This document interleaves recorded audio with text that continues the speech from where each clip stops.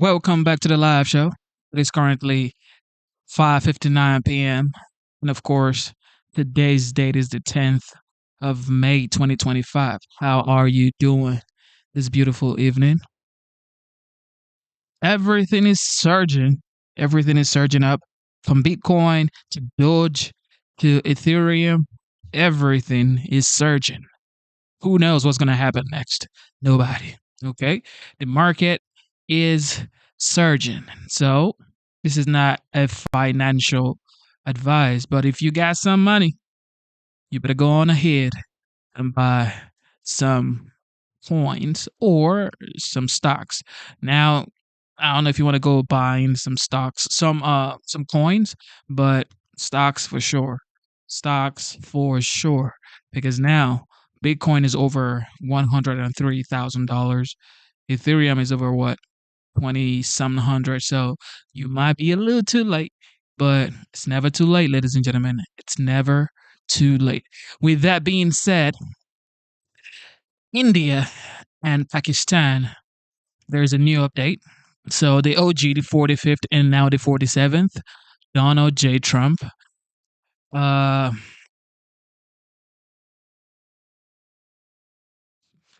all right, so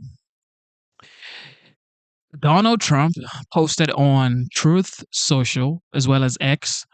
He said, after a long night of talks mediated by the United States, I am pleased to announce that India and Pakistan have agreed to a full and immediate ceasefire. Congratulations to both countries on using common sense and great intelligence. Thank you for your attention to this matter. That is the update from the OG concerning the peace talk between India and Pakistan. I mean, it escalated really fast. It escalated really fast.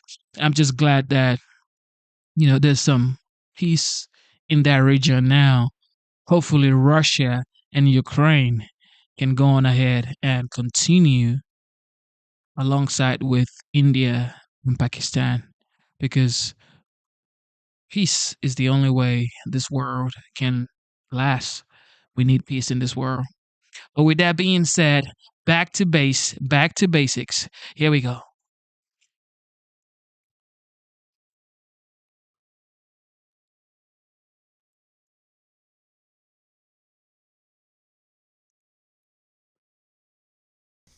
Makes me nervous because this is the core DNA of the Republican Party, not to raise income taxes of any kind. That's number one. Number two, I can understand the political impulse because if you do it, it takes off the table the Democratic attacks. Oh, you're just cutting taxes for they the would wealthy. throw parties for him, but probably, number, this is what they've wanted. Number three, what I worry about tactically is that it will probably split the Republicans in the House and the Senate. You may have some that go with him and some that don't.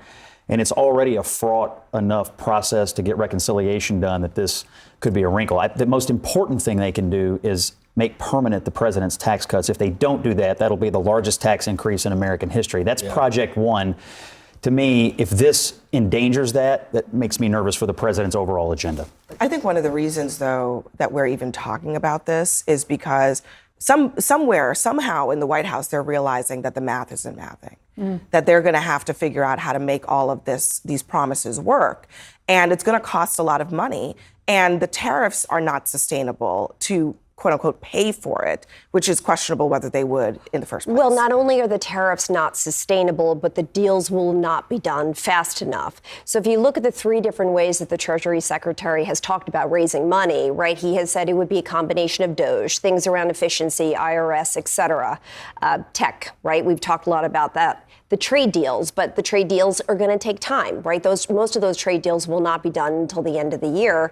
And so now what you have to ask yourself is, where can we raise the funds? Now, this is only going to be about $68 billion over the next 10 years, so it's not going to be the fix. You mean raising the taxes? Raising the taxes on the rich from 37 up to 39.6, I think it is, if you're making Just $2.5 million up to 40, more. it sounds better. It rounded off, yeah. But I mean, this is why, look, for so long, Republicans have said no raising taxes on anybody because nobody should be paying more taxes. Democrats, they historically have set that number at $400,000 or something around that number because there's a lot of support for that. 58% say the people making over $400,000 should have their taxes go up. So, Ben, are you ready? Are you ready to do it? Number one, this is not going to happen. Two, I think this is probably some art of the deal and some trolling from Trump where he's like, all right, let's throw this on the table and watch what happens. But the third thing is, go back to the tariffs. They will absolutely be done by the end of the year. The big ones, the most important ones, they're going to be done by the end of the year and probably long before the end of the year. So this idea that like the math doesn't add up and we got a big problem here, it's a little rich. Hold on. It's a little rich. Wait. We just don't know how much we're going to take in. It's a little rich from people that have had no problem with a massive trillion-dollar deficit to say, now we got to raise taxes 2% on the rich or we're going to run out of money. Because trade deficits are not what the president says that they They're are. And I think you know that. No, but they're going to get done soon. Here's and the this thing, idea that all of a sudden this is going to Let me follow. Hold on a second, Anna. Let me follow your logic just for a second here. The trade deals get done. Let's say that they get done. Presumptively, the goal of the trade deals is to lower the tariff rate. So that actually should reduce how much money is coming in to the Treasury coffers. So how does that help Trump, balance this budget? I think there's two things. Number one, the Trump tax cuts is what he cares about the most. Two, he cares about getting a better deal for the U.S. and exports and new jobs. Sure. If you have more Americans that are hired because you have more manufacturing, because you have trade deals that are actually helping American workers, they pay taxes. Before the end of the calendar year? Taxes. I think that's the part that people are skeptical So if about. Americans make more money in manufacturing, and that's what the president said. We need better jobs. We need to stop exporting jobs. We need to have more manufacturing in the U.S. You're going to have a lot of taxes that are going to be paid. And if you have money that's actually coming in from tariffs, as we change some of these, which there is more money coming in now, I think there'll be more money than over last year when this is all said and done as well. You have a better plan for this country from the president. So I don't think this is some crazy idea. And again, the idea that somehow now there's a massive crisis over this and he's got to raise tax on the rich. I'm sorry. Well, no. Here's the reason that he's considering raising taxes on the rich is that he wants to extend his tax cuts. Yes. He also wants no taxes on rent. He also wants no taxes on Social Security. He also wants no taxes on overtime. Okay, let me say a couple. He's made a lot of promises. I'll see this tax increase on people making over $2.5 million. I will believe it when I see it because I think there is a reason why the wealthiest men in the world were all standing there at his swearing in. And there is a reason why all of these crypto grifters are giving him all of the money that they're giving him at these fundraisers. I really have an issue when and I've heard a lot of people talk about short-term pain and it'll be done by the end of the year. The thing is, there are a lot of people in America who make a lot less money than us sitting around this table who don't have until the end of the year to endure short-term pain, who can't pay for their groceries today. And I understand that point, but I would say you go back to Americans that lost their jobs. You go back to Americans that lost their jobs in manufacturing in towns that disappeared and tell them that their long-term pain of losing an entire industry and their family and something they built. How do you tell them that when they can't pay for the doll for their kid? How do you tell them that when they can't pay for their groceries this week? I think, Hold on, Ben. Bakari. Listen, or me and Scott, we'll just have our own little show. Listen, I think you're betting on some level of consistency, Ben. And I think you're betting on some level of actual policy. And what the president hasn't done is laid out any of that. When we're talking about tariffs, the first deal that was cut with the major country is who? The UK. Yeah. He said who came first gets the best deal. We have a $12 billion surplus with them. It does absolutely nothing to our bottom line. It doesn't help us pay for those things. That's totally not true. That is completely a lie. Like McCarthy, that's just wrong. That's totally wrong. We couldn't get our beef into the UK. There's a couple of reasons why that's wrong. You're right about the $12 billion surplus, right? If you look at them, and they're the sixth largest economy in the world, right? They are not one of our top three trading partners. I get it. We're all focused on Canada, Mexico, and China. Although I do think we'll have a deal with India and Japan very soon. Yes. Number one, I think it's critically important they got this deal done before they meet with China this weekend. Set a precedent. Set a precedent, number one. Number two, if you look at autos, steel, aluminum, that was a big part of this deal. And so if you look at what the automakers did is they suspended guidance a week ago because they couldn't forward forecast their performance. Correct. The consistency, they had none of A key it. Correct. piece of this was the autos, the aluminum, and the steel, and the other part was agriculture. That is a big Massive. part of the president's agenda. The heartland. How do we protect the cattle ranchers, the We dairy couldn't ship to farmers, the et UK. cetera? It was unfair. And the whole issue with this idea of taxing the wealthy is that he needs to get back to the idea of the levies on tips, the idea of removing taxes on Social Security. He's got to get back and figure out the small business owner. What are we doing to help the mainland? She's right. She's right. However, deals are coming up. Deals are coming up already. There's one thing Republicans have been consistent on for decades. It's their strong opposition to tax hikes on anyone at any time. But now the president is signaling he may be ready to change that. We are told that the president, in a phone call with the House Speaker on Wednesday, raised the idea of letting the tax cuts on the wealthiest Americans expire.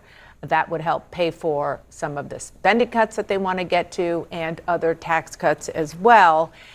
So that is a big question now, whether or not they will really consider this in the United States Congress run by Republicans. Traditional Republicans, they don't want to do that. Listen to the Senate Majority Leader, John Thune. We don't want to raise taxes on anybody. I mean, we're about lowering taxes on Americans. The president's emphasis, a particular emphasis on working Americans, is one that most people appreciate. The panel is back. Phil? It is a very difficult moment for Republican leadership right now, not just because of this issue, but because reconciliation bills are really hard.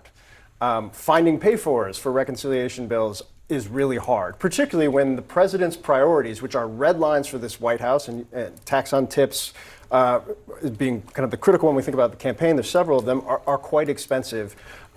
This is reality-based in the sense of they need revenue. This would be something that would raise revenue. This is politically, I think, something that tracks because there is a kind of populist right-wing element, not just in the White House, but also pushing on the White House to pursue policies like this. The difficulty is I don't see how you could find Republicans in the House or Senate that would go this direction. What makes it far more difficult is the fact that when the president posted about it this morning, he was like, well, I mean, I don't hate it. I don't love it. Maybe we'll do it. I don't really know, which is the last thing that Senator John Thune or Speaker Mike Johnson need in this moment. Like, they need him to say yes or no, and then go forward from there. Although it's a trial balloon. I mean, this is. But he's already floated it twice. Yeah. And then killed it himself, and then had his advisors kill it, and then House Republicans killed it, and now it's back, and now he's wishy-washy on it. And that's where it gets complicated. Yeah, I understand. That's a really good point. And you mentioned, Phil, the idea that this is also coming from the newer wing of the Republican Party, which is the more populist part, particularly part of the MAGA base, and that is led by Steve Bannon. Listen to what he said on this idea. You extend the tax cuts for the working class and middle class. You give them the additional tax cuts. And millionaires, I think President Trump's concept is the millionaire people making $1 million and above, so it's not the whole upper bracket. They increased to 40%. But I think they're, the carried interest has got to go away. This whole phony thing about putting your stock in these foundations tax-free has to go away. I actually think there should be taxes on financial transactions. I think there's all types of populist economic policies. And I guess this is what I'd say, based off of what Phil was saying and Bannon and everything else. It's May 9th. The Republicans have been projecting that they would get this bill done by the end of May. I don't think that is likely at the moment. This is complicated in all sorts of ways. They don't have a big margin. It's a couple of votes in the House that they can lose. House members are saying they can't trust the Senate. Senate members are saying they can't. So it's a day that ends in Y. Yeah. Also, how are they going to reach the cuts that they want to reach? Which is they can't do it unless they start cutting things like Medicaid, which is a whole other But thing. that's what I don't know how much this revenue this would get, but that's part of what they're trying to grapple with. It is could get more money. But Steve Bannon himself has also said he's pushing Trump obviously on raising taxes for the wealthy, but he's also saying you better not cut Medicaid because that impacts our voters as well. Yeah, and as we go to break, I just want to put a reminder up. Grover Norquist, who has been getting Republicans to pledge no tax increases for years, he got 191 House members and 44 senators to make that pledge. So they would literally have to go against that pledge to go with this idea. President Trump raised the idea of higher taxes for the wealthy during a phone call with House Speaker Mike Johnson earlier this week. In a new social media post this morning, the president suggested that he's open to the idea, but acknowledged the political risk that it would pose to Republican lawmakers. I'm told President Trump wants a top income bracket for people making more than $2.5 million per year for taxes, and that he also wants to tax income above that level at 39.6%. So let's discuss this now with Republican Congressman Carlos Jimenez of Florida. Thanks for coming back on the show, Congressman. Always nice to have you. So, bottom line, is putting more taxes on the wealthy something that you and other Republicans can get on board with? I know it's been discussed, and I've been in the room when it has been discussed, and then there's pros and cons with it. I'm not entirely on board yet, but it needs to be discussed, and then we need to find out if what are the positives of it, what are the negatives. Look, we've got some other tax breaks for a heck of a lot of other people, like we're discussing the President Trump's idea of not taxing tips, Social Security, overtime, et cetera. All that costs money, and so there are folks in my caucus in my conference that say, okay, what's the pay for that? Mm-hmm. And one of the ones that we've been discussing, one of the issues we've been discussing is, okay, on those very, very rich, can we increase and up the bracket on them? And so it's up for discussion, and now we hear that the president is open to it, so I think it'll be on the table, and then we'll discuss it. And so you said right now, as it stands, you're not entirely open to it. Why is that? No, I didn't say I wasn't open to it. I said sorry, I was open to it. Okay, you were, okay. I'm not there yet. I thought you said wasn't. Okay. No, I'm just not there. I'm not there yet, but I am open to the discussion. Yeah, and let's see what are the positives, what are the negatives, and the offsets to it. Look, the one thing that we can't do is that we must pass the big beautiful bill, because if we don't, we're going to have the largest tax increase in American history. So that's what we're focused on. And now there are other issues of what the president wants, and then how do we get to that point where everybody can feel comfortable in voting for this reconciliation package. And so that's where we're trying to get to right now. It's the edges that we're trying to resolve with some of my colleagues that are on the blue states, and then some of my colleagues that are in the House Freedom Caucus. And so we've got to find the middle ground there. This is an issue that may help us find that middle ground. I didn't say I said I wasn't there yet, but I said I'm open to discussion. So what do you think, what else do you need to know about it? What do you think could get you there? And just if you would, bring us into that room with other Republicans discussing this issue. I mean, is it your sense that that Republicans could end up doing this, or did it seem like a contentious issue? Just bring us there.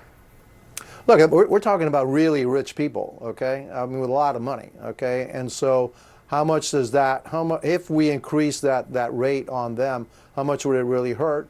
How much would it hurt investment? How much would it hurt job creation? And those are the things that I'm trying to, get my head around, because even though they do make a lot of money, they're also the ones that create a lot of jobs. And so in the end, how does that help or hurt America? How much revenue does it actually bring in? So all of those things, and so those things have to be discussed. And what do we discuss in the room? We discuss everything. And there's a whole bunch of ideas that are brought on the table. Gee, I'd like to do this. Gee, I'd like to do that. And we all come from different districts, and we represent different folks and different, we do different districts with different ideas and different needs. And so, getting this all together is a very interesting exercise. I'm sure. But at the end, we will get it done, because failure is not an option.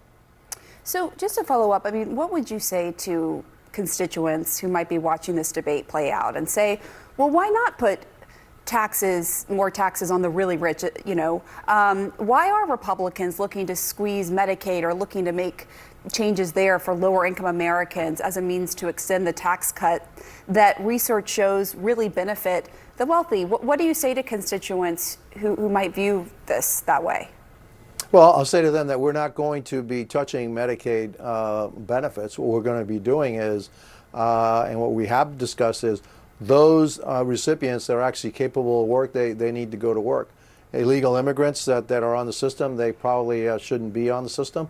And then finally, we also know that there are close to 2 million recipients right now that have registered in 2 states. They're double dipping. It's okay to keep 1 state, but you can't keep 2. So those are the kind of things that we're looking at. We're not really looking at reducing the benefits to those that are eligible and should be eligible to receive Medicaid. And so what do I say to my constituents right now? It's exactly what I'm saying right now. I'm not closing the door on it. We just have to see what are the pros and cons, and then at the end, we'll line up. And so it's interesting that the president said he's open to the idea also, and he's discussed it apparently with the speaker. I'm not sure that that's completely accurate, but I'm going to take your word for it. Well, but then he also put the caveat, why do you say you're not sure if it's accurate? Well, I mean, I spoke to someone this morning who did confirm it, and it had been previously reported in the New York Times. And the president himself did put out a Truth Social post saying, hey, I'm okay with it, but it might not be a politically good idea for Republicans. I'm not saying that he didn't do that. I'm just saying that did he have that discussion with the speaker? I haven't heard of that myself, okay? And so I've got to make sure that that's true, okay? And so that's, we're open to it. I know we've discussed it in the room. There's been discussions in rooms I've been in and talked about the idea. And so, again, we're going to have to look at it and see how it comes out at the end. But at the end, we will pass the bill, and reconciliation will pass because failure is not an option. Facts. Failure is not an option. I do think it's important. This is on folks that make over $2.5 million a year. You're not talking about people who are making $200,000 a year, $400,000 a year. Thumbs up. This is good. $2.5 million per year that he's looking to increase taxes on. I think it's going to be a very difficult hurdle to get something like that through Congress. But I also think it's a message that Grover Norquist isn't controlling this administration, right? The no tax pledge is something that Donald Trump isn't open to anymore. So I think it opens the door to a big discussion for working class Americans. Are you good? $2.5 million, $5 million, maybe $5 million for couples. Yeah, I mean, fine to increase taxes. I'm anti-tax all the time. Get rid of all the taxes. So personally, no, I don't agree with taxes, but I don't think that's what the president's saying. I think this is a negotiating tactic, but I also think the populism he found, came from, you had years of the establishment on both sides neglecting the middle and lower classes in the country. And Trump was able to tap into people who felt neglected. I mean, 50 years ago, people would put in their, obituaries where they worked because they cared about their company. They felt like they were making money.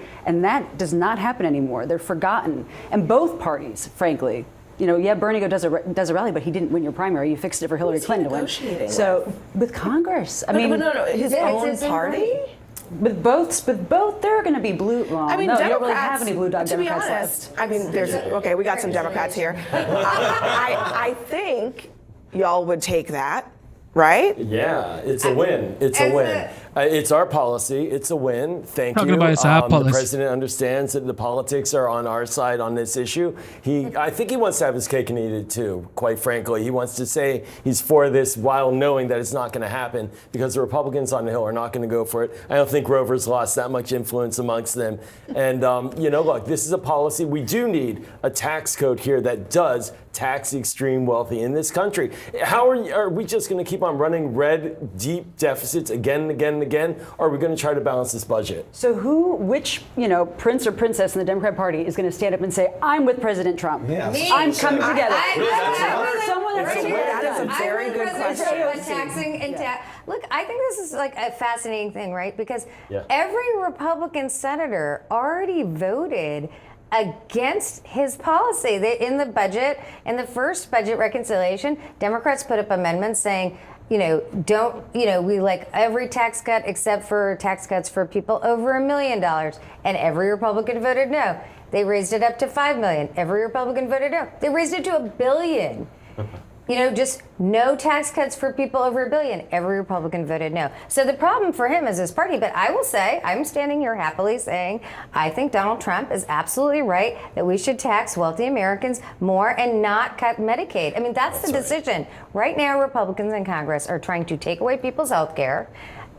Children's health care, there's data that children will be the largest number of people who lose health care from their plans. Take away health care from children in order to pay for a tax cut for billionaires. Okay, I want to play this just because, Lord knows, we may have forgotten this. Do you remember Joe the Plumber? Okay, well, let's play what Joe the Plumber said about this way back in the day of 2008. His answer actually scared me even more. How so? He said he wants to distribute wealth, and I mean, I'm not trying to make statements here, but I mean that's kind of a socialist viewpoint. I worked for that. It's my discretion who I want to give my money to. It's not the government's to decide that I make a little too much, and so I need to share it with other people. That's not the American dream. I mean, the word redistribute, well, I cannot believe that Trump used that word. Does he not understand how politically charged that is for Republicans? Well, here's the thing, what everyone gets wrong about Trump. I mean, he's not held to those same political standards, right? So no one is here, no one is. Shout out to Luke. Thank you for the super chat. Anybody will give super chat gets a shout out for sure. But Luke is very special. He is a member of the channel.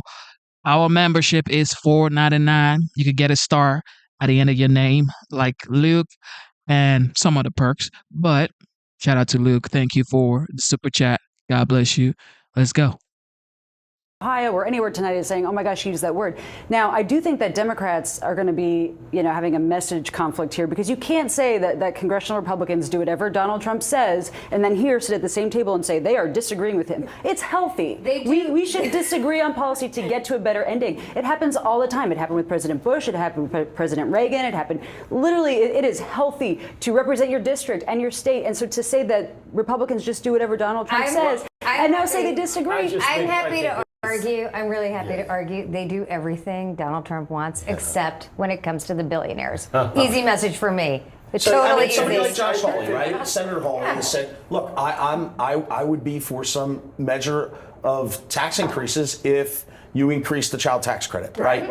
Yeah, great. It's really interesting because I mean, what Hawley is proposing is what you described, but he's saying let's also protect the social safety net. Let's also cut taxes for people who are making less money. And where are the Democrats actually saying, hey, let's put our money where our mouth is and let's call the bluff of Republicans? I feel like I haven't heard anything from Democrats. That's because, quite frankly, it's just hot air. I mean, that's the thing that we're looking at right now from the president. He's legitimate about that? No, I don't think he didn't put in his proposal in his skinny budget. He's not I'm talking about advocating. Hawley, sorry. Well, yes, Josh Hawley. He doesn't have any real authority on the Hill on these issues. He's not on the committees that write the tax code. So, he is pushing forward some ideas, but he's on an island right now himself. But I think with what Nira is saying, look, Democrats are more than happy to have a tax code that actually does tax people in the upper income brackets that need to be taxed in a manner that helps to balance our budget and pay for needy programs like Medicaid, ensure we have Medicare, foreign aid, for example. All of these cuts that Doge allegedly made are in order to pay for a tax cut. That's craziness. So Hawley, he gets it, but I don't think there's anything really in black and The only white. Democrat I've heard raise her hand and say, yes, I'm all for Donald Trump is the Democrat sitting next to me, right? Only on this issue. Only on this issue. So now the Democrats are now supporting Trump. Wonderful. Absolutely wonderful. House's top trade officials are meeting with their Chinese counterparts in Switzerland tomorrow, and the two sides have been mired in a trade war. They're seeking a path to de-escalate. Do you guys think that China is going to make a deal with the United States tomorrow in Geneva? You think so? I think so. Those tensions. Today, President Trump offered something of an olive branch by sharing that he supports a much lower tariff, a still relatively high 80% on Chinese goods. Still, that's nearly half the 145% that he first put into place. CNN's Kristen Holmes is live for us at the White House. So, Kristen, what are officials saying on the eve of these important conversations? Yeah, Boris, and just to note there, 80%, even though that is lower than 145%, that's still astronomical. And when you talk to economists, they say anything above 50% is likely to freeze the market. So whether or not this would actually work, but anyway, we'll go back to what Donald Trump and his officials are saying right now. They're talking about what this meeting is going to look like. I have talked to a number of administration officials who say that they should be tempering down expectations, that they don't want it to be the idea that they're going to come out of this with some kind of major trade deal. In fact, Secretary of Treasury Scott Bessent actually said that he thought this was more about de-escalation, getting everyone to the table, than actually making a deal. Now, when Carolyn Levitt was asked about what Donald Trump posted online about those 80% tariffs, here's what she said. The president still remains with his position that he is not going to unilaterally bring down tariffs on China. We need to see concessions from them as well. And again, that's part of the reason that Secretary Bessent is going to talk to his Chinese counterparts this weekend to start those discussions in person. As for the 80% number, that was a number the president threw out there, and we'll see what happens this weekend. So one thing I want to point out is when he threw this number out there, at the end of it, he said 80% tariff on China seems right up to Scott B. Well, they are hanging quite a bit on Bessent, because we heard Carolyn Levitt talking about how Trump had confidence in Bessent, how he knew that Bessent was going to do a good job. There's obviously going to be some kind of disappointment if we don't see some kind of working towards a deal after this meeting. So a lot of pressure there on Bessent as we've seen this escalation that really, at this point, has come to a standstill. Kristen Holmes, live for us at the White House. Thank you so much, Kristen. Let's bring in CNN's Matt Egan now. So, Matt, talk to us about the current impacts that these tariffs are having on trade between China and the United States.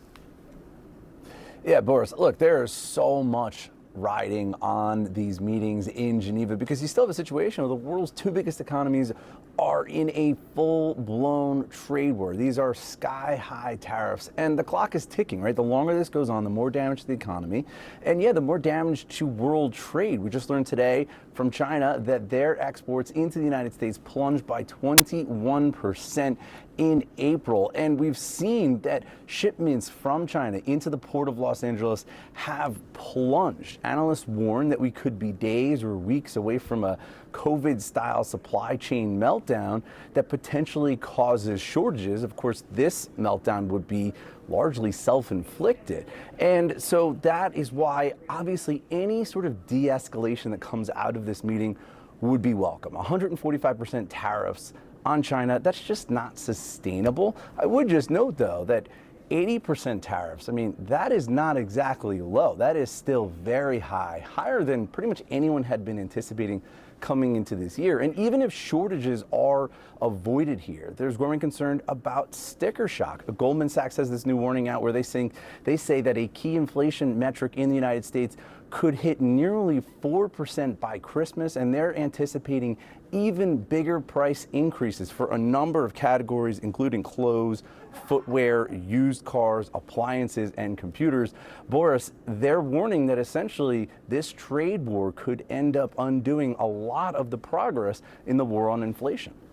Yeah, notable that you mentioned Christmas there, because even as President Trump talks about potentially lowering tariffs on China, he's also brought up raising tariffs on major toy makers, one in specific, right? Yeah, that's right. We're talking about Mattel. That's the company behind toys including Barbie, Fisher-Price, and those Hot Wheel monster trucks that my kids love. Now, Mattel warned recently that because of tariffs, they're going to have to increase U.S. prices. And the CEO of Mattel also said that he doubts that even with these tariffs, we're going to have a situation where toy manufacturing comes back to the United States. Now, the president had a chance to respond to that in the Oval Office yesterday. Take a listen to what he said. Let him go, and we'll put 100% tariff on his toys, and he won't sell one toy in the United States, and that's their biggest market. I heard that. I mean, I watched this guy talking about how I'm going to go counter. I said, well, I wouldn't want to have him as an executive too long. So there you heard the president going directly after Mattel and its CEO.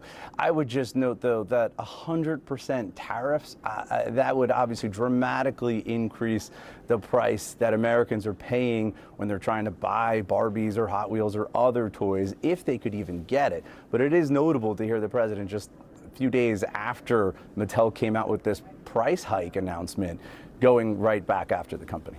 Boris? Yeah, interesting. Matt Egan, thanks so much for the reporting. Brianna?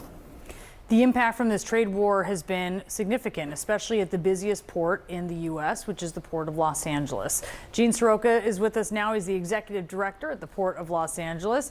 Gene, great to have you back here. We had heard on Wednesday night from the Port of Seattle commissioner that they had no container ships in port. That was the first time they'd seen that since the height of the pandemic.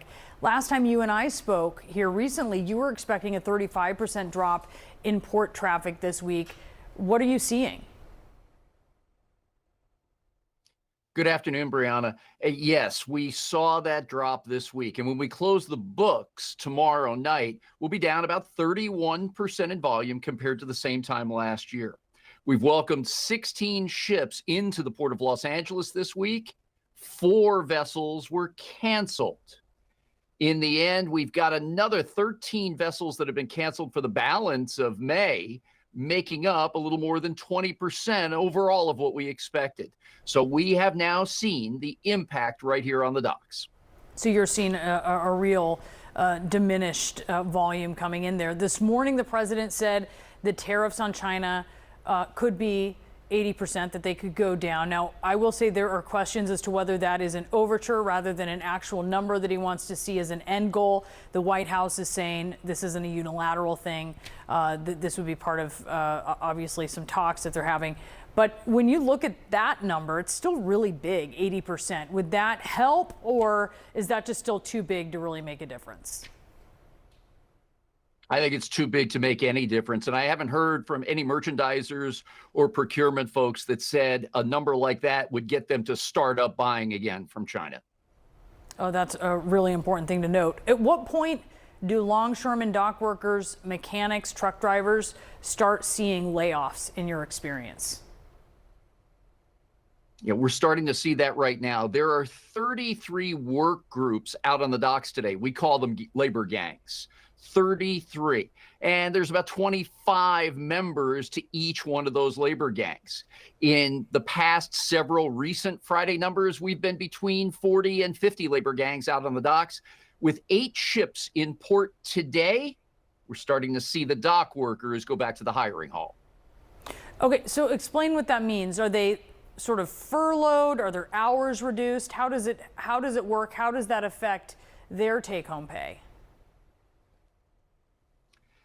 It gets cut. And what you'll see are the folks go back to the hiring hall looking for other jobs of similar timing and interest. My hope, and I've talked to the Employers Association about this, is to get these dock workers who are not moving cargo back onto the terminals so they can do preventative maintenance or upkeep on the equipment, get the yards in good shape for whenever that cargo comes back. It's rarely an occasion with a dip in volume that you can go out and do all that maintenance work. So that's what we'd like to see happen right now. Yeah, I mean, no doubt that's needed, and it's tough to find time to do that when things are buzzing. When do shoppers, right? When do consumers go into the store, start feeling the effects of what you are seeing in port? I think it's going to be pretty quick, Brianna. This week were the first arrivals by container ship where the tariffs from China were applied at these very high 145% levels, making a product from China now 2.5 times more expensive than it was just last month. Those costs increases are going to be passed on to us as consumers. And if you're importing parts and components for American factories, they will see those costs pass on as well. Gene, if you could speak directly to the president, what would you say to him? There are real impacts on the ground. Now, with these policies and the change in direction, we may see more American manufacturing. I'd like to focus on more American exports, whether it's agriculture, where we only consume as American citizens about 1/3 of what the American farmer grows. And let's try to open up our markets overseas to American manufacturers. LA County is the largest employee base of manufacturing jobs in the country at 390,000 folks. Yet they export only 1% of the goods they make. Let's focus on these two areas to begin and see what we can do to open up markets overseas as part of these negotiations. Gene Soroka, great to speak with you and see what you're seeing there. Can you guys imagine if trade deals between the United States and China is favorable for the United States? Imagine American product in China used by Chinese people. Like most of the product America makes, China doesn't accept them. So that's not fair. Come on. You're not even playing fair. You want to send your stuff over here? Americans obviously are going to consume your stuff because America is the largest consumer on earth. However, China is the largest manufacturer on earth. But that doesn't mean that they should not be able to take product made in the United States. You would not even allow President Xi in China would not even allow American product in China. What sort of trade deal is that? Yeah, that's not fair at all. Here we go. The Pope. Here goes the Pope from Chicago. The Pope is from Chicago, ladies and gentlemen. Here we go.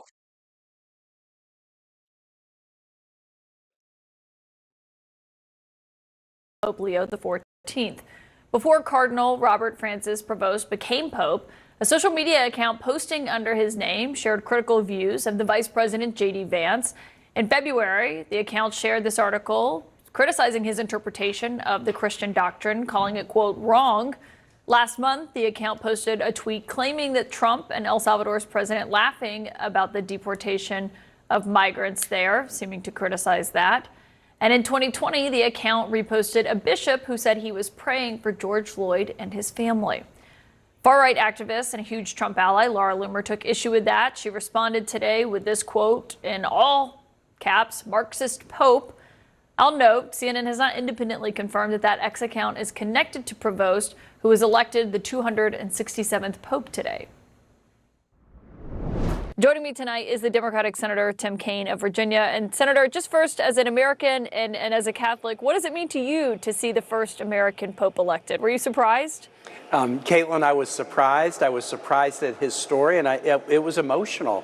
When you are as a Catholic and you hear that there's white smoke, you're on the edge of your seat. But this particular Pope, Pope Leo XIV, his background, born in Chicago, went to Villanova University, joined the Augustinian order. Much of his priestly life and service has been in Peru. I was a missionary with Jesuits in Honduras back in the early 80s, so somebody who went and worked in Latin America as a priest reminds me of so many of the missionaries I worked with. And then his work with Pope Francis to select bishops and cardinals was a powerful thing, and I think that may be one of the reasons he was chosen. He had gotten to know the cardinals well. And then the other thing for Catholics is choosing the name Pope Leo. Pope Leo XIII was a very, very, well-regarded pope in the latter half of the 1800s who spoke very passionately about the rights of working people, everyday people. And so to have this first American choose Pope Leo as his name sends a very strong message about the Pope he would like to be. And I also think it's a message of continuity with the path that Pope Francis was treading. I look forward to my continuing journey as a Catholic under the leadership of Pope Leo XIV. Yeah, and given that Villanova background, maybe the first Pope to have filled out a March Madness bracket. We'll see what he says about that. But on the front of both of your shared experiences being missionaries, I wonder what that says to you about how he will handle this role. I think he's a guy who early in his life to be a priest got out of his comfort zone and went to a place where, he might not have known many and might not have known the language, but he made it not just a temporary home, but years and years and years. I think in at least 3 different chapters in his life, he was in Peru. That makes him a citizen of the world. That makes him somebody who understands deeply why people migrate. It makes him understands the needs of of poor people, and how the poor often find such deep solace and resilience in their faith. That was the eye-opening experience for me, a kid from suburban Kansas City when I went to work in Honduras in 1980 and 81, is being put into a different environment and seeing how people relied so deeply on their faith to get them through the adversities of life. He will have experienced that, and that'll give him a deep well of compassion, in my view. I mentioned that Twitter account that is linked to him that shows he has some pretty strong views on positions that have been taken by the Vice President, J.D. Vance, and just the administration overall. One with that article that said, J.D. Vance is wrong. Jesus doesn't ask for us to love for others. Since he was elected, I should note the President and Vice President have both sent him well wishes today. But I wonder if you hope the new Pope shares that view, that opinion with the administration now that he is the Pope? Well, look, the Pope is beyond politics. I mean, not that there's no politics in the job, but I'm sure the Pope has got things in his Twitter account that I might not like, and he might have things that J.D. Vance doesn't like. Catholic means, as you know, universal. It's a universal church, people all over the world. The one thing I really love about the church is when I go to Mass on Sunday, there's not many places in our life these days where you can drive through the parking lot and there are bumper stickers of all political persuasions. We often self-select, but not as Catholics. And so, look, it's an enormous burden that is on his shoulders. I think his life has prepared him for it. He'll probably say things that all of us might tussle with him on, but if he's making us think about our faith, if he's making us think about our responsibilities toward one another and toward God, I mean, what more could you ask for a Pope? President Trump congratulating newly elected Pope Leo XIV. What greater honor could there be? And we were a little bit surprised, very happy. It's just a great, absolutely great honor. The new Pope's predecessor, Pope Francis, of course, was a vocal critic of President Trump, especially on the topic of immigration. So will that be the case for Pope Leo II, for whom this has been a major issue? David Culver, who was in the crowd when the Pope was announced, has covered immigration issues extensively. And David, this is going to be a crucial issue to watch. It is an issue that it appears to be very near and dear to Pope Leo and what he cares about the most. Well, remember the two languages we heard from him up there were Italian and then Spanish, I'm mentioning Peru in particular. One thing that stood out to me in that moment also was there was a young woman who was nearby and she seemed disappointed amidst all the excitement and joy. And she said, oh, an American, oh, but he's focused on Latin America. And another woman came by and goes, yes, a Latino. So there is that sense that this is perhaps an American Pope, but you're also talking about a Pope of the Americas. Americas, exactly. Yes. And that's resonating from the folks that we're connecting with down there. But also down there were some of those who were thinking about the next generation of those who are going to be pastoral leaders within the church. The smoke signaled, and the crowd responded. Oh my gosh. Thousands flocking into St. Peter's Square, waiting, watching. Then, the moment. An American representing both the United States and Latin America, stepping onto the balcony as Pope. This is all you could see from here, but it didn't matter. You were here. You were living it. You can still see the smoke. Yes, it's white smoke finally. Hours earlier, before the smoke, before the crowd, before the cheers, we were across town at the Pontifical North American College. So Santa Marta is right over there. Oh, wow. From a quiet rooftop with a clear view of the Vatican, Father Anthony Legato and his seminarians were preparing to witness history, not knowing at the time how close to home it would hit. Now, which one of them is going to be anointed by the Holy Spirit to be the next Holy Father? That the Spirit knows. That's already been decided. But they would have to wait for the reveal. Fortunately, patience is something third-year seminarian Reed Robinson understands well. He's waited a long time to wear this collar. I've never had a moment when I didn't want to be a priest. So before I can remember, I always wanted to be a priest. I remember when I was a little kid, I couldn't wait for First Communion so that I could start altar serving.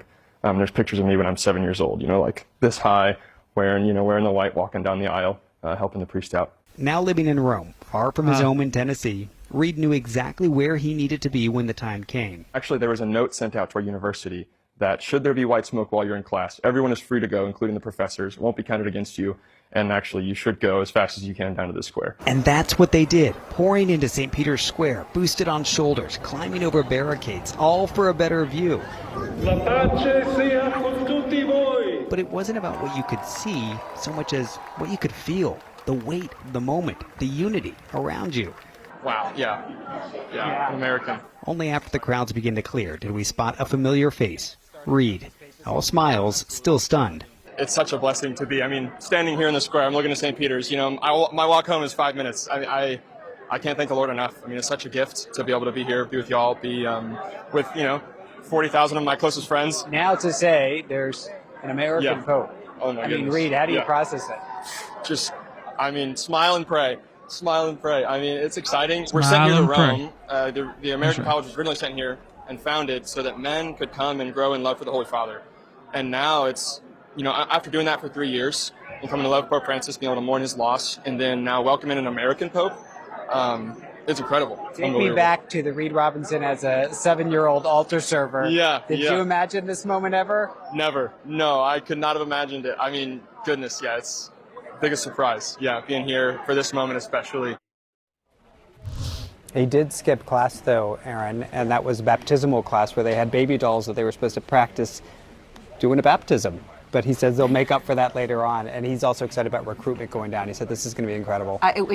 Which has been such an issue in the U.S. Catholic Church. That's incredible. What an endearing young man. Fun to be with him. Yes, yes. You know him. I don't want to say well until you tell me how well you know him. But let me ask you this. I mean, everybody's now going to be trying to figure out what he believes and where to put him in these ideological categories. And some people on the far right seem to think that he is in the Pope Francis mold, meaning something that they don't like. Do you think that that's true? I think he's in the Pope Francis mold in that not he this supports verse. many of the social issues that Pope Francis did, especially immigration and climate change, and certainly care of the poor. I mean, this man chose to be a missionary, to go to Peru, to give his life in service. And so he went to the peripheries as far as he was concerned. And in that way, he's very much like Pope Francis. But the way he even came out on the balcony, remember Pope Francis came out just in the white soutane. He came out like Pope Benedict came out, with the mozzetta, the red stole, and the choir stole. Was he wearing red loafers? We don't know. I didn't see the loafers. But I mean, I just think that he's really, what he said is, I'm a bridge builder. I want to continue in that tradition. He said, God loves everyone. I come to bring peace. Peace be with you. So he's very much in the mold of Pope Francis, but I wouldn't say you're going to see him like on flights coming home with impromptu press conferences saying stuff that's going to be quoted immediately the next day. Yeah. He took an hour almost to write that text. He was deliberate in what he said, what he wanted to say. And so he's a very thoughtful man. But some of these social media posts that are on this account that has his name, essentially, they very specifically, I mean, the last time actually you were on the show, Father Beck, we were talking about this, J.D. Vance's vision of what the Catholic Church ought to be about. And it criticized that in the same way that Pope Francis did. And I think a lot of MAGA people see that as something of a betrayal. I just want to play, this is Jack Posobiec. He's actually at the Vatican right now covering this for some right-wing outlets. He's a very loud voice in conservative spheres. He's traveled with the defense secretary and other folks around President Trump. And here's what he had to say. I'm not going to mince words. This is not the election that conservatives wanted. God save the church. Will this Pope continue to antagonize President Trump and J.D. Vance? The choice of an American Pope, it is clearly a reaction to President Trump. And I honestly can't see this read in almost any other light. A reaction to Trump? Well, a couple things. Number one, I agree with the president. I think it's amazing that we have an American Pope. And whether he has said certain things that I may or may not agree with politically, it's great for the United States of America because I think the church here is growing. And I think it would be amazing if he came back to the United States and had a massive rally in Chicago and allowed all these Catholics and Christians to come and celebrate the fact that we have a growing faith community in the United States. That's number one. Number two, I think it's really hard to apply American political constructs to everything. You know, if you believe what the Catholics and the Cardinals believe, the Holy Spirit guided them to pick this Pope. Am I right, Father? That is true. They didn't pick him because he wrote an op-ed or retweeted something. They picked him because the Holy Spirit guides the Cardinals to the correct answer on who's going to lead the church and who's going to be the heir to St. Peter. And so I think that's very good for a non-Catholic. Well, my wife's a Catholic. I just think we have to. I just think we have to respect that. And you know, I'm a person of faith and a Christian, and I think we have to respect the divine intervention. So I got to tell you, I think the first miracle of this Pope is that I agree with you. Hey. I think it's like I've been watching the coverage all day, all afternoon, and we keep talking about him being American and what this means for American politics, because we in America, here in the United States, we think we are the belly button of the world. Yes, we are. If you go and look at the footage and the coverage in Peru, they're talking about him being the first Peruvian Pope and another Latin American Pope. There's 1.4 billion Catholics. I think part of the reason that he was chosen is because he is an international Pope. I think part of the reason that he was chosen is because he is a continuation of the things that Francis did. Because, listen, you can't live in Peru. If you've ever been to Peru, you cannot live in Chiclayo, Peru, which was his diocese, for 20 years, and not have a feel, not have compassion, not have walked the streets with the poor. And he has dual citizenship as well. And he has dual citizenship, right. Can I piggyback on something that Scott said at the very beginning? Because I'm agreeing with both of you guys, in that I think that it's naive is probably the best term to look at the election or the conclave that selected this Pope through the lens of American politics. You're looking at an institution that literally outdates your American political structures or dynamics. And so first, it outdates America, period. Correct. And so I think that looking at it through that lens, I think is just wholly. I just don't get it why Americans, like that lady right now saying it outlasts America. It's like, yes, we know, but are we supposed to not support America because you don't really like America? It's like, I don't get it. You live in the United States. You have a job in the United States. You're taking advantage of the system in the United States. Yet, when you get interviewed, what you talk about is America ain't that important. We think we're the best in the world. Yes, we are. Look at you. You are in the best country in the world. Take advantage of it. You are taking advantage of it. So just say it. Don't be shy to say the United States is the greatest country in the world. Anything the liberals or the Democrats say is usually America third, fourth, fifth. It's never America first. They could never just say, you know what? Yeah, America's the greatest. Nope. Appropriate. The other thing, though, is as you're talking about him being the first Peruvian Pope, one of the things that I look at is the fact that his grandparents were Creole, right? And he took the name of Pope Leo, who in 1988 gave an amazing speech, an edict condemning slavery, becoming an abolitionist, right? Mm-hmm. And so there's so many layers to this individual, not just coming from Chicago, but who his grandparents were, or coming from the 7th Ward in New Orleans, and actually assuming another identity and going through and turning the pages of complexity.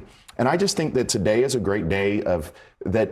Maybe instead of chastising him for being too woke or too liberal, and that when I see Laura Ingraham or Laura Loomer chastising him for being woke or tweet about that or too liberal, I was like, I just want to introduce you to Jesus if you think he's too liberal. Look, I think I think there's two things here. One, we'll see what type of Pope he is going to be. We'll see if he gets involved in the politics. I hope he cares more, and I think we're going to see that he cares more about having people come to faith and come to church and to get together and to love one another and to be missionaries to people. I know what's happened with religion in this country, and a lot of younger people have walked away from the church.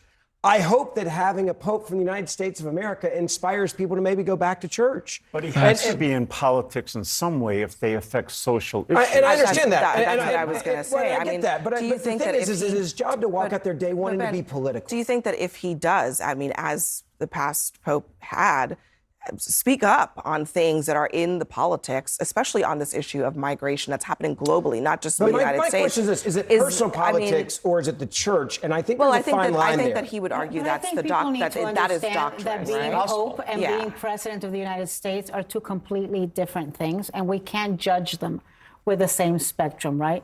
I mean, what were the things that Francis did that I think endeared him to so many people? He did things like every night he called the church in Gaza and asked them how they were, what they were eating, how they were doing. It doesn't mean that he was pro-Gaza. It means that he cared about the Christians suffering in Gaza. And I think that's very much part of the church. You can't, we can't, here in America, in the United States, for some reason, we want to see everything through, are they pro-Trump or anti-Trump? Are they conservative or are they liberal? Are they woke or anti-woke? Are they...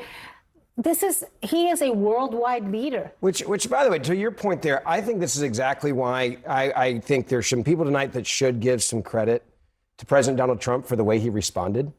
Because I think that's probably maybe a little different than what he would have said in 2016. And I think he's a guy now that kind of looks at certain moments like this and says, respectfully. But hold on, let me finish. What I'm saying is, you look at what he said, saying this is a great day. He actually took politics out of as the president of the United States of America, which most people were wanting him to get involved politically. Before he knew about the tweets against No, trust me, I'm sure he knew about him. I have no doubt he was well versed in what he had tweeted out before. That bar is extremely low.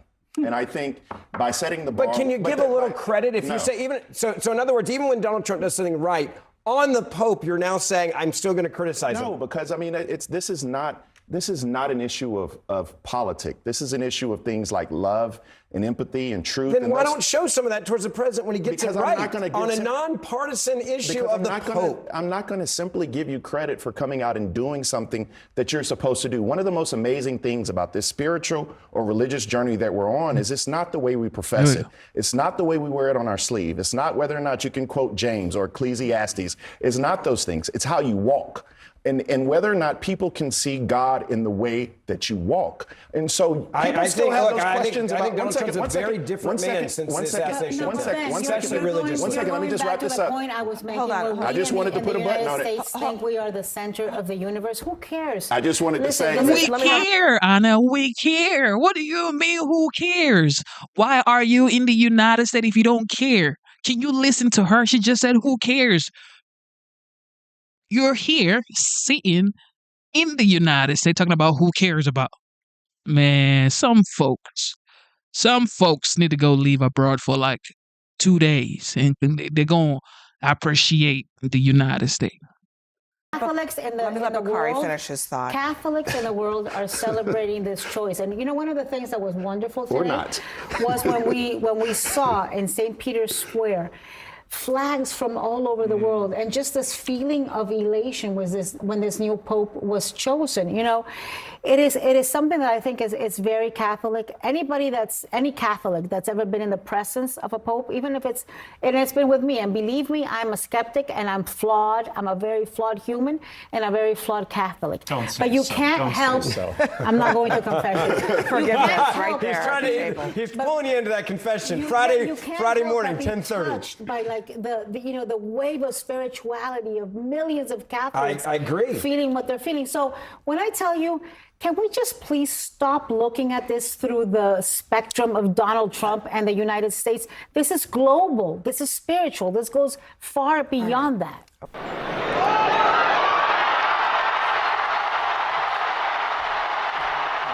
The seagulls hardly noticed what the whole world could not miss, that the smoke on the Sistine Chapel roof brought news. It came at first from thin air, then in Latin, a language of the church, but far older than that. Annuncio vobis gaudium magnum. The first words brought a hush, then a roar, as the square and 1.4 billion members of the Catholic faith all around the world understood what was coming and waited for this. Habemus Papam. Habemus Papam. We have a pope. Historic words. Then, in the very next breath, history made. Eminentissimum, ac reverendissimum Dominum, Dominum Robertum Franciscum, Sancte Romane Ecclesiae, Cardinalem Prevost. Robert Cardinal Prevost, American of Chicago, South American by way of Peru, and the first all-American pope. It took 2 days of voting for the conclave to make its choice, and for St. Peter's Square, which has gone in just weeks from Easter celebration to the mournful majesty of burying one pope, to ring out in joy again at the naming of the next.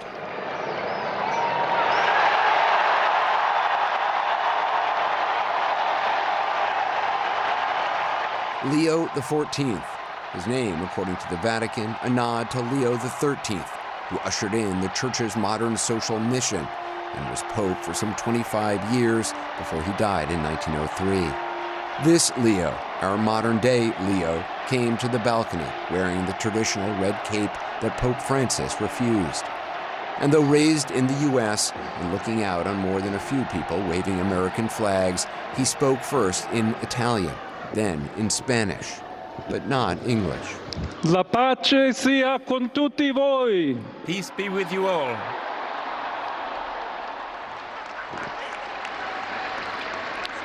Fratelli, sorelle carissimi. Dearest brothers and sisters, Questo è il primo saluto del Cristo risorto. this is the first Il buon greetings pastore of the che ha dato resurrected la Christ, vita per il gregge di Dio. the Good Shepherd who has given up his life for God. And I should also like this greeting of peace to enter our hearts and your families and to all those people, wherever they are, all peoples throughout the world. Peace be with you. He thanked Pope Francis, who was a close ally. He pledged to lead a missionary church, a bridge-building church. Then, in Spanish, the language of both Francis and his adopted country, Peru, the new pope closed with this. And I should like to, therefore, pray together with you. Let us pray for this new mission, for the entire church and for peace in the world. And let us ask for this special grace from Mary, our God. Ave Maria. Joining me now, CNN Vatican correspondent Christopher Lamb, who witnessed this historic day overlooking St. Peter's Square. What did it feel like to be there in that moment? And were you surprised that he did not speak in English? What do you think the message being sent through that was? Well, Anderson, I think there was a message there. Of course, the first American Pope addressing the crowd in Italian and Spanish, referencing in particular his diocese in Peru that he led for many years. So I think there was a clear message to say that, yes, he's an American Pope, but he's a Pope who spans national borders. I have to say, I was stunned and very surprised when I heard that Cardinal Prevost had been chosen as Pope Leo XIV. There had been some speculation of his candidacy, that he was looking strong. I had reported that, and I had heard from several cardinals that there could be an American Pope, and that nationality was not going to be a handicap, as it might have been in the past for other strong candidates from the US. But when I heard that Prevost had been chosen, it really was a huge surprise, a stunning moment, Anderson. And what more do we know about his what kind of a pope he may be? I mean, whether it's based on personality, ideology, beliefs, how is he expected to lead the church? Well, I think he's going to continue in the line of Francis when it comes to church reforms. He made that clear from the speech from the balcony. I think he's going to try and be a unifier. I've met him when he was a cardinal, met him once in the Vatican, and it was clear then when I spoke to him, he's a very thoughtful person, a good listener.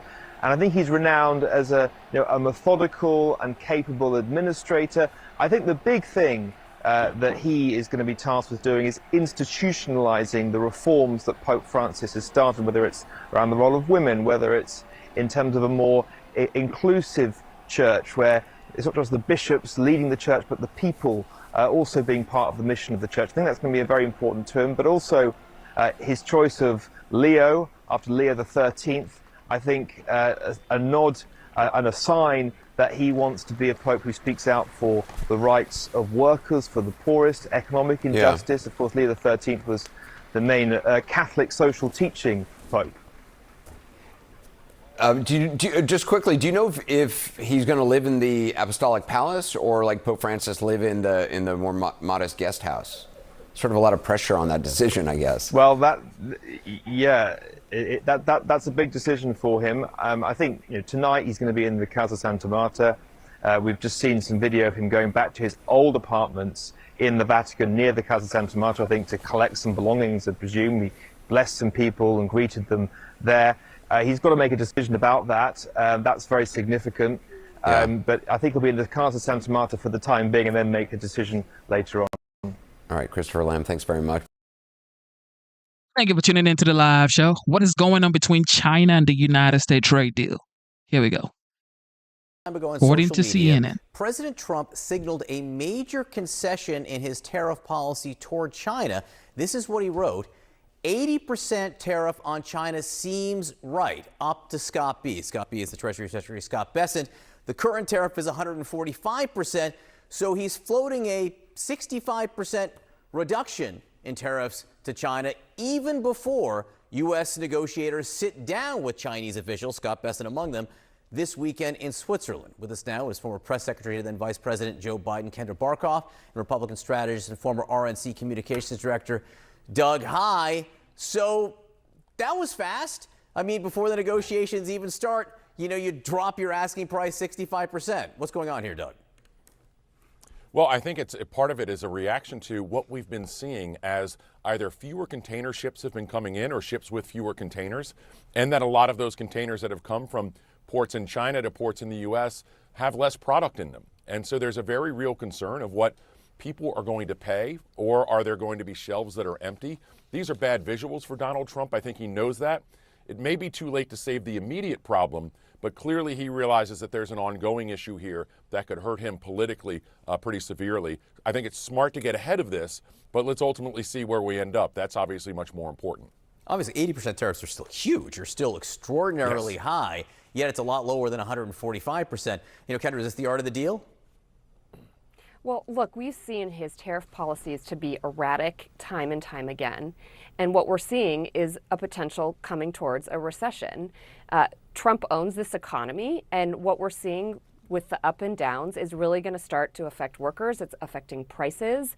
And, I think from what it seems like, he doesn't actually care about it. He was asked yesterday in the Oval Office whether or not, he cares about the workers in Seattle that, are concerned that there aren't things being unloaded onto the port, that they are concerned about their jobs.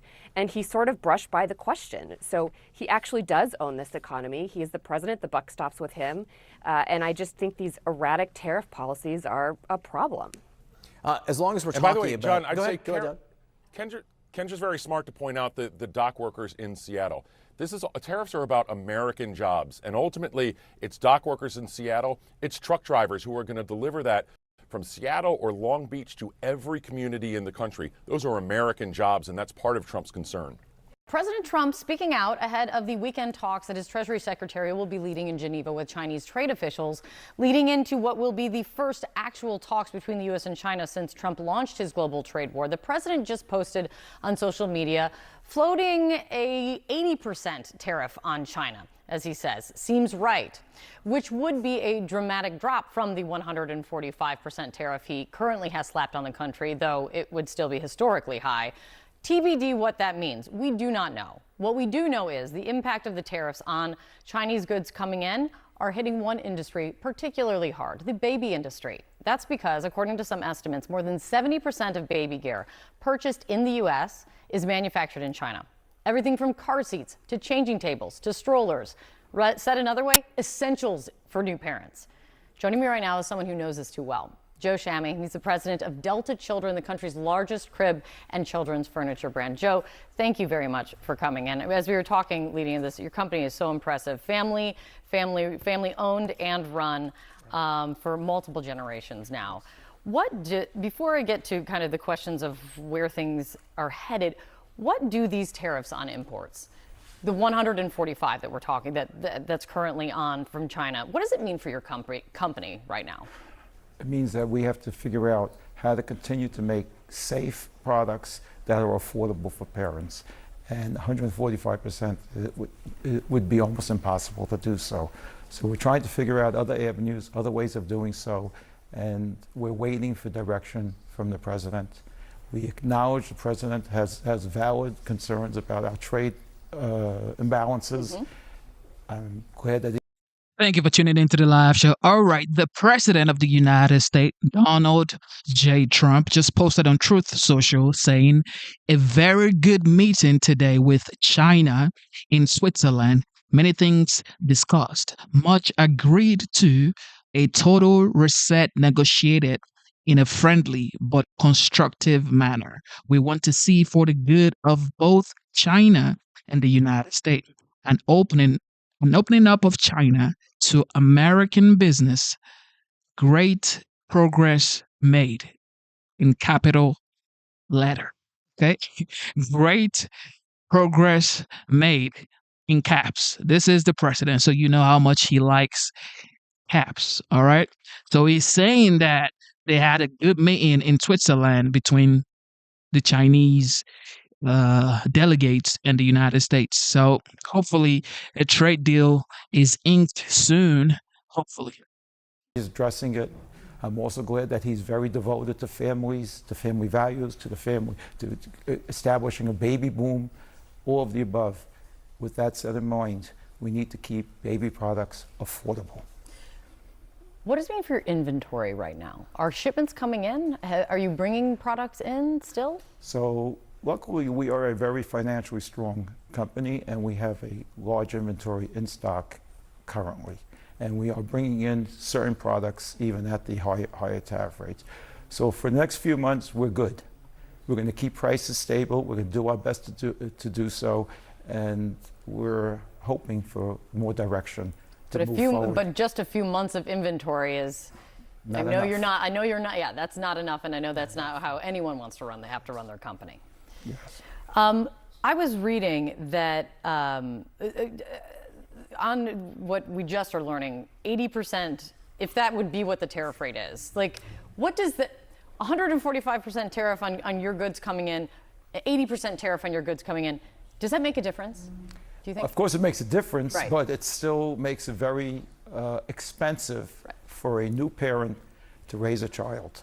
And we are very concerned that, for argument's sake, in the crib field, that parents will make the wrong choice. They will co-sleep with their children. They will buy a used crib, a crib that they have sitting in the basement for years that do not meet the current safety standards. In 2011, Delta and our other manufacturers worked together with the Consumer Product Safety Commission and developed the toughest standards for cribs in the world. We put a zero tolerance, and we're so proud of what we did, and we reduced deaths by some 90%. And that's the fear. And is that's that the fear. What happens next? And again, I praise President Trump for addressing the situation.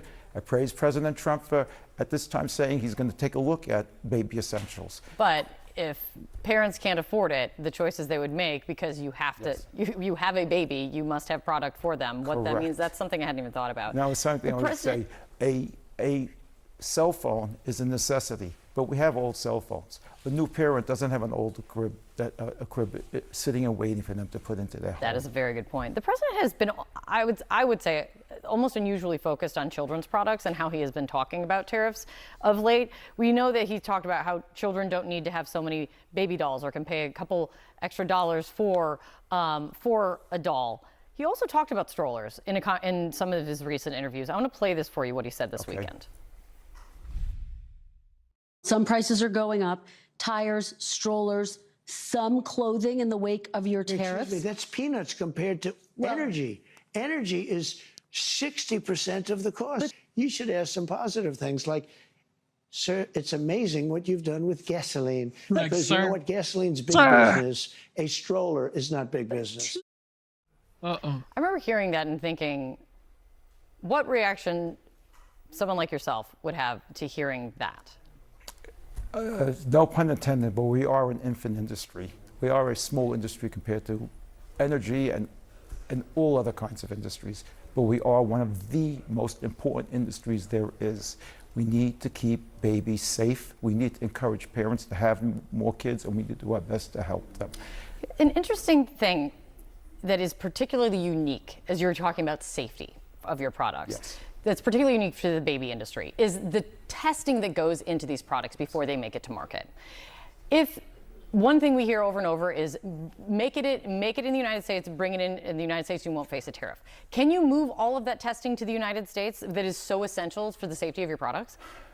The testing facilities in China are extensive. We've developed 9 test labs in Asia. We also developed 2 test labs in the United States. So we can do some testing, but the infrastructure, wheels, steel, fabric for the seats, foam, it could go on and on. All the things that go into making a stroller are still right now in China. You can't. I mean, it is impossible for you to move that over quickly. At this time, quickly is the right term. Quickly, no. Maybe at some point in time in the future, we can. Let me point out something else to you. We have 3 manufacturing facilities in the United States. We manufacture in Wisconsin, we manufacture in Kansas. We produce hundreds of items there, just not strollers and cribs. Those were not economical for us to do here. We're going to expand our production in the United States. We're going to do as much as we can to do so, and we employ over 500 people in America. So we are a U.S. manufacturer. At the same time, we are an importer from China and other parts of Asia. What I hear from you, Joe, is you just need some time and you need a break in order to stay afloat and keep safe products on the shelves. Thank you, Kate. Thank you for coming in, Joe. Appreciate I really appreciate it. Nice Pleasure. Thank you.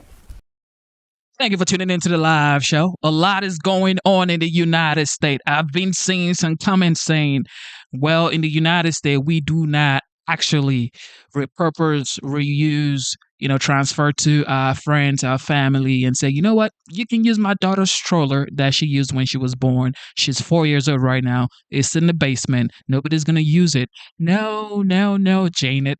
I don't want that.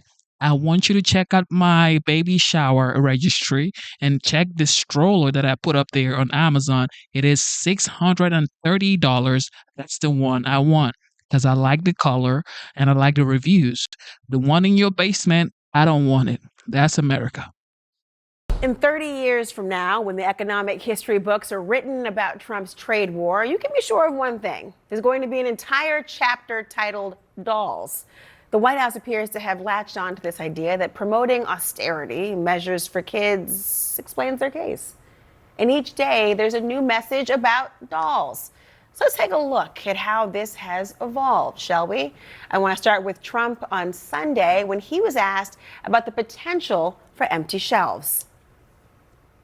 I'm just saying they don't need to have 30 dolls. They can have 3. They don't need to have 250 pencils. They can have 5. Ladies and gentlemen. But you're basically saying there could be some supply shortages because of the we don't have to tariff. waste money on a trade deficit with China for things we don't need, for junk that we don't need. I would have gone with the pencil analogy longer because it just resonates with school-age children and parents. But okay, your kids don't need more junk. But then Treasury Secretary Scott Bessent had a new message for the boys and girls in America. Don't be sad about the dolls. It'll lead to a better life. I would tell that young girl that you will have a better life than your parents. Your family will own a home. You will be able to advance. You will have a good education. You will have economic freedom. That's what we are advancing. But it didn't stop there. Because Vice President Vance today, he also mentioned the dolls and gave yet another explanation. What I'd ask people is not whether they want $2 or $5 or $20 for their kids. Would you like to, God forbid, if your country goes to a war and your son or daughter is sent off to fight, would you like to know that the weapons that they have are good American-made stuff, not made by a foreign adversary? The value of the dolls. With me now, the co-founder President and CEO of Gerber Kawasaki Wealth and Investment Management, Ross Gerber. Ross, glad you're here. I got to ask you if you think this doll argument is playing at all on Main Street or Wall Street for that matter. Is it reassuring anyone? Well, it's really troubling to have, like billionaires telling, the American families, which, for the most part are struggling still to, get ahead. And we've had the best economy in a long time with really low unemployment and real wage gains. And Americans are in a pretty good financial spot. So to then, throw us into a recession and tell the average American family that they don't need dolls when you're sitting at the UFC in front row with all your friends who are billionaires. Somebody's asking for proof. Show us the evidence. Well, this is the evidence. You can see baby shower stuff. I got this link yesterday. Okay, you see that? Baby registry. That's a stroller right there. I got a stroller in the basement. Ain't nobody asked me about the one that my daughter already used. Everybody wants a new one. Tell you that much. Everybody wants a new one, ladies and gentlemen. Here is a humidifier. I got 2 humidifiers that I bring out every winter. And nobody asking for the used ones. I tell you that much. Ain't nobody asking. Look, they got like at least 10 pages. 10 pages. At least 10. Nobody's going to ask you. Especially, look, I'm not rich, so I can tell you. I would rather, like last year, I would rather go buy new stuff because that's how you think when you don't have money. When you have money, you think about, how can I preserve what I got? When you don't have money, you want to spend it real fast. That's how it goes. That's why you see people living paycheck to paycheck, maxed out credit card. Why? Why? Because it's here. It's a program, okay? When you're born into a poor, broke, or, not too much family, this is how you think. You're surviving every time. You're not thinking about abundance, savings, thinking about the future. That's not what you're thinking about. You're thinking about how to go buy the new Jordans. Why do you think in the hood, that's where they have the most Jordan, the most Gucci bags? Why do you think it's in the hood they have those things? If you've seen like a very rich person and their kids is wearing Jordans, you hardly see a billionaire's kid wearing Jordans. But when you go in the hood, everybody wearing Jordans, ladies and gentlemen. And gold plating the White House, billionaires telling average Americans to deal with austerity is really poor messaging at best. When I look at the dolls too, I think to myself, it seems very almost dismissive and reductive to think about all of this coming down to a conversation about dolls. But the president went on from there. He was asked today about traffic slowing down at U.S. ports. Ross, listen to his response. We're seeing as a result, the ports here in the U.S., the traffic has really slowed, and now thousands of dock workers and truck drivers are worried about their jobs. Yeah, no, that means we lose less money. When I see that means we lose less money. Wait, so the business owners who can't afford to get their products here would obviously disagree, but what do you think the point he was trying to make was? Well, I think most importantly out of this, to say it just sort of bluntly, is that Trump doesn't understand the economy at all. And we're not losing money through deficits or global trade. It's a transference of goods and capital for different needs. And in America, for example, the doll argument is absurd because really what Americans want is choice and low prices. And that's what's really driven capitalism since the beginning of time, is the idea of having, full competition globally, which gives, American consumers the best choices in the world. And, when people from other countries come to America, one of the first things they say is they go to a grocery store and it blows their mind, the choices that they have. So taking choice away from Americans just isn't going to play well. So they can keep trying to sell Americans about austerity. But when people start losing jobs for real, it really dramatically affects real families. We're going to see a turn in sentiment against this administration if they don't come to terms with the fact that there isn't an immediate return to growth just when you completely, throw the whole trade, system into an imbalance.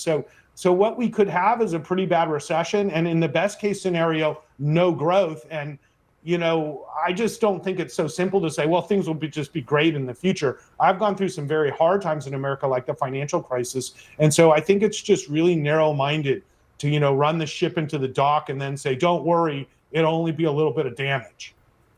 You mentioned capitalism, and you probably heard from the billionaire Trump supporter and Citadel CEO Ken Griffin, who told Politico today. It is just wild that CNN is currently talking to a man that manages $2.2 billion in investment. And she's here saying, well, Trump and his billionaire friends, you're currently interviewing a man who manages $2.2 billion investment. He's a billionaire, just like Trump's friends. Oh, man. Quote, tariffs open the door to crony capitalism. The government starts to pick winners and losers. Now, the trade framework that Trump announced with the UK today, Ross, it would lower tariffs on luxury cars like Rolls-Royce, because everyone's getting one of those. Listen. We took it from 25 to 10 on Rolls-Royce because Rolls-Royce is not going to be built here. I wouldn't even ask them to do that. It's a very special car, and it's a very limited number, too. Raise your hand if you own a Rolls-Royce or that's your next purchase in the next, say, 10 days or 10 months. But while I wait for those hands, tell me, Ross, why is the argument that kids don't need dolls, but a Rolls-Royce and more luxury cars? Sign me up. Well, this is exactly the picking winners and losers things that tariff causes, because the irony of this is that he's letting Aston Martin, Jaguars, and Rolls Royces, which, the UK makes about 100,000 cars a year that they send to the United States. And he's basically giving them an advantage over companies like Ford and GM, which manufacture in Mexico, that are still in a 25% tariff rate. So we've seen immediately the unions in Detroit reach out and say, hey, what are you doing? You're picking winners and losers here, and you're picking American companies as losers at this point.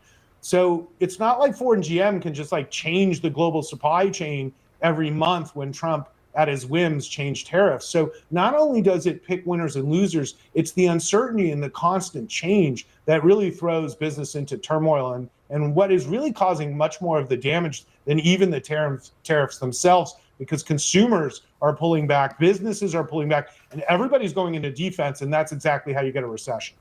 Ross Gerber, thanks for your insight. Well, market optimism in anticipation of US-China trade talks in Geneva this week.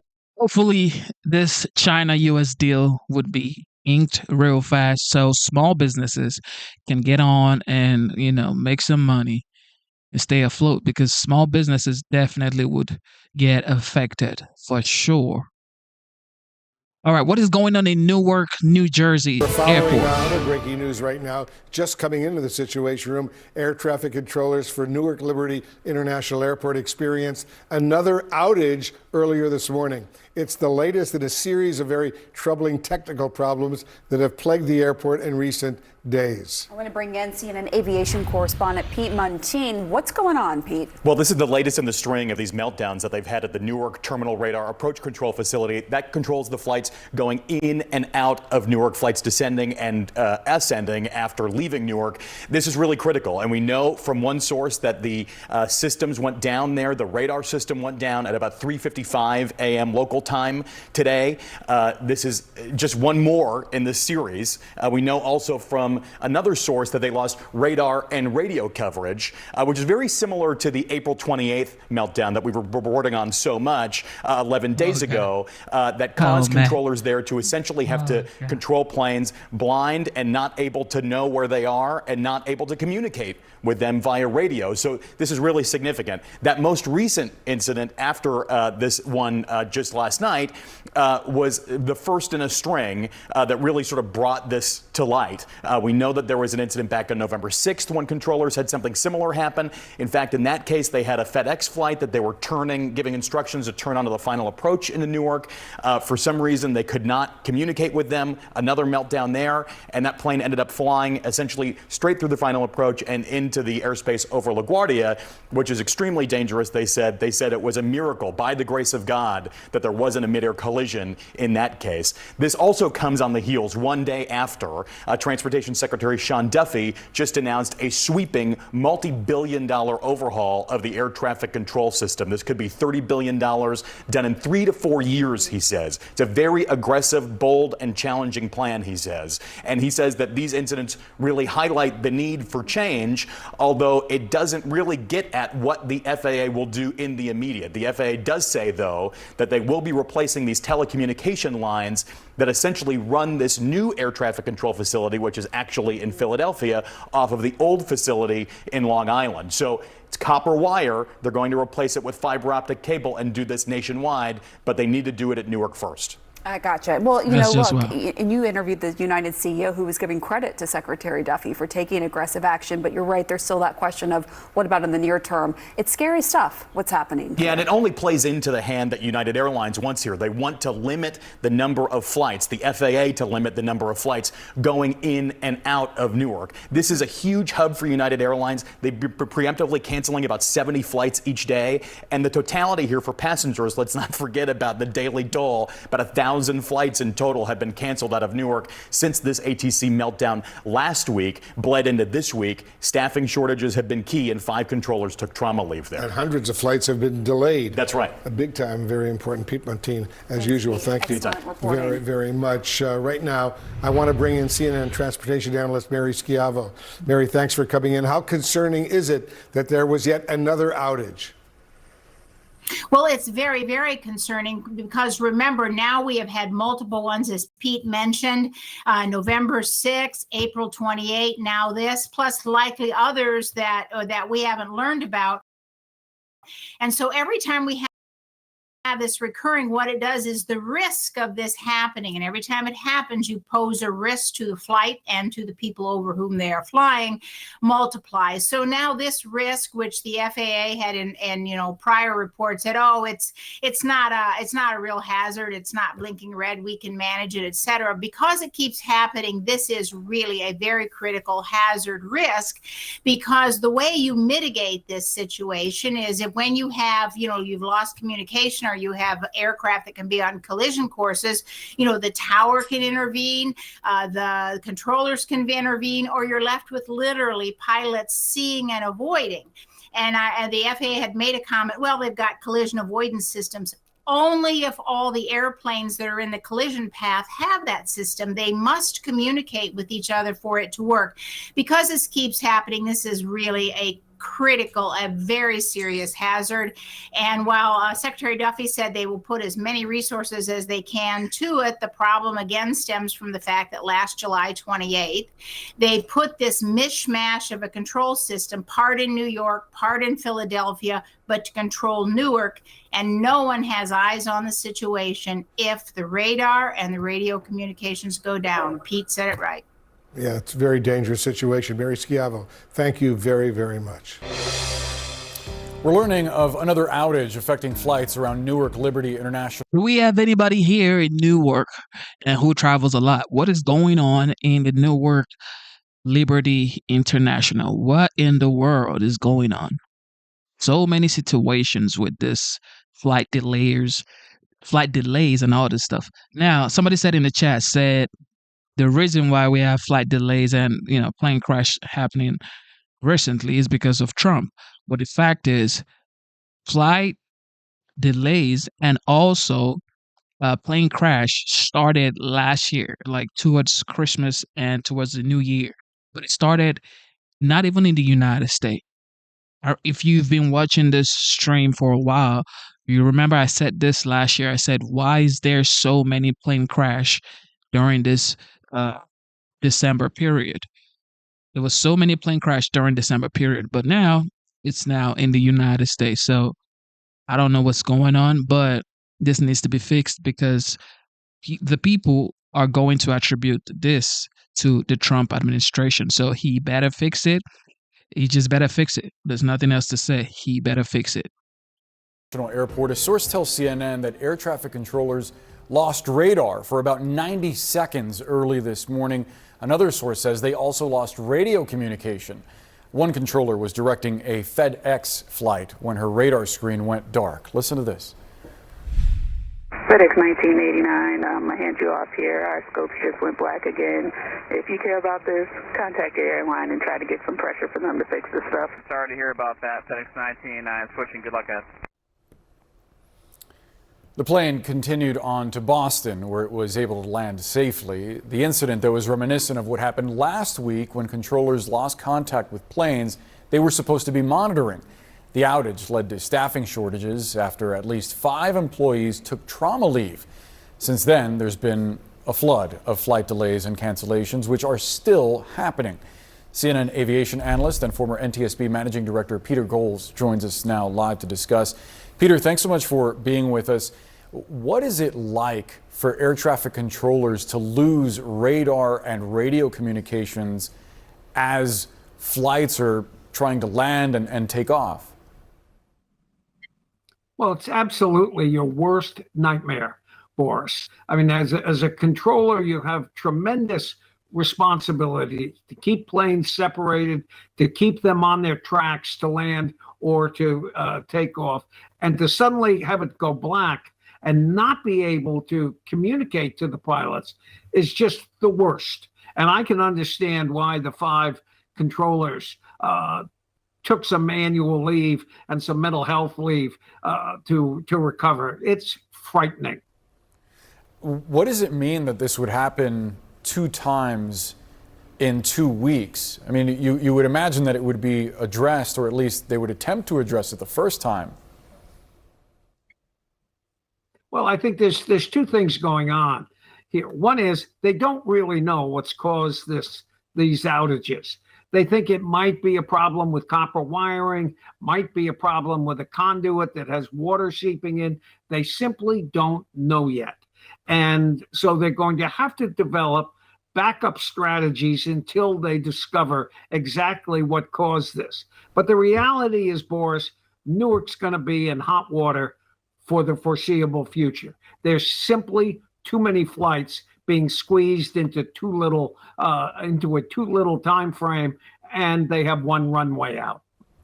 Wow. So the Department of Transportation has announced that they're going to build a brand new air traffic control system by 2028 that includes all new hardware and software.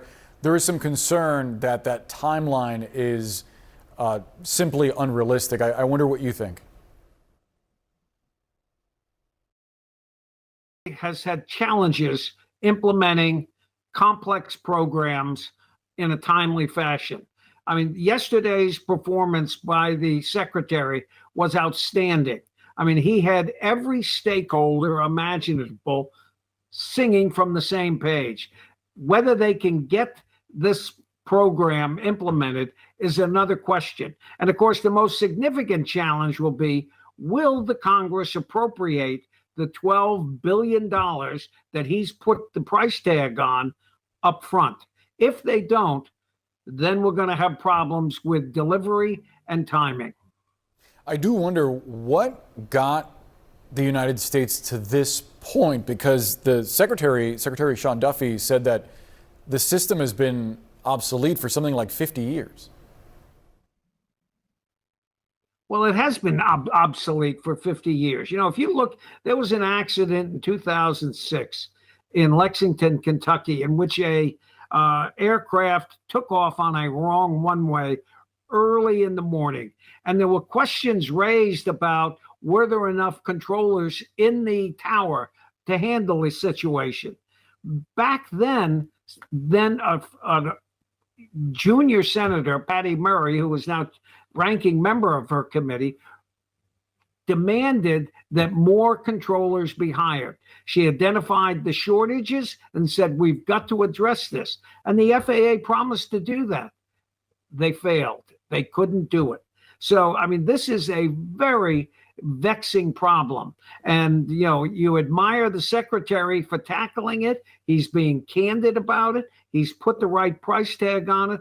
The question is, will he get the support and the time to implement it? Peter Goals, very much appreciate your perspective on this. Thanks for joining us. All right. With that being said, y'all want to keep going or y'all want to call it a day? Keep going or call it a day. Keep going. Keep going or call it a day. Okay, so there's this new update on the Trump administration suspending a very important rule of law. Habeas Check this out. explicitly mentioned in the Constitution. It allows people to challenge the federal government in court if they've been detained.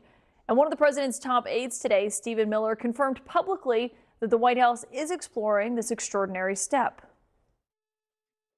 Well, the Constitution is clear, and that, of course, is the supreme law of the land, that the privilege of the writ of habeas corpus can be suspended in a time of invasion.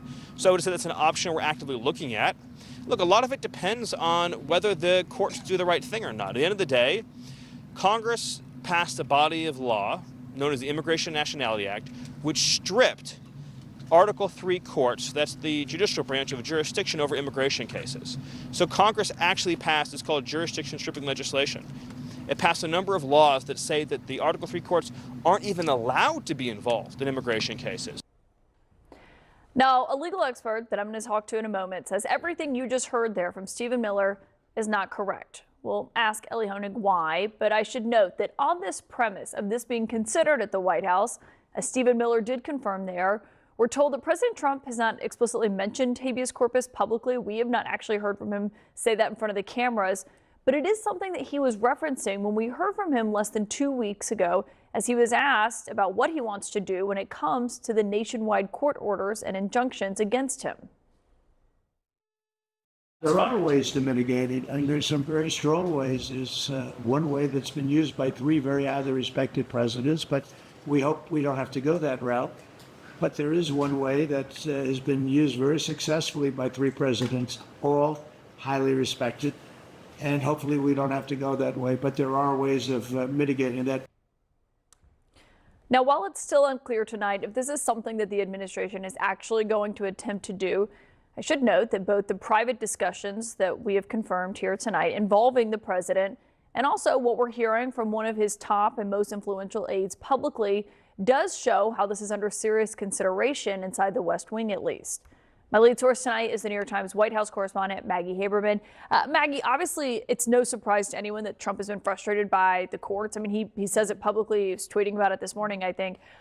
What do you make, though, of the fact that this is even being considered inside the White House? So we have seen incredibly aggressive posture from this White House for some time, both from President Trump and Stephen Miller. We know that in the prep before the administration began, Stephen Miller spent years trying to figure out ways to get these plans enacted.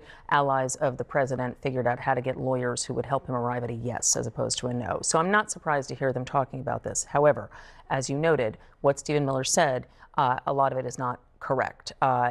Number one, most of the courts, I think all of the courts, I don't think any court has agreed that the U.S. is under invasion. That is how it has been used in the past to suspend habeas corpus regionally. And when Abraham Lincoln did it, it was actually quite controversial, number one.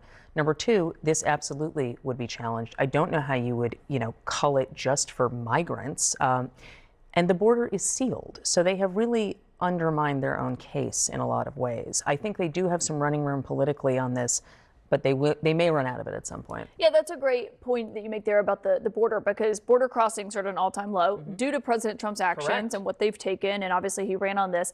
But if they're arguing that the border is at this point, that crime is so low in the United States, but also that there is an invasion happening, a judge may see that and say, I'm not so sure about that logic. Right, and a number of judges, including a Trump-appointed judge from his first term, have already said that they are misreading, they are overstretching the statute on the Alien Enemies Act, which is what they have used for these controversial deportations. Some of this might just be fear. It's a way to intimidate the courts, which we have seen Trump and Stephen Miller do a lot of. They've been criticizing judges routinely and repeatedly. It also might be to scare migrants and to get migrants to leave. We know that they are trying to get migrants to be willing to go on their own out of concern that they might be arrested. But I don't know how well this would go if they actually attempted it. Yeah, and one thing that we've seen change in how the president responds to questions on this is what he instead of just answering for himself, as he's done for years now, as you well know, he keeps turning to the attorneys, and he did so in this ABC interview last month. I just want to remind people about how he answered that question. The law requires that every single person who is going to be deported gets a hearing first. Well, do you acknowledge that? I'll have to ask the lawyers about that. All I can say is this. If you're going to have 21 million people, and if we have to get a lot of them out because they're criminals, we're going to have to act fast. We can't. Do you think we can give 21 million trials? Let's say each trial takes 2 weeks. Is that what you want us to do? That answer, paired with Stephen Miller arguing that due process doesn't apply to people who are not U.S. citizens last week, stands out to me. Yeah, and I think you're going to continue to hear that until there is clarity. The Supreme Court doesn't agree with that. The Supreme Court, there have been a number of, it's been very clear that the Supreme Court in the past believes that due process applies to immigrants. They are going to, I think, continue to try to press this on a number of cases and in a number of ways. They have been actively trying to get cases before the Supreme Court, but what they are doing with some of what they're saying in these various cases in different jurisdictions, they say one thing in one courtroom, they say something different in another, that hurts their credibility once things start reaching the Supreme Court. So again, I know they believe that because they have a conservative supermajority, it will go their way. It has in a number of instances over the last few years, less so now. And also with Amy Coney Barrett, who has she's gotten a ton of criticism from the MAGA right over how she's ruled and what she's written and said on things. Right. I just wonder, though, overall, in terms of how the administration is looking at this, politically speaking as well, it's kind of one of the few areas where people have broken with the president in terms of if he's abiding by the law. There's been the bro podcasters who came out in support of him in the election saying, I'm not sure if I'm totally comfortable with this step that they've taken. It's not only going to be bro podcasters if they keep talking about suspending habeas corpus. It will be some Republican senators as well. It is not going to be every single Republican senator, but there will be some who are not going to be comfortable with that, because where's the line? If it is able to be invoked sort of whenever the president wants to claim something's an invasion, then where do you end? And look, on immigration, as you said earlier, they had a big success on something Trump campaigned on, which was sealing the border. They did it almost immediately when they came in. They almost were too quick for their own good, because now they have continued to try to do other things and they keep stepping on their own success. Maggie Haberman, thank you for that reporting. Thanks, as always. Also here tonight, as I mentioned, former Assistant U.S. Attorney and CNN's Senior Legal Analyst, Ellie Honig. Ellie, you told me earlier when I asked you about Stephen Miller's comments, you thought his description there was wrong. Why? Dead wrong, crazy, dangerous. Let's start with the Constitution itself. What Stephen Miller says essentially is the Constitution gives us the right to do this, to suspend the writ of habeas corpus, which, by the way, just means the ability to go to court to challenge a detention. He's saying the Constitution tells us we can suspend that. But if you look at the actual Constitution, Article 1 is a restriction. It says we should not withdraw the writ of habeas corpus unless there is a rebellion or an invasion and the public safety is threatened. The Constitution sets the bar incredibly high there, and the history bears it out, which you mentioned before. It's been invoked 4 times, right? Civil War, okay, I think we can understand that. And as Maggie said, it was controversial then. During Reconstruction, in a very narrow way, by the way, only in certain counties in South Carolina to try to counteract the Ku Klux Klan. In 1905, in the Philippines, when we had a hand in governing the Philippines, there was a real rebellion happening in certain regions. And then what was the fourth? Pearl Harbor. Pearl Harbor, right. And that was the last time it was used, was 1941. Exactly, 1944, and only, again, in certain areas of Hawaii. So it's been used very carefully in real invasions, narrowly geographically. So I think the question is if they're privately looking at this, and it's notable that the president referenced it a few weeks ago, and Stephen Miller basically confirmed it today. I mean, it at least speaks to the seriousness with which they are looking at it. Yeah, I think it's chilling, frankly, that the president is discussing this behind the scenes. I mean, that is an incredibly dangerous line to cross. Habeas corpus is, and this is the reason I think there's some Republican pushback to this, it is one of the most fundamental rights and protections that we have in this country. The right to go into court and say, I am being wrongfully locked up behind bars. If we are going to pull that right, that is a big deal. That's a red line. Okay, so let's say they do decide to go forward with it and they decide the justification's there. It would basically be Congress, and then Congress goes along with it. goes along with it. Congress and the White House telling the judicial branch basically that they are the decision makers here? We're skipping you, courts. Yeah, and that's another important point, by the way. If you look at the history and the way this is set up, the stronger legal belief here is that Congress has to actually suspend the writ of habeas corpus. The president cannot do it himself. In 3 of the 4 times, everyone but the Civil War, it was actually Congress that did it. There's an opinion from years ago where Justice Scalia, so this is not some liberal view, Justice Scalia said it has to come from Congress. And by the way, if you look at where that provision is in the Constitution, it's Article 1. That's what gives Congress its rights. So I think the first argument here is you can't do this yourself, Mr. President. That has to be done by Congress. And that's, as I was looking this up earlier, that's why Abraham Lincoln was challenged over this, because when he invoked it, Congress was not in session in that period. Yeah, they did. Yeah. But I do think, I mean, Maggie mentioned some Republican senators may have an issue with this. We'll see. I mean, is there a chance that they go along with this? Gosh, I would be shocked if, I mean, to me, this issue transcends politics and ideology. And by the way, I think if they were to try it and it was to end up in the courts, I think the Supreme Court knocks it down. I think it could be 9-0, the Supreme Court knocking it down. That's how extreme. 9-0? I think so. I think you could even get Thomas and Alito to vote against this, especially if you look at Justice Scalia, what he said years ago. That's someone they look up to. Yeah. Well, and it's not clear they're going to take this step. It's still extraordinary that they're even considering it. Ellie Honig, thank you for that legal expertise and for texting it to me earlier when I had questions about this. All right. What is going on with New Jersey and ICE?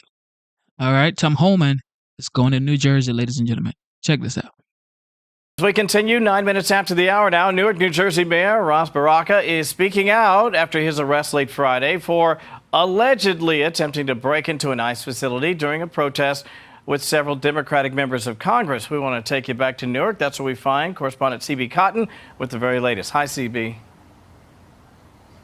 Hi, Kevin. Well, this small group of protesters behind me says what happened yesterday at this ICE detention facility was fascism on full display. But the White House is slamming it as political theater, saying Democrats are, quote, prioritizing the welfare of illegal aliens over American citizens. Now we have this new body camera footage obtained exclusively by colleague Bill Malugin, which shows exactly what took place the moment when Newark Mayor Ras Baraka was taken into custody. You can see him here led away in handcuffs, and U.S. Representative LaMonica McIver, who appears to be shoving and elbowing her way past a DHS agent. DHS says had she and the other U.S. representatives on scene simply asked for a tour of the ICE facility, they would have gotten one. Instead, DHS says the lawmakers demanded to conduct an oversight visit before storming their way into the facility gate past security as a bus of detainees was entering.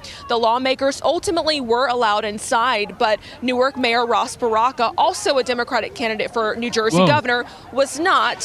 And he was later arrested on scene, as we've been talking about. He's now been charged with trespassing after the feds say he ignored repeated warnings to leave. But Baraka told CNN that's not true, saying he was arrested after returning to the public side of the gate.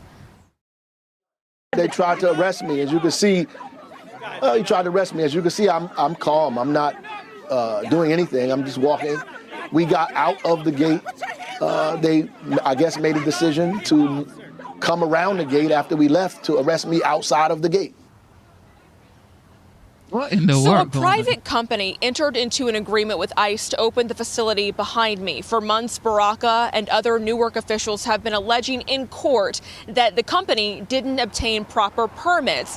DHS says that's not true, while sharing photos of some of the detainees who are inside, saying they've all been accused of serious crimes. I don't know why you would want to run on this platform. I'm a career law enforcement officer, and I don't want to go out and support MS-13 terrorists. I don't want to go out there and support child rapists. And those are the people behind those fences. So despite the chaos leading up to when lawmakers were allowed inside afterwards, one of them came out and said in remarks that the facility is well maintained. Kevin. CB Cotton for us in Newark. Good stuff. Thank you, CB. Oh, my goodness. Democrats, liberals. And Byron Donalds, Congressman Donalds, I was looking at these Delaney Hall detainees, the illegal immigrant ones, DHS put out a list of some of the things they're accused of. It's not good.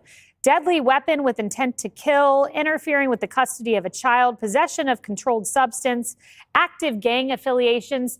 So these are the people Democrats are going to storm a facility on behalf of? Boy, have they lost the plot, Congressman. You're absolutely right. They've completely lost the plot. They don't remember why they lost this election. It was primarily because of illegal immigration, a lot of criminal aliens in our country who were victimizing Americans. And instead of standing with the American people and President Trump to make sure we have an orderly process to remove criminal illegal aliens, what are they doing? Waiting for the gate to open to run through the gate? I mean, that's just crazy to me. And I'm not saying it's just because of what happened today. When Joe Biden was bringing in tens of million people into the United States, I went and toured one of the facilities down at Fort Bliss. I waited at the gate, showed my congressional ID. I had to wait a couple hours. They finally let me in to tour that facility because I wanted to see what Joe Biden and that administration was doing at that time. So for them to just storm the gates, much more about a political stunt. We cannot have people impeding the operations of Homeland Security and ICE when they're trying to undertake the mission given to President Trump by the American people. Speaking of waiting at the gate, there's someone else who waited at the gate. Her name was Alexandria Ocasio-Cortez. In this famous photo, she's dressed in all white. She didn't try to storm the gate. She took this picture, dramatic one, outside at the border. I'm just curious, what about election 2024, where immigration was the top issue right by the economy, told the Democratic Party, don't wait at the gate and take dramatic photos, storm it on behalf of illegal immigrants? Was there something I missed politically here? I don't know what's going on with them. They're a party that has no focus. They have no leadership. They have no central idea. They're all over the place. But one thing is clear. The American people want illegal aliens sent back to their home countries. That's the mandate that was given to President Trump last November. And if Democrats want to stand in the way of that, if a state like New Jersey wants to continue to be a sanctuary state, they're going to continue to lose elections. It's that simple. Congressman, I only have a few moments here, but as the political nerd that I am, I would be remiss if I didn't ask you, you're running for governor. You have the endorsement of President Trump. Florida's deeply, deeply red. We just had John Morgan on who said, he could mount a third-party bid. He's a former Democrat mega donor. I'm wondering what a third-party bid would do in the state of Florida. Something you welcome, something you wouldn't. What are your thoughts? Listen, I'm not really concerned about that, Kaylee. I'm just focused on talking to the people of Florida. Proud to have President Trump's support in this race to be Florida's next governor. And I will assure you that Florida will continue to be the red state that it has become under the leadership of Governor DeSantis. We're going to continue to lead in the great state of Florida. Well, it is deeply, deeply red, Congressman Byron Donalds. What do you guys think about Byron Donalds leading Florida as a governor? I think he's doing great. And I also think Ron DeSantis. Nobody's talking about Ron DeSantis like he's not even a contender for 2028. Y'all just taking away Ron DeSantis of Florida. Everybody's talking about J.D. Vance, talking about Marco Rubio. Nobody's actually talking about Ron DeSantis. And I think he has a bright future as well. He has a bright future for sure because he's done a great work in Florida. But hopefully Byron Donalds becomes the next governor of Florida, most likely, because Florida is definitely red deep. All right, here we go. But first, breaking tonight, a bizarre story and situation unfolding in New Jersey. The mayor of the state's largest city is under arrest tonight as he and 3 Democratic members of Congress are accused of breaking into an Immigration and Customs Enforcement facility, an ICE facility, during a protest. Newark Democratic Mayor Ras Baraka is being held at a Homeland Security office in his city. That's where correspondent Alexis McAdams is right now. Good evening, Alexis. Brett, bizarre is a good way to put it here. People are now calling for the release of Mayor Baraka here in Newark, New Jersey, after he was taken away in handcuffs earlier this afternoon. Before I show you that arrest, though, Brett, I just want to show you what we're seeing here. We just arrived a few moments ago. You can see the crowd. These people have showed up after Baraka's arrest. We're in front of an HSI facility here in Newark, New Jersey, or the Homeland Security office. And you can see here as well, you can see the officers right here through that fence, and they're getting ready to possibly give some new new information as we wait after this arrest. Watch this. Put your hands on me.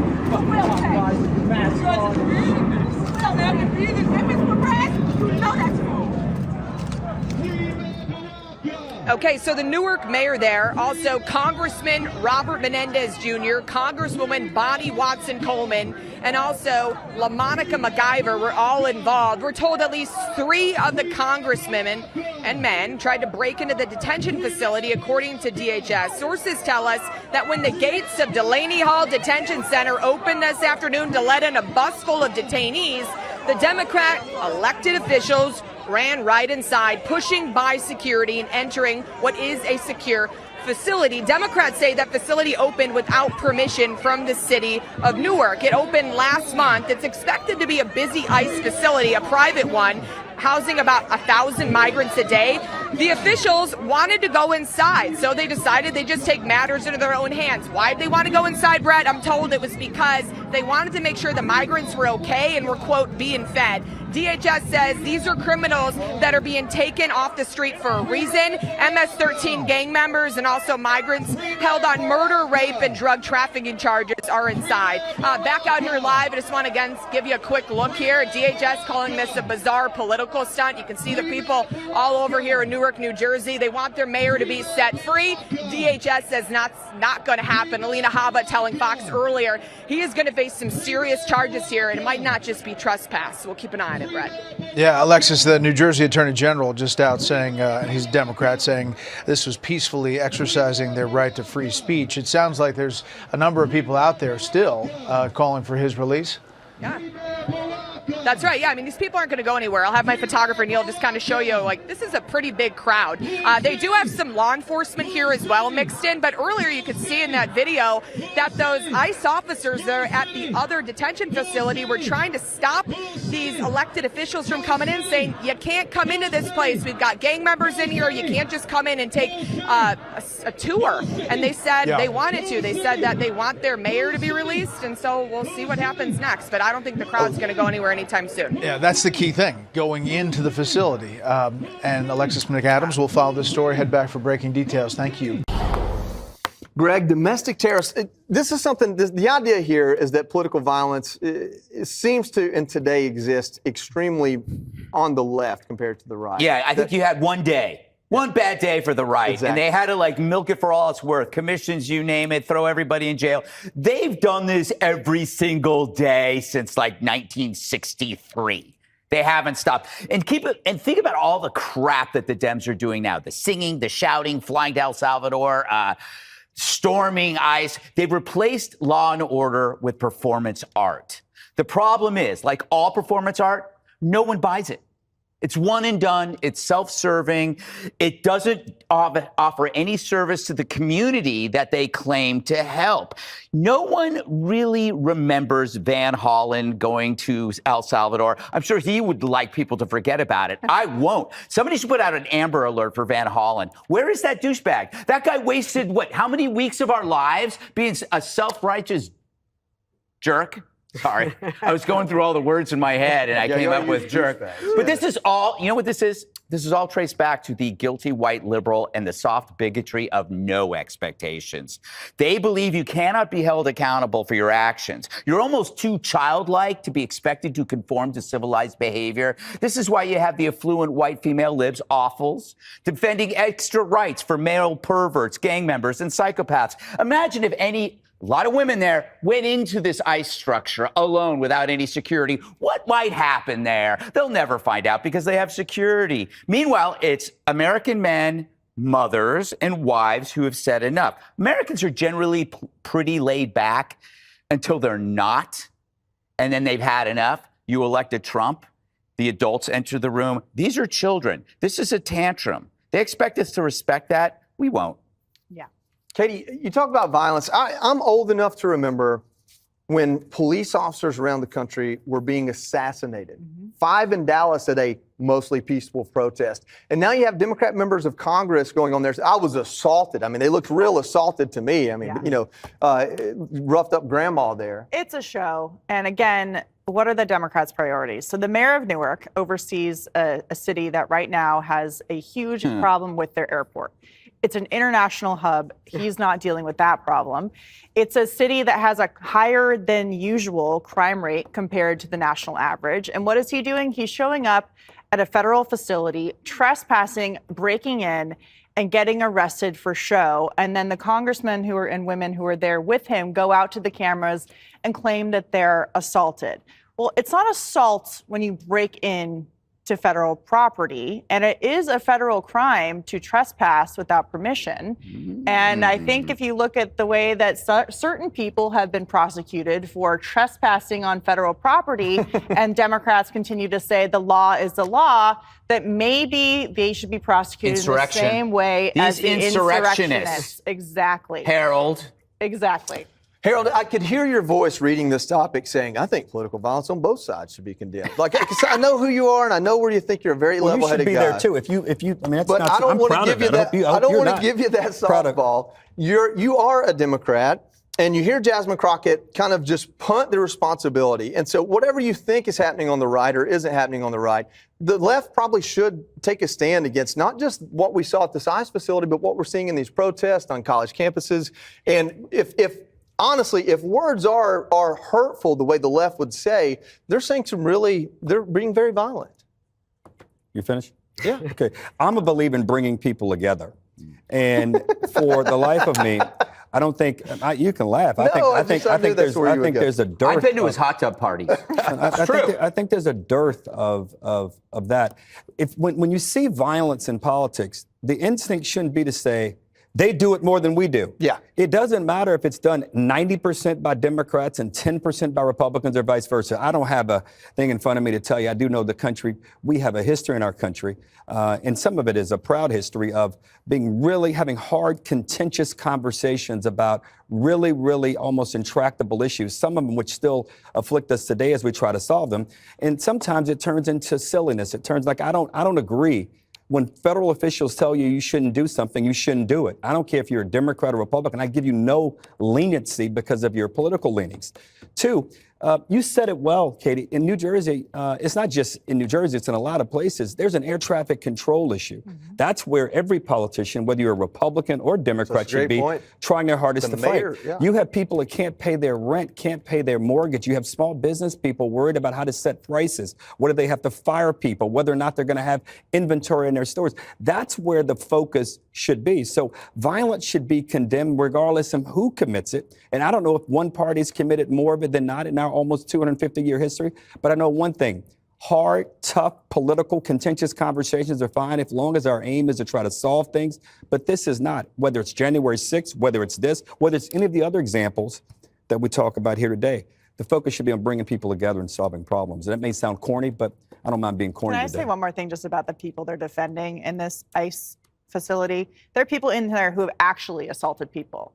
People who have actually committed sexual assault, other kinds of violence against American citizens. And the Democrats who stormed and breached the premises are trying to protect them. They should let him in and let him hang with them for a few hours. Yeah, Rosanna, it's not just this ICE facility. I just not far from here, Brooklyn University had, I guess protesters thought they were going to make an encampment, and the university said, no, we're not having that. They call in NYPD. They say, come in and clean this out. They do. Protesters get violent. Next thing you know, they're claiming that they're being assaulted, and all the police are doing is exactly what their job is. Is this leaning towards another anti-police movement? Because that's what's going to happen. They're going to get violent in these protests. We're seeing it, Antifa, that kind of thing. Now it's the Antifada. It seems like the police, especially in New York City, have been very measured in dealing with these campus protests, whether it's at Columbia University or Brooklyn, where it happened just a few days ago. And by the way, some of those protesters defacing property all over the place and encouraging, a little bit of aggression. They want to see something happen. With the Newark mayor being arrested today, I keep thinking about New York City's mayor, right? And the mayor of Newark and how different they are. So the mayor of Newark storms a federal facility knowing full well he probably will get arrested. Hoping so. Hoping to get arrested because he wants to have some kind of stance on the migrant situation. We have the mayor of New York City who basically got arrested, he said, because he went to Washington and shamed at the time President Biden for his stance on how he was handling the migrant situation in New York City. In fact, Mayor Adams is in D.C. today talking to President Trump, and I'm sure the migrant situation is on their agenda. Well, here's the hoping that everyone that is considering political violence doesn't. But understand, they have every right to go there. They were not They allowed can't to go in. break The in. oversight function of the Democrats and Republicans in Congress is something That's to do. different than breaking in. No, then they should have been arrested. You should be held accountable if you committed. I agree with you wholeheartedly, but they have every right to try DHS to said do it. they give them a tour. They didn't do that. The problem And is they were wrong. I agree. There is going to be no accountability. They're going to raise money off getting arrested, and then no charges. They're going to be set free, and they're going to win. So we have some new information from DHS regarding this incident that we've been watching. I know this is sort of a static shot here of these few folks on the other side of this fence, but we want to fill you in on what has been happening in Newark, New Jersey. DHS says, quote, a group of protesters, including 2 members of Congress, stormed the gate and broke into the ICE detention facility. The members, Robert Menendez Jr. and Bonnie Watson Coleman, and multiple protesters are holed up in a guard shack area, the first security checkpoint. Interim U.S. Attorney Alina Habba for the District of New Jersey posting on X that Newark's Democrat Mayor Ras Baraka was there and, quote, committed trespass. Here he is talking about the facility earlier in the week. We know what ICE has done in the past. We've seen them. We know how they operate. We know that they have picked people up who have not broken any laws. We know they've deported people and refused to bring them back. So joining me now by phone, Republican New Jersey Congressman Jeff Van Drew. Congressman, good to have you with us. What is your understanding of what happened here and what's going on? Well, I don't know that any of us totally understand what happened there. It's not understandable. It's people who are supposed to be writing the laws, abiding by the laws, believe in the rule of law, and they are breaking the law. And what's really disturbing that this happened in New Jersey, in the state that is a sanctuary state declared by the governor, where we've spent money on God knows what, on clothing, housing, feeding, transporting, and everything else with illegals. Now we don't want to send those illegals back to where they belong, that have been indicted or convicted at their country of origin or in the United States. We don't need that here in America, and we don't need it here in New Jersey. These folks who were there, especially the members of Congress, and I'm always reluctant to criticize my colleagues, but this is terrible. They don't have their finger on the pulse of what real hardworking Americans are thinking. You know what, Martha?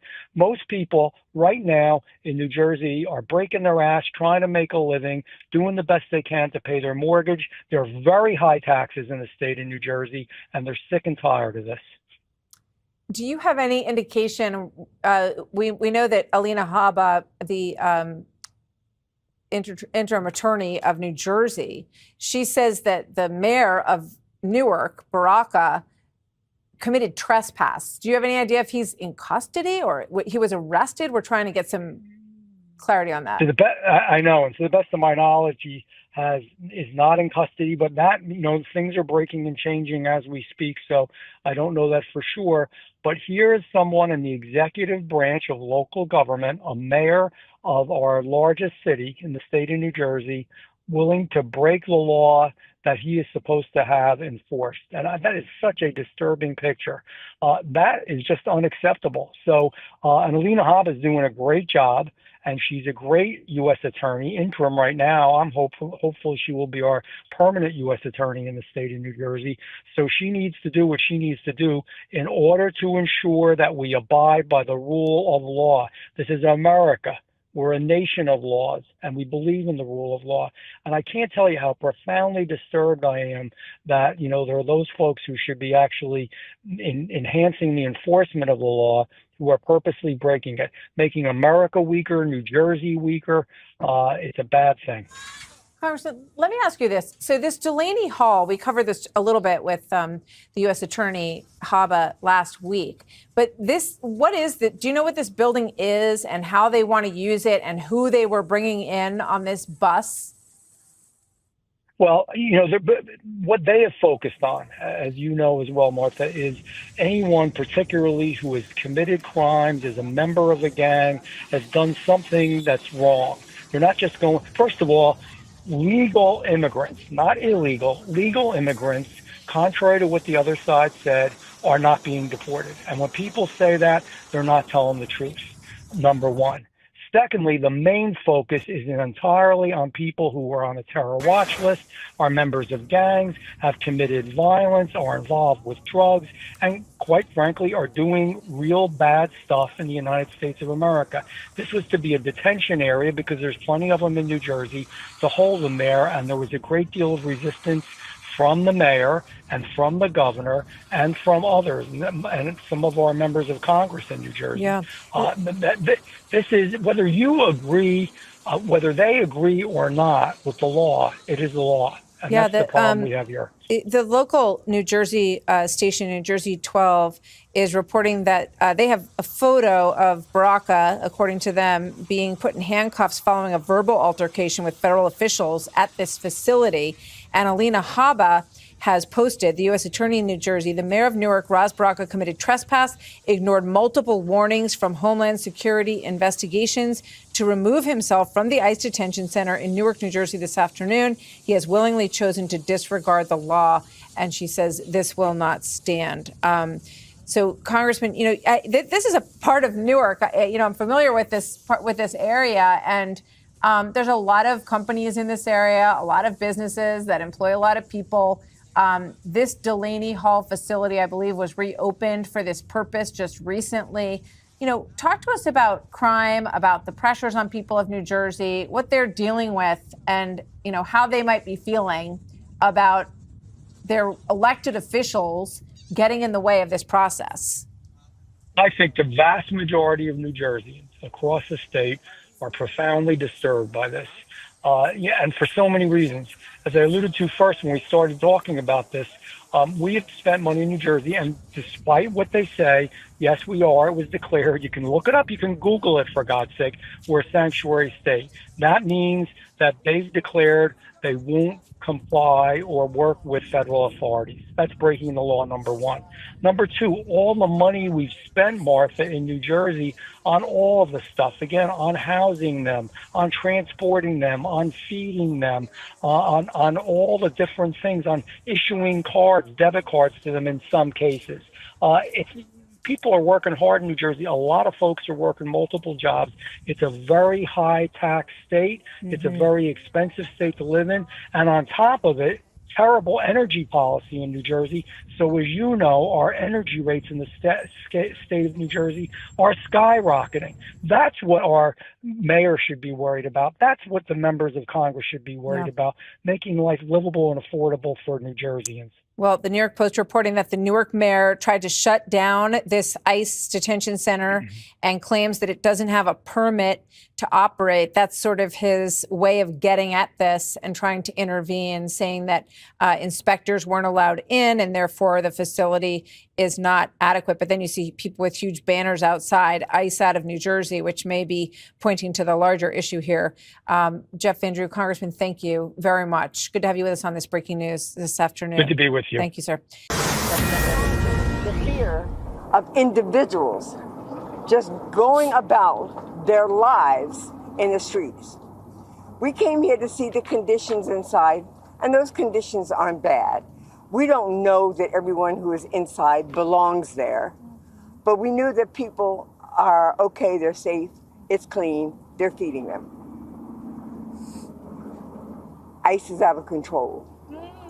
ICE thinks it can intimidate all of us, and it cannot intimidate any of us.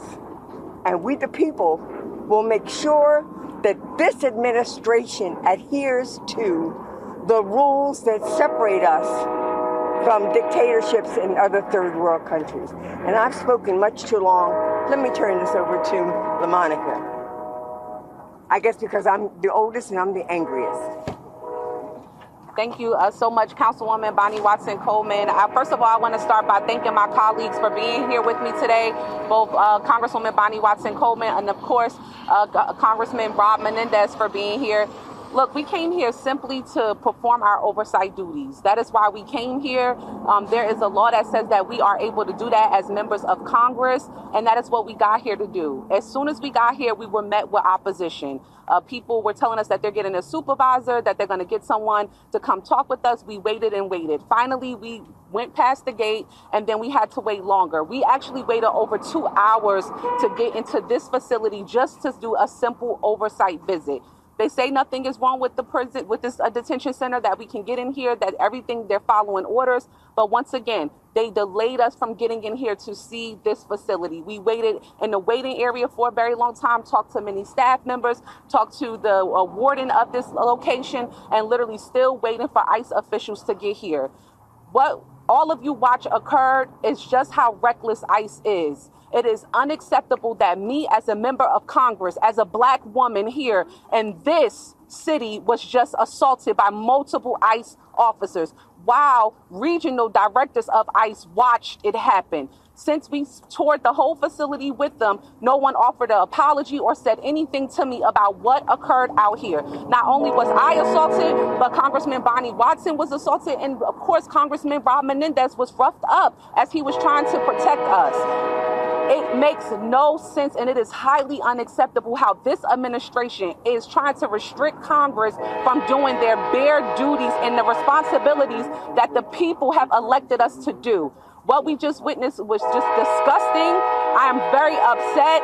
I am very angry, and I am very hurt that they could be able to do something like that to us. These are people who are supposed to be officers, who are supposed to protect us, and they have done none of that. If they can treat 3 members of Congress like that, just imagine how they can treat people on the street each and every day, both undocumented and people who are citizens here in this country. It makes absolutely no sense to arrest the mayor of the largest city of this state, who did nothing wrong. He went inside of the gate and told them that he was waiting for us to come out because we were conducting an oversight visit. They asked him to leave. He left out of the gate. Instead of the ICE officials that were here, who were supposed to be here to lead us on a tour, they then came out to have a huddle to talk about how the mayor was inside and that he should be arrested still because he was inside. They then came back out after the mayor was out here with you all, some of you out here. They then left us still. We're waiting for a visit to come back out here and arrest the mayor, who had already left off of their property from behind the gate. What we see here is despicable, and we should all be angry. This is unacceptable, and we should not allow this to be happening. At this time, I'm going to turn it over to my colleague, Rob Menendez.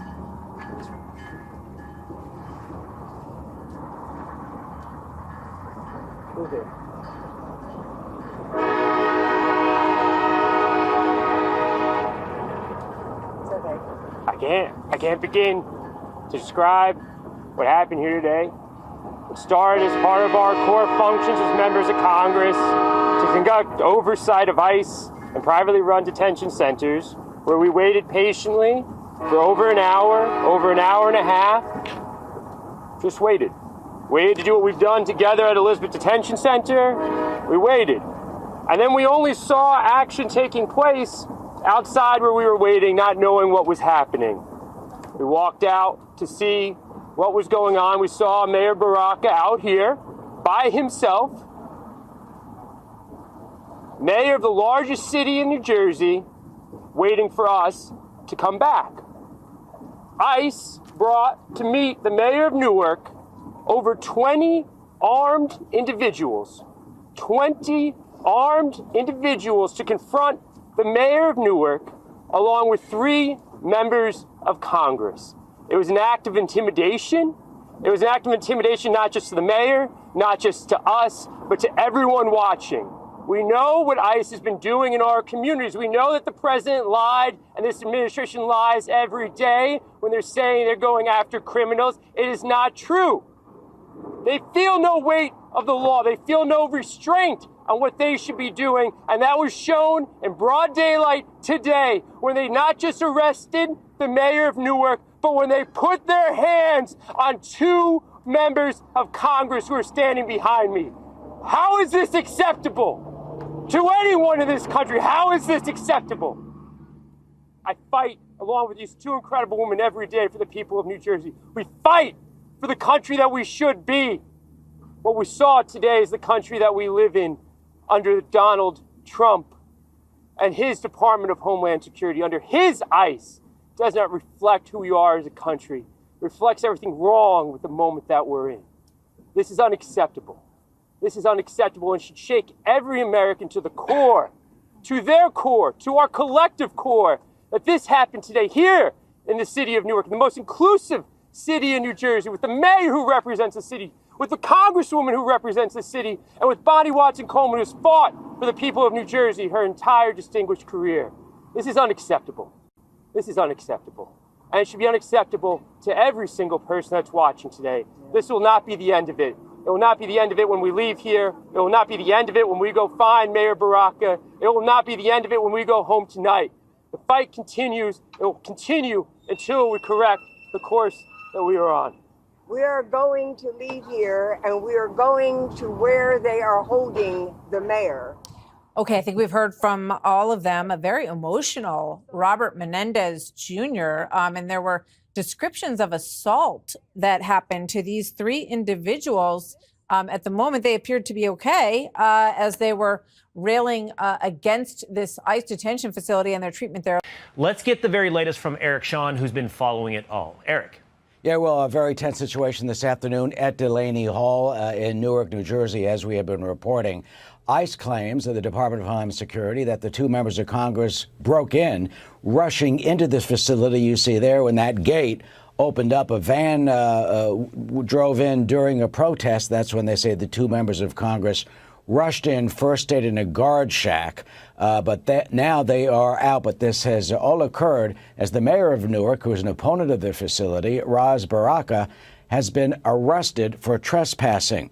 The DHS officials tell Fox News that during that demonstration, the two members of Congress were Congressman Robert Menendez Jr., son of the disgraced former senator, who was convicted of corruption and then resigned, and Congresswoman Bonnie Watson-Coleman. In a statement, DHS says the members of Congress storming into the detention center goes beyond bizarre political stunts and put the safety of our law enforcement agents and the detainees at risk. Members of Congress, it says, are not above the law and cannot illegally break into detention facilities. Had these members requested a tour, we would have facilitated a tour of the facility. It is an evolving situation. Well, Congressman Coleman has come out, and she said that they were roughed up inside along with the mayor. She blasted ICE and the Trump administration as violating the law. Meanwhile, interim U.S. Attorney for Newark, Alina Habba, just told Fox News that the officials were not harmed. She calls this a political stunt and political grandstanding. Newark Mayor Ras Baraka, he's been trying to shut this place down, claiming the city is not giving it a permit because it failed fire inspections. Here he is on Monday saying the problem is the Trump administration and the ICE actions against some of these detainees and the Trump policy dealing with illegal immigration. Here's the mayor. These people are dangerous, dangerous to our community, dangerous to democracy as a whole, dangerous to the Constitution of the United States, and everybody should be as alarmed as we are. Well, we're told that the mayor has now been taken to, or is being taken to a federal facility. Some of the protesters, members of Congress, are going to where the mayor is now being held. He was apparently handcuffed during his arrest for trespassing. The facility, by the way, had been closed for a long time. It is operated by a private company. It has reopened the past few months, and it is being expanded to house about 1,000 beds, certainly a center of controversy in the sanctuary city and sanctuary state of New Jersey. Well, back to you. All right. Thank you for the latest, Eric. Excellent reporting. While we're listening to you, Eric, we see video on our screen, relatively tame video of what's happening. Eric, I would love to ask you a question because there's video circulating as well online that shows a much more physical confrontation. And I'm curious if you have any color on exactly what went down there. The mayor has been arrested, to your point. We see what looks like aggressive action outside the gates with a crowd around many of these elected members. And there is no doubt there's pushing, there's shoving. It is physical. Well, emotions, Will, on this issue are running very high, especially in the dense northeast cities in which many illegal or undocumented migrants and immigrants live. So you have that element here who have been out protesting the policies of the Trump administration. So you have a mixture. You've got high emotions outside. You have the representatives trying to represent their constituents. They go inside. And Alina Habba told Fox News just in the last hour that Mayor Ras Baraka was asked multiple times to leave the facility, and he did not. That's why he was arrested. It's also important to note that he is part of the he's running for the Democratic nomination for governor. So some critics think politics may have a part in all this too. Yeah, Lord. ICE facility is the next thing for the Democrat to start storming into and saying, you know what, we're not going to take your deportation mandate, okay? We're going to fight you physically if we have to, allegedly, like what we saw in the video. But moving forward, the OG, the 45th and the 47th in the Oval Office. We have some executive orders that we're going to be signing right now that are very important. They're really redos from some horrible mistakes made by Biden and his group. By Biden. And we're changing them back so that we can lead a normal life, a good life. And they're actually very important. And from the standpoint of lifestyle, they're very important. So I'd ask Will to maybe explain them. And we'll ask some of our congressmen and senators to say a few words, please. Yes, Mr. President. As you said, we have 4 bills for your attention today. These are bills that have been passed by Congress. In the closing days of the Biden administration, they pushed through a large number of rules and regulations that really hurt ordinary Americans, including in their own homes. So the first of these is HJR 20. This is a bill that repeals Biden-era regulations relating to consumer water heaters, consumer gas-fired water heaters. Who was in charge of this one? This is Gary and myself, sir. Gary Palmer sponsored it, but this bill specifically saves a factory in my district. 300 Georgians will continue to have their jobs as soon as you sign that. Mr. President, this rule was issued on Christmas Eve, thinking that we wouldn't be keeping up with what the Biden administration was doing, but we moved quickly to get and this bill. And this was on introduced. gas heaters. Banning natural gas. Isn't that tankless ridiculous? water heaters. And how were you supposed to get your heat then? Through electric? That's through electric. Yeah. Was that basically it? Electric heat, which isn't as good. Crazy.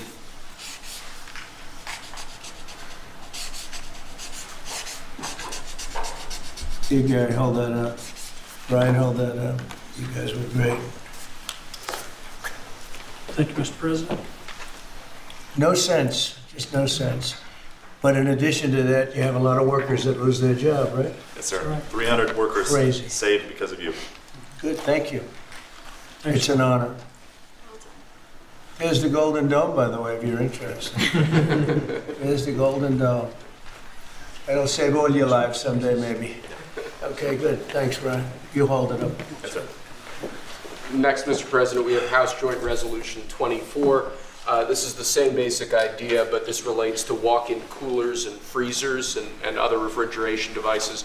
Again, last-minute Biden-era regulation that hits ordinary Americans hard. And what do they do? They put increase, in. They increase the energy efficiency requirements for walk-in coolers and freezers, and therefore putting an undue burden on businesses across the country. Everything from restaurants to pharmacies, hospitals were all to a point where it didn't impacted. work. In other words, they made the restrictions so strong that it didn't work. And it was going to cost them so much money to actually meet the energy efficiency standards, which didn't really save much money. So this is going to actually help our small businesses across the country, Mr. President. Good.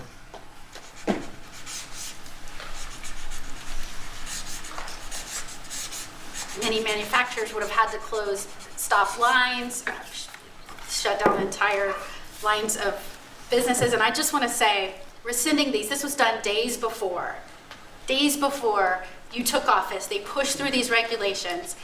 They didn't think about the cost to businesses. They didn't put American interests first. They didn't put American businesses first. I am so grateful we finally have a president who's not only walking back these insane burdensome regulations that are ultimately going to cost us Americans and American businesses, but that you are thinking about the next generation. And as we're leading into Mother's Day, some of us are trying to parent and serve this country at the same time. Thank you for welcoming my son, who is 15, with his mother serving, watching what we're doing for him and generations to come. You are making this country stronger for them. Thank you. Thank you very much. Good luck. Right? Take care of your mom. Okay, have that. You want to hold that up there? So Thank you. That's a big one, isn't it, huh? Common sense. It's all about common sense, right? Okay, Will, go ahead. Next, sir, this is House Joint Resolution 42. Again, this is a rescission of a Biden-era regulation, in this case relating to energy conservation standards for household appliances and certain consumer products. Yeah.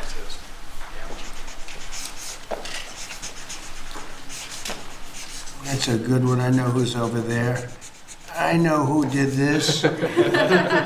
Explain that, please. Sure. Look, this is helping fight inflation because the cost of the burden on appliance manufacturers is going to drive up the cost of them producing household products, which means that when you go buy a washer, dryer, any appliance, it was going to drive up the cost for consumers. It reduces consumer choice. But in the bottom line, we've been trying to fight inflation. This fights inflation. This takes the cost out of producing these products that Americans need every day. And when you add all this up, it's one regulation here, one regulation there. They always say it's de minimis, but when you add it all up, it costs a lot to American consumers, and this is fighting back. And it's not as good. And it's not as good. Not nearly as good, not nearly as efficient, and more costly. Other than that, it's wonderful. Thank you. Great job. Thank you very much. Great. Fantastic. Okay. And lastly, sir, we have House Joint Resolution 75. Again, this is a rescission of a Biden-era regulation, in this case relating to energy standards for commercial refrigerators, freezers, and refrigerator freezers.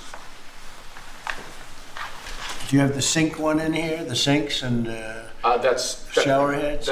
We have an executive order on that coming for you later, sir. Yes, That's sir. coming when?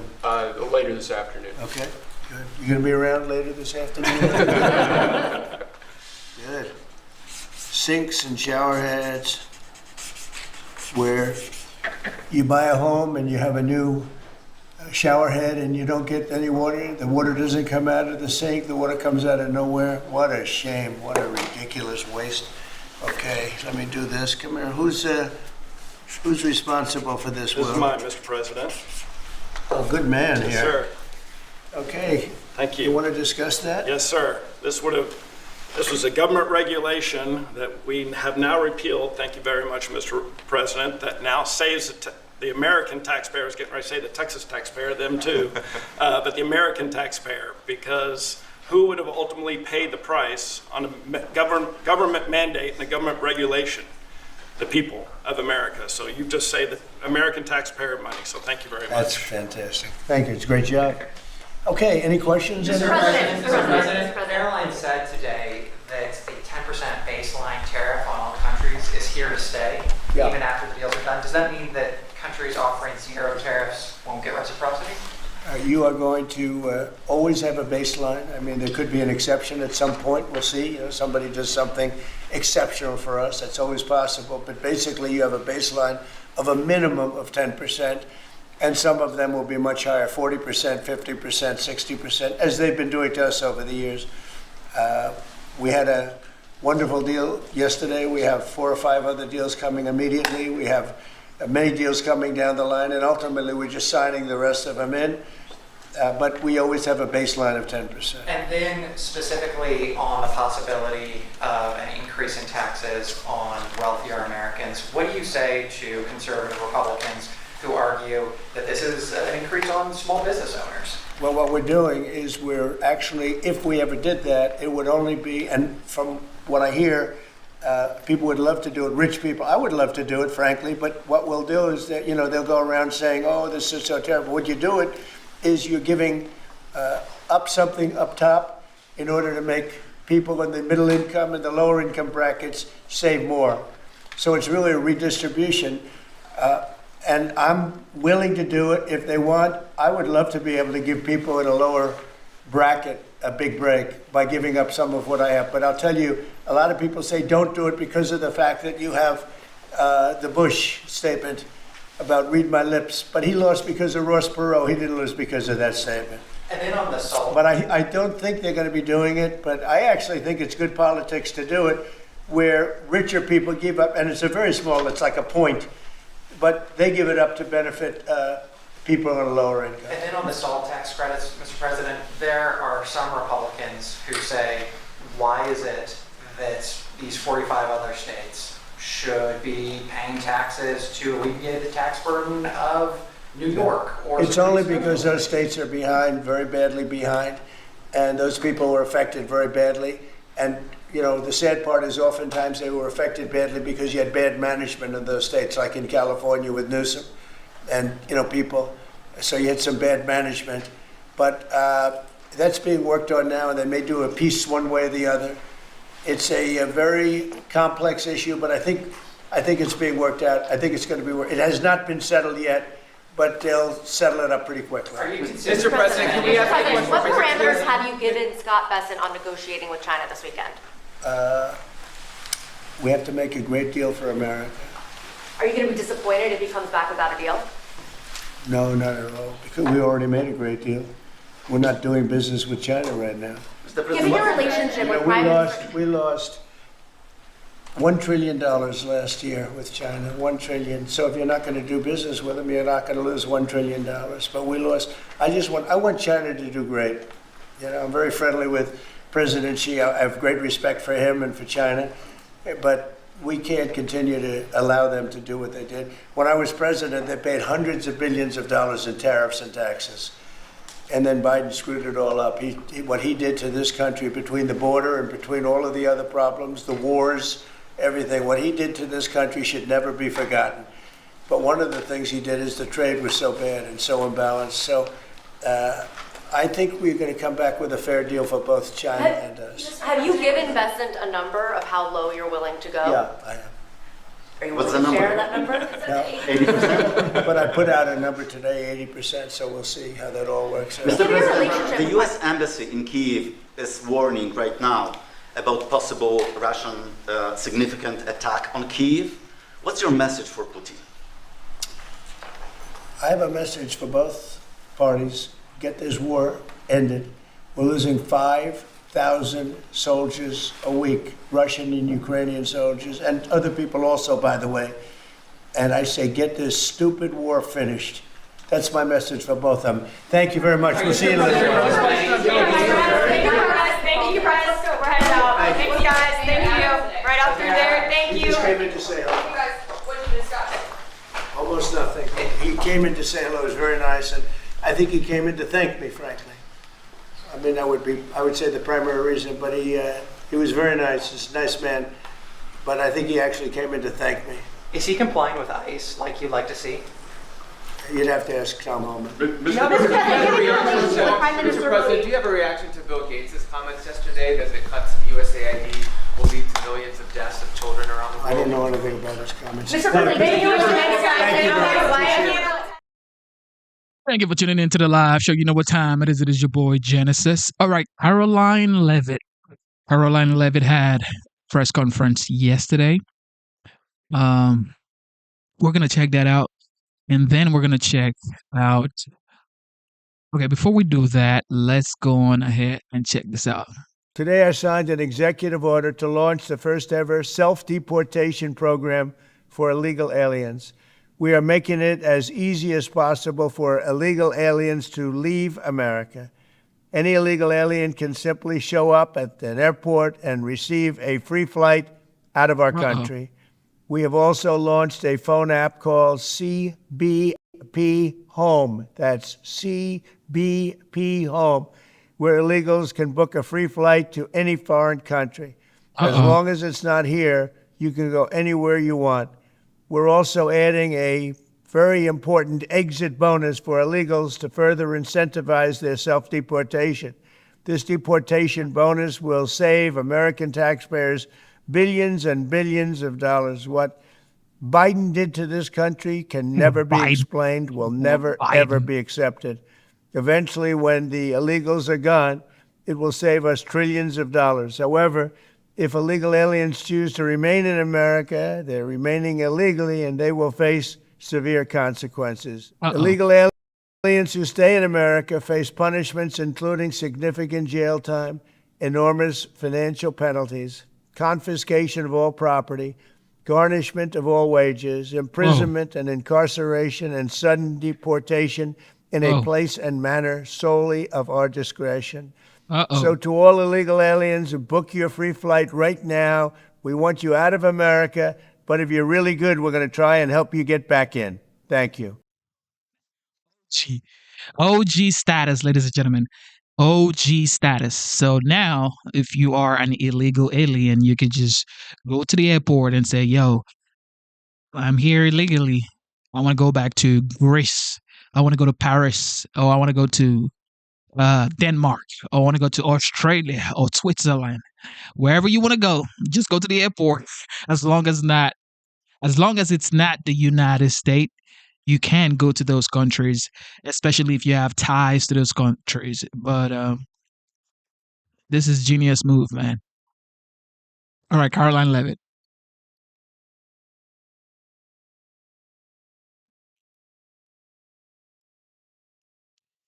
Caroline Levitt is definitely, she's been doing a great job for sure. Being the youngest press secretary, she's done a great job. Good afternoon, everybody. Good to see all of you. Happy Friday.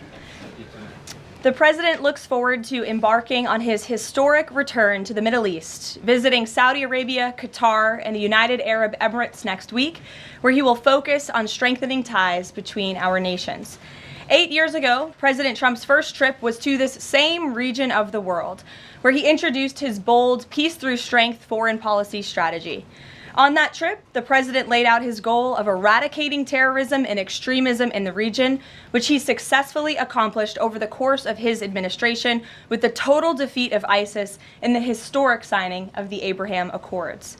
Now, 8 years later, President Trump will return to re-emphasize his continued vision for a proud, prosperous, and successful Middle East, where the United States and Middle Eastern nations are in cooperative relationships, and where extremism is defeated in place of commerce and cultural exchanges.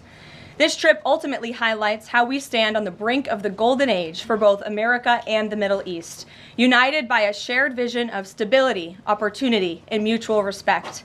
The president greatly looks forward to visiting with our brave men and women in uniform at our U.S. Air Base in Qatar throughout this trip. Yesterday, President Trump demonstrated the art of the deal and secured a historic trade agreement, despite all of the naysayers who said no deals were coming. That, of course, turned out to be untrue. On the 80th anniversary of Victory Day for World War II, President Trump announced a great deal that provides American companies unprecedented access to the UK markets while bolstering U.S. national security. This trade deal will massively expand U.S. market access in the United Kingdom, creating a $5 billion opportunity for new exports for U.S. farmers, ranchers, and producers. This includes more than $700 billion in ethanol exports and $250 million in other agricultural products like good old American beef. The deal commits the United States and United Kingdom to work together to enhance industrial and agricultural market access and strengthens American competitiveness. Importantly, the deal also ensures streamlined customs procedures for U.S. exports. The UK will also be purchasing $10 billion of American-made Boeing planes as part of the deal. A trade agreement like this between the United States and the United Kingdom was being worked on for many years, but continued to prove elusive. But because of President Trump's bold negotiating approach, he got it done. All of this happened because of President Trump's implementation of powerful tariffs to end the era of economic surrender and rebalance America's trading agreements. American workers and companies are the best in the world, and they finally have a president who has their backs, fights for them, and delivers good deals that puts them first. This is just the first of many trade deals to come. Get ready for more historic deals and our country to boom like never before. On that note, Treasury Secretary Scott Bessent and Ambassador Jamieson Greer will meet with the lead representatives on economic matters from the People's Republic of China over the weekend in Switzerland. As President Trump has said, the United States and China have been talking for some time over the course of the administration, and now teams from both countries will meet in person to continue discussions. You can be certain that President Trump and his trade team will ensure we work to achieve the best deal possible for America. In other news, the Trump administration just announced a new incentive for illegal aliens living in the United States to self-deport. Eligible illegal aliens who now use the CBP Home app to self-deport will receive a clear, safe way to leave the United States. Their plane tickets home may be paid for, and they will receive a $1,000 stipend once we have confirmation that they have left our country. This new feature will allow illegal aliens to have a planned departure out of the country and to leave as soon as possible in a dignified way. If illegal aliens make the right decision here and submit their intent to depart through the CBP Home app and pass extensive vetting, they will be temporarily deprioritized for ICE detention and enforcement action before their scheduled departure. And leaving voluntarily in this matter may improve their legal immigration options in the future. This initiative will also save massive amounts of money for American taxpayers. Voluntary departures are much more cost-effective than traditional removals. By deploying the CBP Home app in this new way, President Trump is aiming to reduce the need for costly arrests, detentions, and court proceedings. Currently, the average cost of traditional removal is more than $17,000 per illegal alien. Our projections estimate that the use of the CBP Home app will massively reduce that financial burden by approximately 70%, so taxpayer dollars can be redirected and our brave immigration law enforcement officers can focus on removing the most violent illegal aliens hiding in our communities. Finally, it was announced this morning that First Lady Melania Trump secured a $25 million investment in President Trump's budget to provide housing and support for youth transitioning out of foster care. And in recognition of the 7th anniversary of Mrs. Trump's Be Best initiative, the U.S. Department of Housing and Urban Development allocated funds toward the agency Foster Youth to Independence program.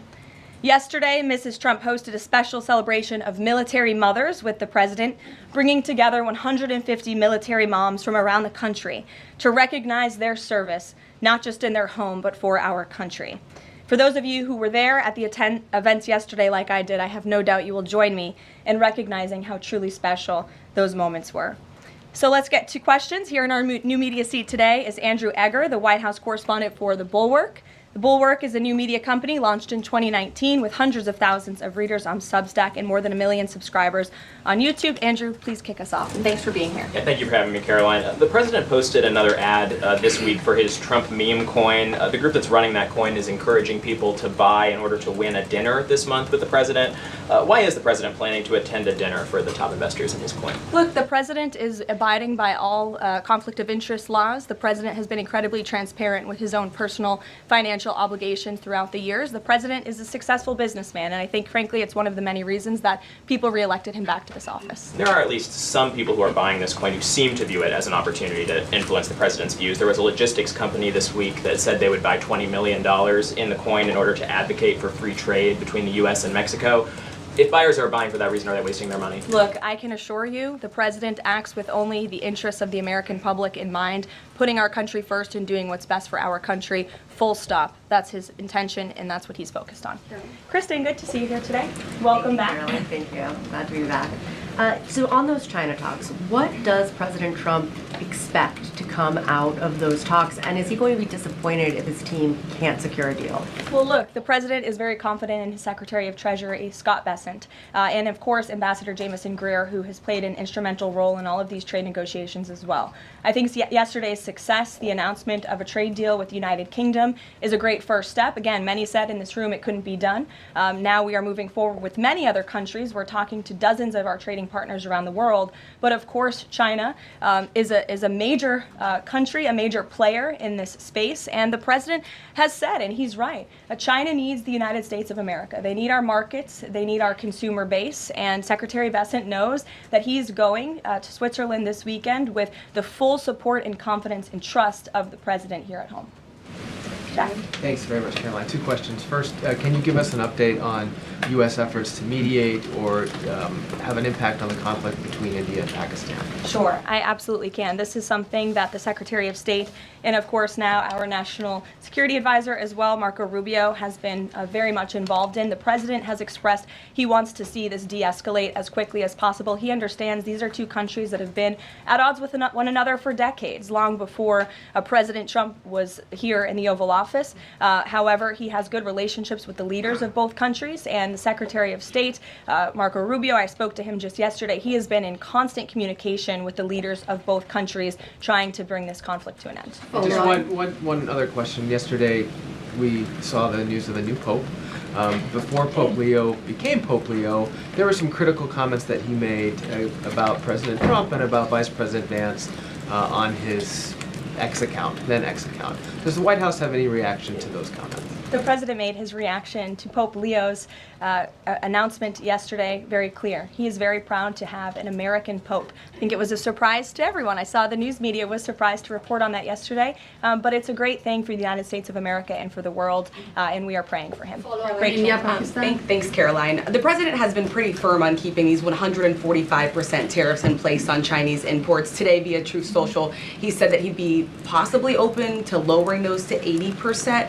Why the change, and how did the President land on 80? The President still remains with his position that he is not going to unilaterally bring down tariffs on China. We need to see concessions from them as well. And again, that's part of the reason that Secretary Bessent is going to talk to his Chinese counterparts this weekend to start those discussions in person. As for the 80% number, that was a number the President threw out there, and we'll see what happens this weekend. And always in the effort of transparency, I'm sure you'll hear directly from the Treasury Secretary or the President after those negotiations conclude.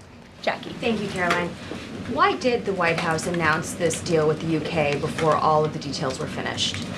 That's not true, actually. I saw the fact sheet. I saw the deal as well before the President brought all of you in the Oval Office in the effort of transparency. You had the President and the Prime Minister on the phone talking to all of you directly about how this was a great deal, a phenomenal deal, and discussions will continue. But as I spoke to our Ambassador Greer yesterday, this is how trade deals work. You set an initial agreement, you set the framework, you set up the deal, and then of course, T's have to be crossed and I's have to be dotted, but this deal is a good deal, and the numbers are determined, and all of the market access that I just discussed will remain. Does that mean that the 10% baseline is going to still be there at the end when all of the other details are ironed out? The President is committed to the 10% baseline tariff, not just for the United Kingdom, but for his trade negotiations with all other countries as well. Permanently, even after the deals are done, like that is going to remain? The President is determined to continue with that 10% baseline tariff. I just spoke to him about it earlier. Stephen. Thank you, Caroline. I'd like to ask about New York and about a personnel matter. On New York, the mayor, Eric Adams, is here today. Could you tell us anything more about the visit, who initiated it, what they're talking about? And also, is there any comment from the White House on the air traffic control issues in New York? All I will say on Mayor Eric Adams is that he requested a meeting with the President, and the President was willing to take it. If the President wishes to discuss his private meeting afterwards, I will let him do that himself.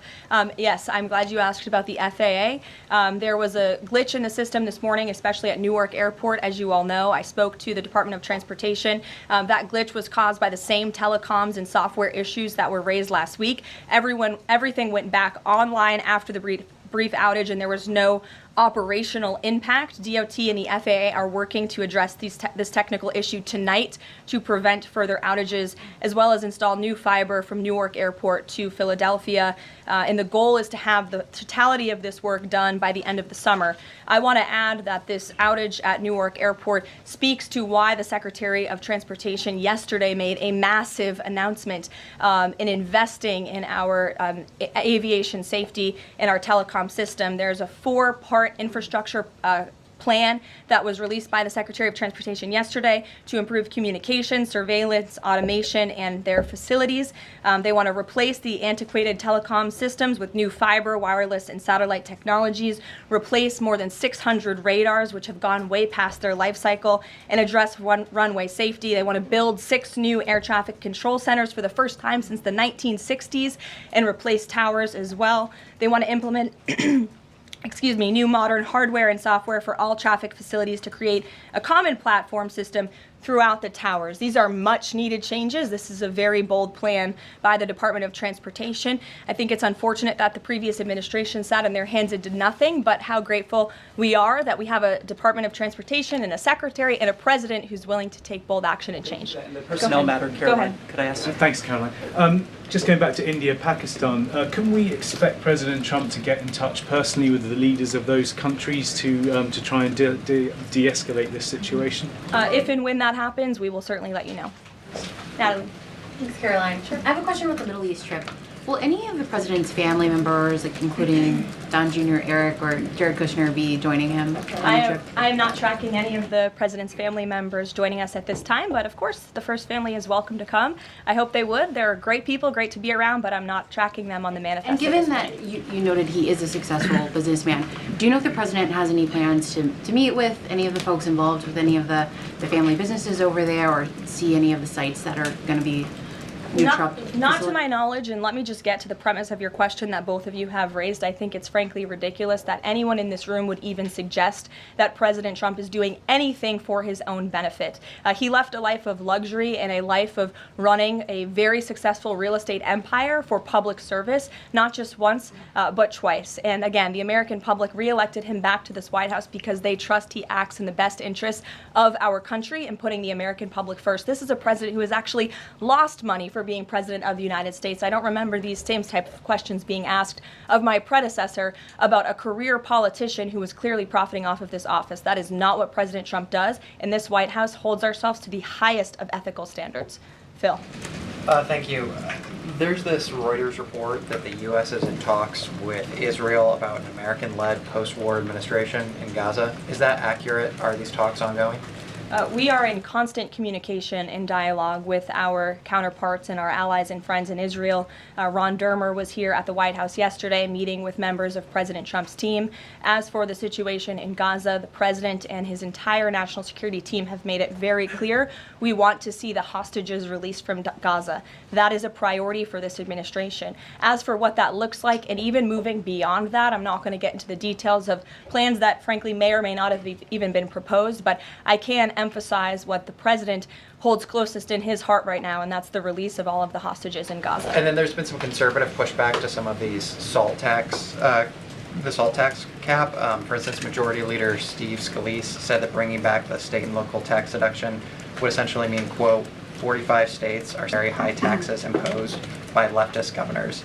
Is he wrong? Is it fair to ask red Indiana to bail out blue New York? Well, look, this is an ongoing discussion on the Hill. There's a lot of disagreement on Capitol Hill right now about the SALT tax proposal, and we will let them work it out. As for the tax provisions in the reconciliation bill, the priorities of this president, he has made them incredibly clear. No tax on tips for our hardworking service workers, no tax on Social Security for our well-deserving seniors who have worked their whole lives to pay into this system, no tax on overtime for hardworking Americans as well, and there's a plethora of other priorities the president wants to see in this bill. Anyone who opposes this bill will be opposing the largest tax cut in American history. They will be voting to raise taxes by the tune of $4 trillion on the middle class of this country, and we look forward to holding them accountable for that. Everyone on Capitol Hill on both sides of the aisle should be supportive of the president's tax priorities. Follow up on that? Go ahead.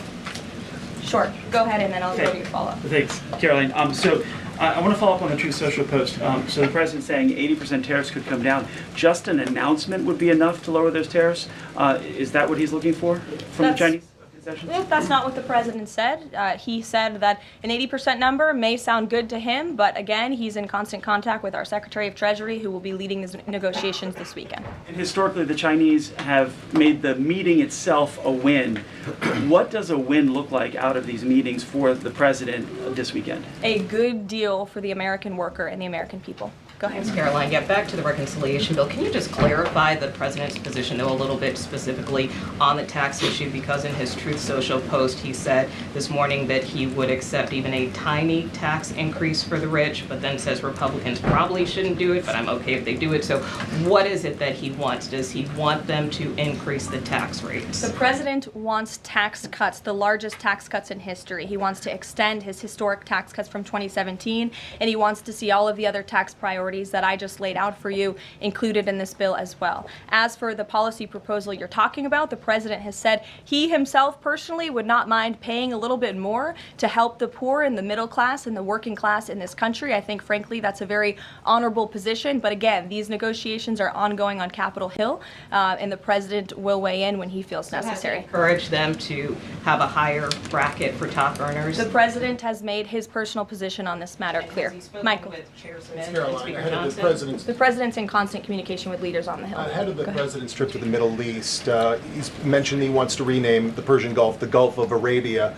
Iran is now saying that doing so will bring the wrath of all Iranians. Can you talk about the support that the Gulf of Arabia has in the region and why this is important to the president? Well, first of all, the president has said he hasn't made a determination yet. That was in the news that you guys all asked him about it, and he said he wasn't quite sure. So he hasn't made a definitive decision on that yet. And secondly, Caroline, the president has shown support for South African refugees that are coming to the United States next week. Can you talk about what these refugees are fleeing and why this is a priority for the administration? Well, the president has actually signed an executive order on that matter. My office can get it back to you, Michael. But this group in South Africa has faced racial persecution. In fact, the government there has vowed to take away their farmland that they own.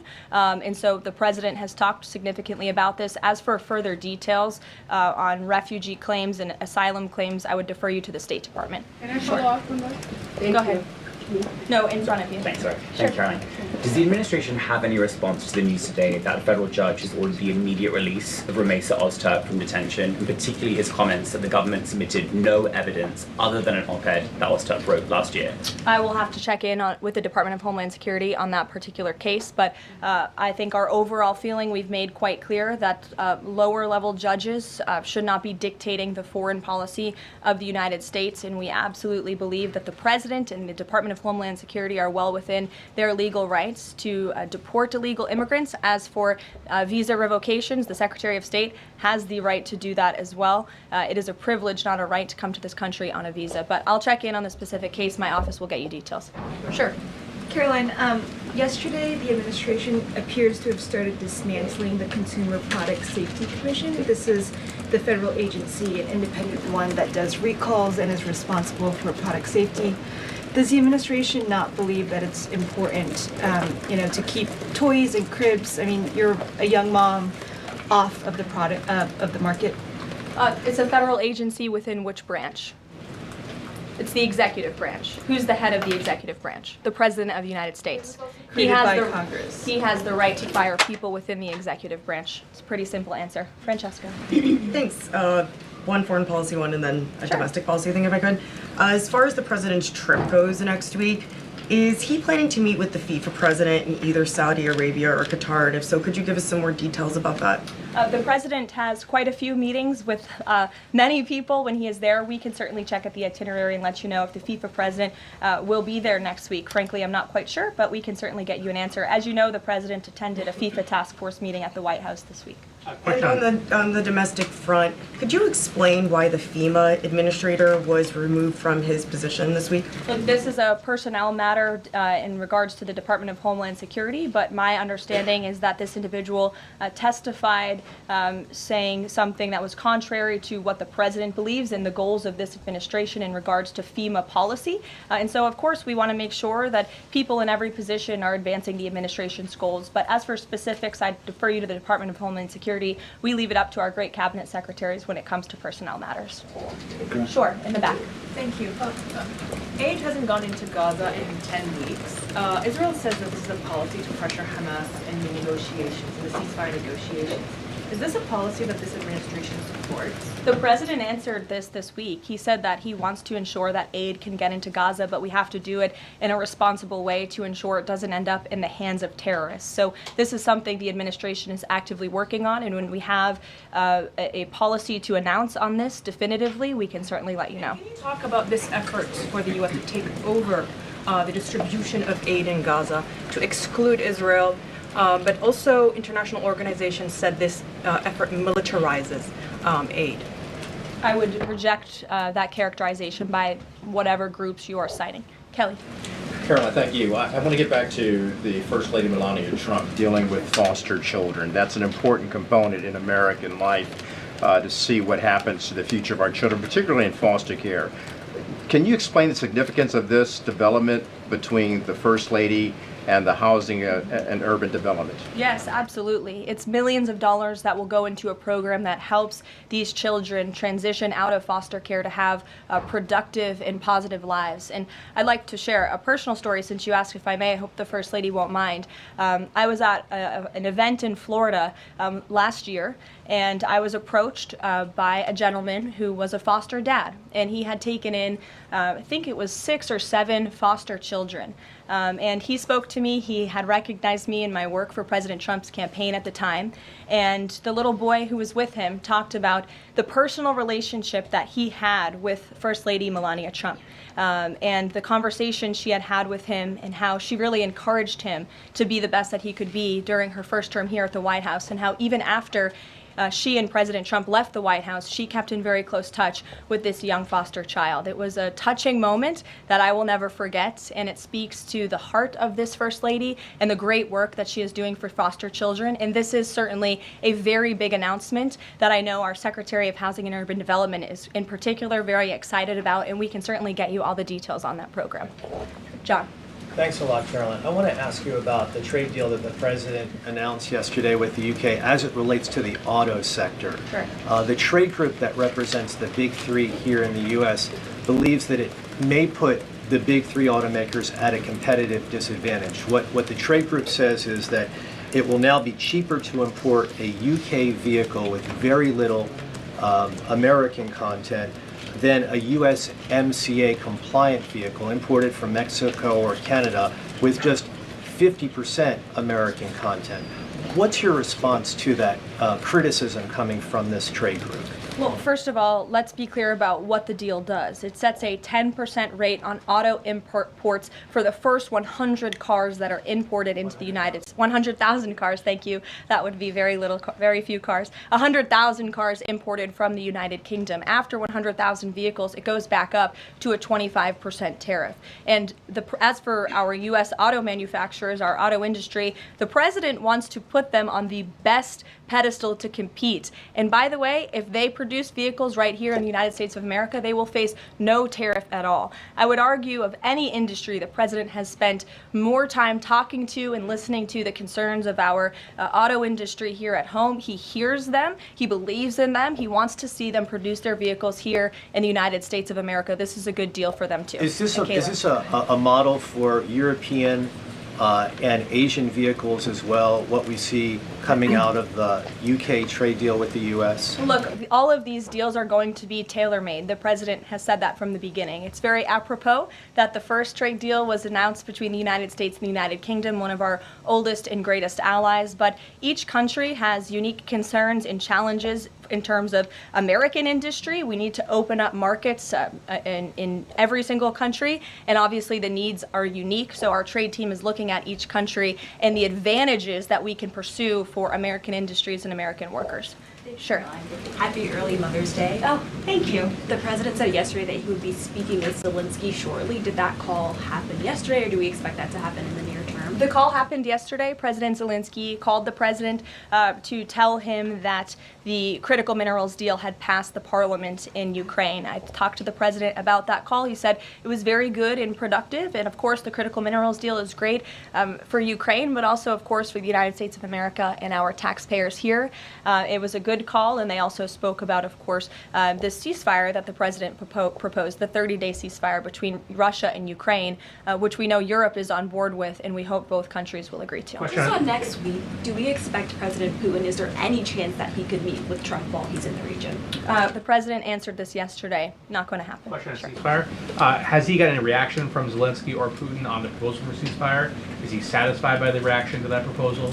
Not to my knowledge, but certainly if there is a reaction and updates, I'm sure you'll hear directly from the president. Question, the president fired the Librarian of Congress. Why did he choose to do that? We felt she did not fit the needs of the American people. There were quite concerning things that she had done at the Library of Congress in the pursuit of DEI and putting inappropriate books in the library for children, and we don't believe that she was serving the interests of the American taxpayer well, so she has been removed from her position, and the president is well within his rights to do that. John. Thank you, Caroline. Happy Mother's Day as well. Thank you. President Trump ran on delivering the biggest tax cut in history, got over 70 million votes. Right now, you got a handful of obstructionists in the Republican conference that are saying they're not going to go along with his tax cut package. You just said those that don't will be held accountable. What is your description of being held accountable? Well, look, I think they'll be held accountable by the voters in their respective districts if they choose to vote for a tax hike to the tune of $4 trillion, which would raise taxes to thousands of dollars per household in this country. The president has great political instincts. That's why he's back in the Oval Office, and Capitol Hill should follow his lead. As for the president, speaking of him, he will be signing executive orders later this afternoon. We are happy to provide more information on those executive orders if you wish. Thank you for the Mother's Day wishes, and happy Mother's Day to all of the moms in the room. And don't forget to call your mom this Sunday. We'll see you guys later. Have a good weekend. Thank you, Caroline.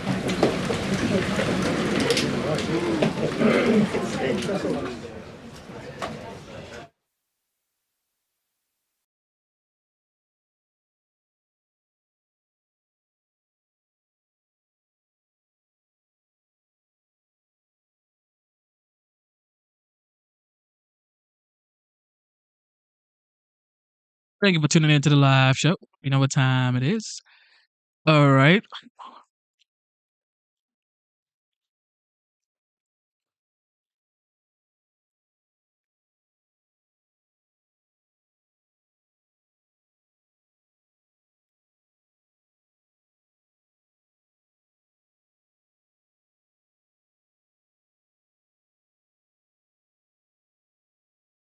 All right. The FIFA World Cup.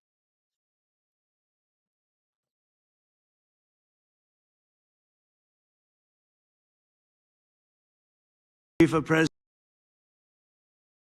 President Gianni Infantino, FIFA Senior Advisor Carlos Cordero, and CEO of Fox Sports, Eric Shanks. Where's Eric? Where's Eric Shanks? Hello, Eric. You got a pretty good seat. I don't know. It's not bad. If I'm looking for you at this table, you should be at this table. Hi, Eric. Along with members of my cabinet, Scott Bessent, Pam Bondi, Howard Lutnick, Sean Duffy, Kristi Noem, Russ Vogt, Deputy Secretary Christopher Landau, and Deputy Secretary Steve Feinberg. I also want to welcome two of my very good friends, Bernard Arnault and Alex Arnault. They own a little company around the world. One of their smaller companies is Tiffany, and Tiffany made the beautiful trophy, and I guess it's around here someplace, not this one, the other one, wherever it may be. There it is behind me. And it's really a work of art, but I want to just welcome Bernard and Alex. Where are you? Where are you? Okay, good. They have no lack of cash. I know that. They're great, and they're great people. We've been friends for a long time. Thank you very much for being here. It's a great honor to have you both. We're also joined by Senators Shelley Moore Capito and Todd Young. Where are they?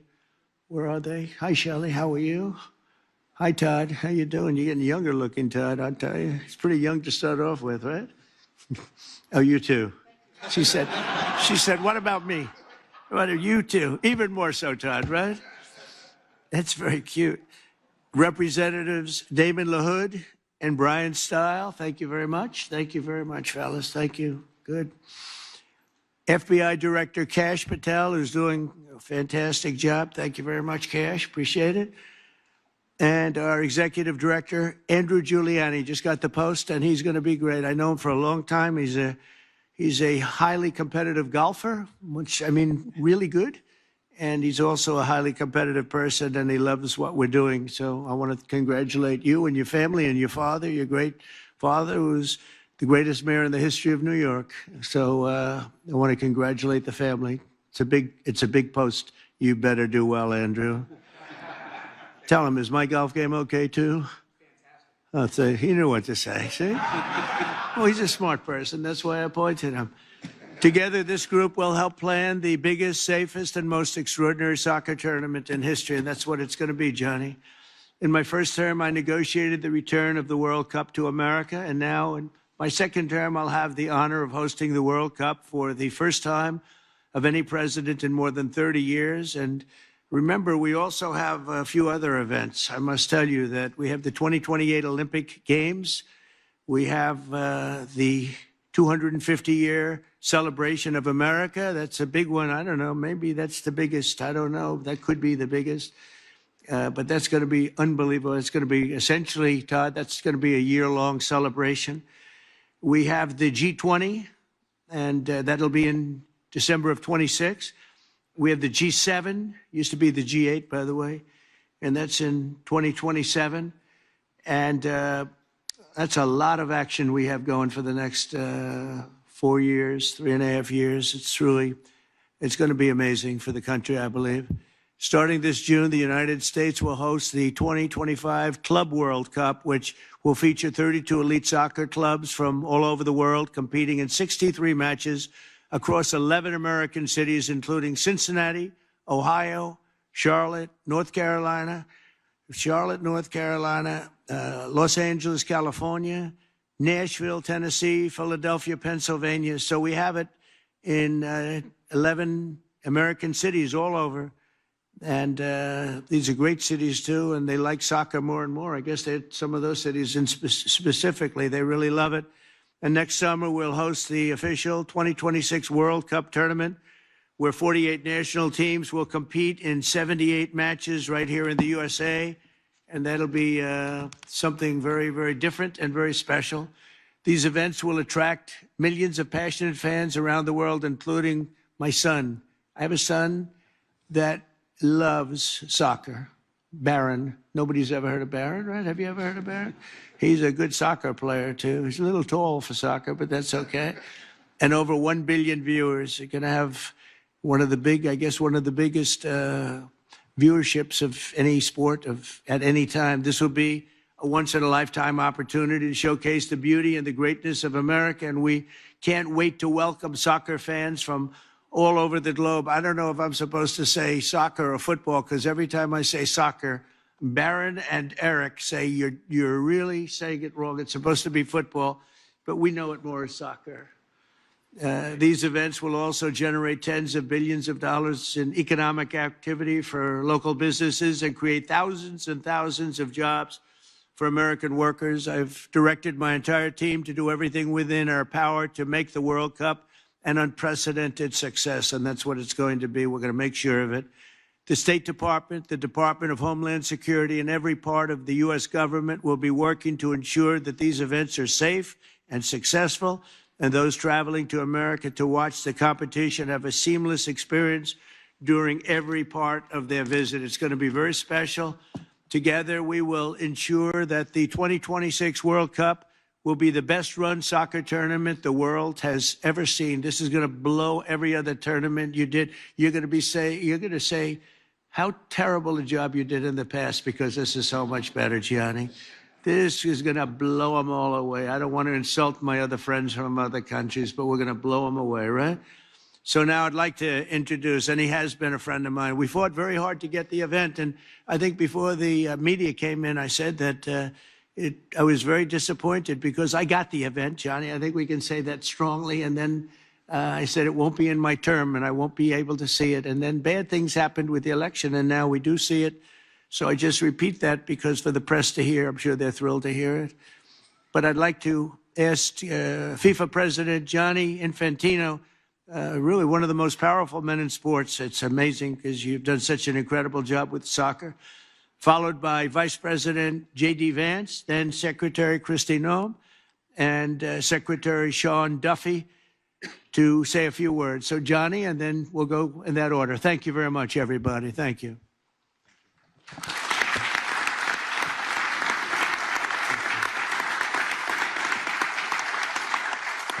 Well, thank you. Thank you very much, Mr.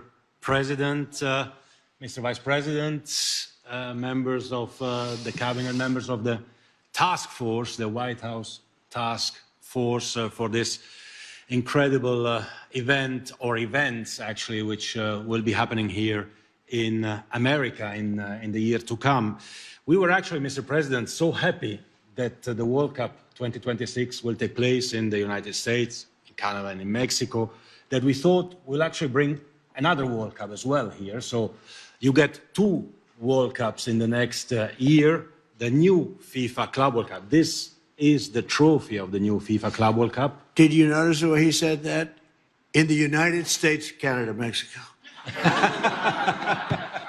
That's the way it's supposed to be. I had to interrupt. I'm sorry. Go ahead. No, well, it's true. 78 games will take place of the World Cup in the United States out of the 104 games. But the Club World Cup this year is a new competition, will take place in the United States, in 11 cities of the United States. It's new. It will make history in 250 years when they will celebrate the 250 years anniversary of the FIFA Club World Cup. Well, they will speak about this meeting. They will speak about the United States of America because it is a big event. The 32 best club teams in the world, with players from over 90 different countries, will come here for the first time in history to compete, and we'll see who is the real world champion in club football. And this happens before the World Cup, of course, next year. So in 40 days, bit less than 40 days, on the 14th of June in Miami, we will open the FIFA Club World Cup. Opening game, the final on the 13th of July in New York, New Jersey, and in between 63 top games of the best players, of the best clubs in the world who want to win this trophy here, crafted by Tiffany, and I'm thanking as well the Arnaud family for being here. They are in soccer as well now in Paris. They've just been promoted to the top division. So congratulations for that. Actually, Mr. President, soccer or football, maybe we can clarify that here. I'll do whatever Let me give it a try, if I may. So we, basically, everyone outside of this beautiful country, we call football a game we play with our feet. Right. That's why we call it football. Makes sense. Makes sense. It makes a lot of sense. You, in this beautiful country, you call football a game you play with your hands, right? So I don't know who's right, but the important, Mr. President, whether we call it soccer or football, is that we have fun, that we enjoy, and that's what FIFA is about. FIFA is, I say this as well to all the media present, because everyone else knows it, FIFA is an official provider of happiness to humanity. And in the next year, we are providing happiness to humanity from the United States of America. And that's why we are happy to be here. So we have the Club World Cup this year. We have the World Cup next year, United States, Canada, and Mexico. Of course, 104 games, Mr. President, 104 Super Bowls in 1 month. We'll have 6 billion viewers.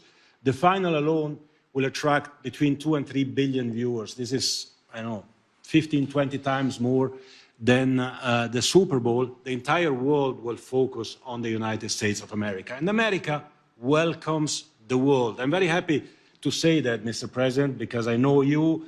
I've had meetings with several members of your cabinet as well. You have established this task force. America will welcome the world, everyone who wants to come here to enjoy, to have fun, to celebrate the game, will be able to do that in the host cities, in the 11 cities all over the country, in all these fan festivals that we will create. We have 10 million tickets for sale, so anyone who doesn't yet have a ticket, go on FIFA.com/tickets. 10 million tickets, 3.5 million for the Club World Cup, 6.5 million for the World Cup. And how do we measure success, Mr. President? Well, in many ways, of course. Full stadiums is one of that. The economic impact is another one of that. Dear Secretary, these 2 World Cups will bring almost 50 billion in economic output to the United States of America. They will create almost 300,000 jobs in America for the celebration of 2 World Cups, which will bring the world to the United States. A few million fans will come, a few billion will watch it from home, but everyone will be happy and everyone will be celebrating how the United States of America will put up the best events ever that the world has seen. Not just sport events, but the best events. We are here for that. We are here to work for that. We are here to work all together as a team to celebrate the United States, the 250th anniversary, as well to celebrate the world and the World Cup around a soccer ball or a football, and to make sure that everything happens as well, as you said, Mr. President, in a safe, in a secure environment. So we have, and the world has, of course, full and entire confidence in the United States and in all the partners, in all the agencies, to make sure that we will bring to the world something that they have never seen and they will probably never see again. Thank you very much. We are here for that, and I'm looking forward to these 2 World Cups. Thank you. Thank you, Mr. President.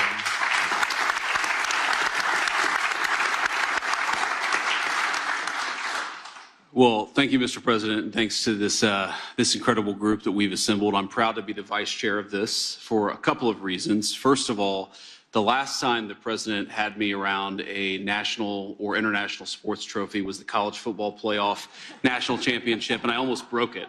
And so I appreciate the president giving me a second chance here. But as all of you know, soccer is a sport of incredible grace and finesse and beauty. These are 3 things that have nothing to do with politics, and so we're thrilled to have the FIFA World Cup in the United States of America. I think that you'll see the very best of the United States of America, both in athletic competition, but also in hospitality, something our boss knows quite a bit about.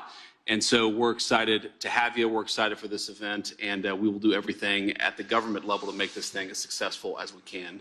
And I will say, before I turn it over to the next speaker, that, of course, everybody is welcome to come and see this incredible event. I know we'll have visitors probably from close to 100 countries. We want them to come. We want them to celebrate. We want them to watch the game. But when the time is up, they'll have to go home. Otherwise, they'll have to talk to Secretary Noem, who I'll turn it over to now. Well, thank you, Mr. President. Thank you so much for dreaming big dreams and doing unprecedented things. Your entire life you have stood for doing things that other people thought they couldn't do and accomplishing unprecedented events and achievements. And so this is one of those events that I think is going to be remarkable and will stand the test of time as the world's greatest sporting event ever held and conducted. You are honoring us by agreeing to be the chairman of this event. The vice president has greatly honored us by being the vice chair.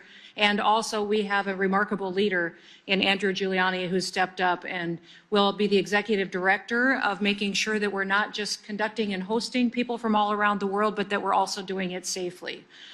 You have tasked our department, the Department of Homeland Security, with making sure these events are safe and secure.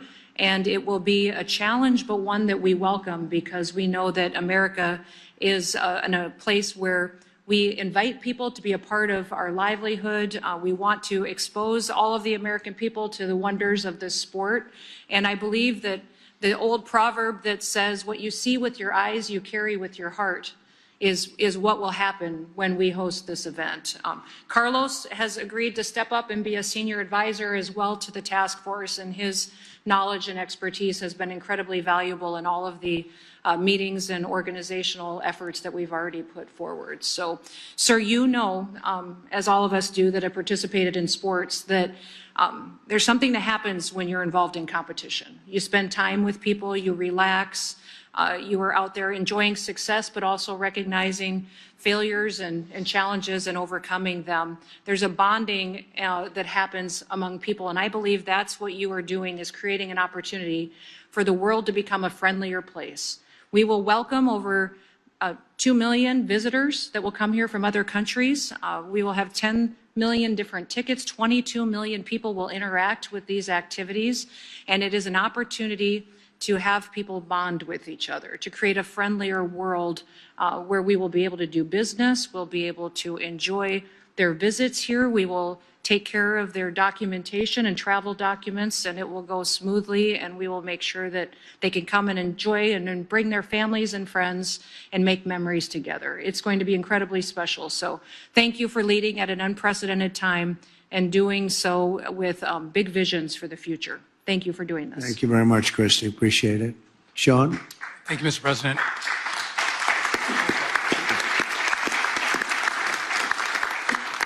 "11 U.S. cities, 78 games in the U.S., and I think you said it's just like 78 Super Bowls next summer in the U.S. So this is massive, Mr. President.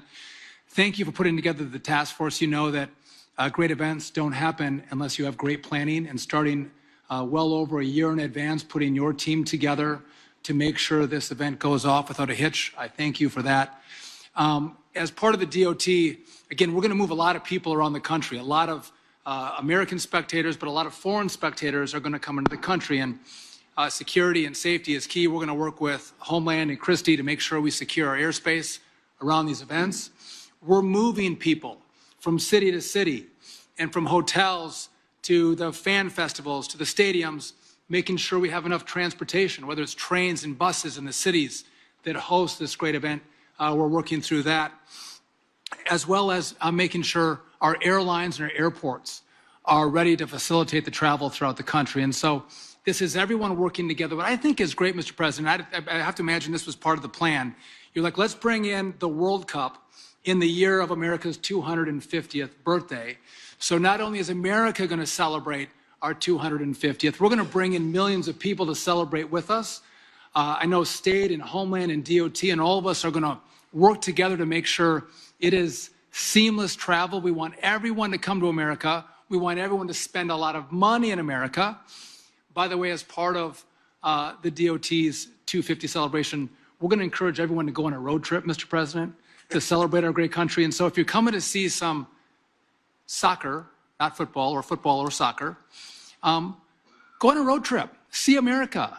Don't overstay your visa, don't stay too long, but when you come, actually see this great country that we're going to celebrate over the course of the next year. And again, we welcome everyone. This team is going to work full-heartedly together to make sure these events go off without a hitch, and we're all able to celebrate the great athletes from around the world, 48 countries coming in to compete in our great country. So thank you, Mr. President. Thank you very much, Sean. Thank you. Would you have any questions of these great people or anybody around the table, please? Yeah, please go ahead.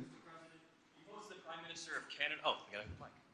Mr. President, you hosted the Prime Minister of Canada here today, and with him and with also the President of Mexico, there's been some recent tensions between them and the United States. Are you worried about any problems with that joint partnership as co-hosts of the World Cup next year? No, I don't see any tension either. We get along very well with both.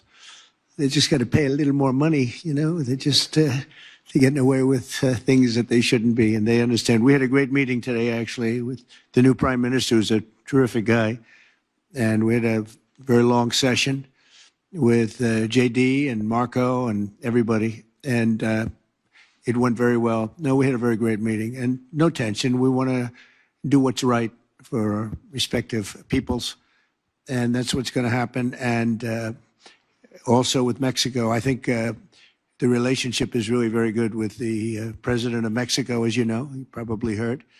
And we're going to have a very good relationship with regard to FIFA. I have no doubt about it. Johnny would know better than anybody, but you understand. I mean, I think the relationship is very good. Thank you very much. Question? Yeah, please. What will be the level of interaction, cooperation with Canada and Mexico as it relates to next year's World Cup? Are you already talking to them? Yeah, we are. It's total, complete. We talked about it even today at our meeting with Canada, and the level is total. It's going to be perfect. Going to be beautiful. They're very excited about it. Yeah, please. Around the world who want to come to the United States for the World Cup. Yeah. And if I may, just a second question for maybe Mr. Duffy. Secretary Duffy, is there anything long-lasting transportation-wise that Americans can expect from infrastructure being built for the World Cup. So we'll start with Christy in terms of the applications. Absolutely. This summer, by hosting the club championships, we're processing those travel documents and visa applications already and working with Carlos and Johnny and their team to make sure that they're done timely and being proactive of it. And that is obviously going to be a precursor to what we can do next year for the World Cup as well. So it is all being facilitated. We appreciate the partnership that we've got on all of this with the State Department as well. And I know we've got the Attorney General and Cash at the FBI too, interested in being all hands on deck to make sure this goes smoothly. Thank you. Sean? Yeah, so basically these are going to be short-term needs. So we're going to have to bring in, buses and additional forms of transportation. Miami doesn't have the capacity with their transit system to carry all of the people who are going to go from hotels and restaurants to stadiums and the fan centers. So we're going to have to manage those assets, bring them in from around the country to move people, but they won't be needed there long term. So again, I don't foresee long-term changes. This is a short-term push of folks coming in to see great soccer matches, and then they'll go home. Okay. Yeah, please. About your thoughts on Madison Square Garden.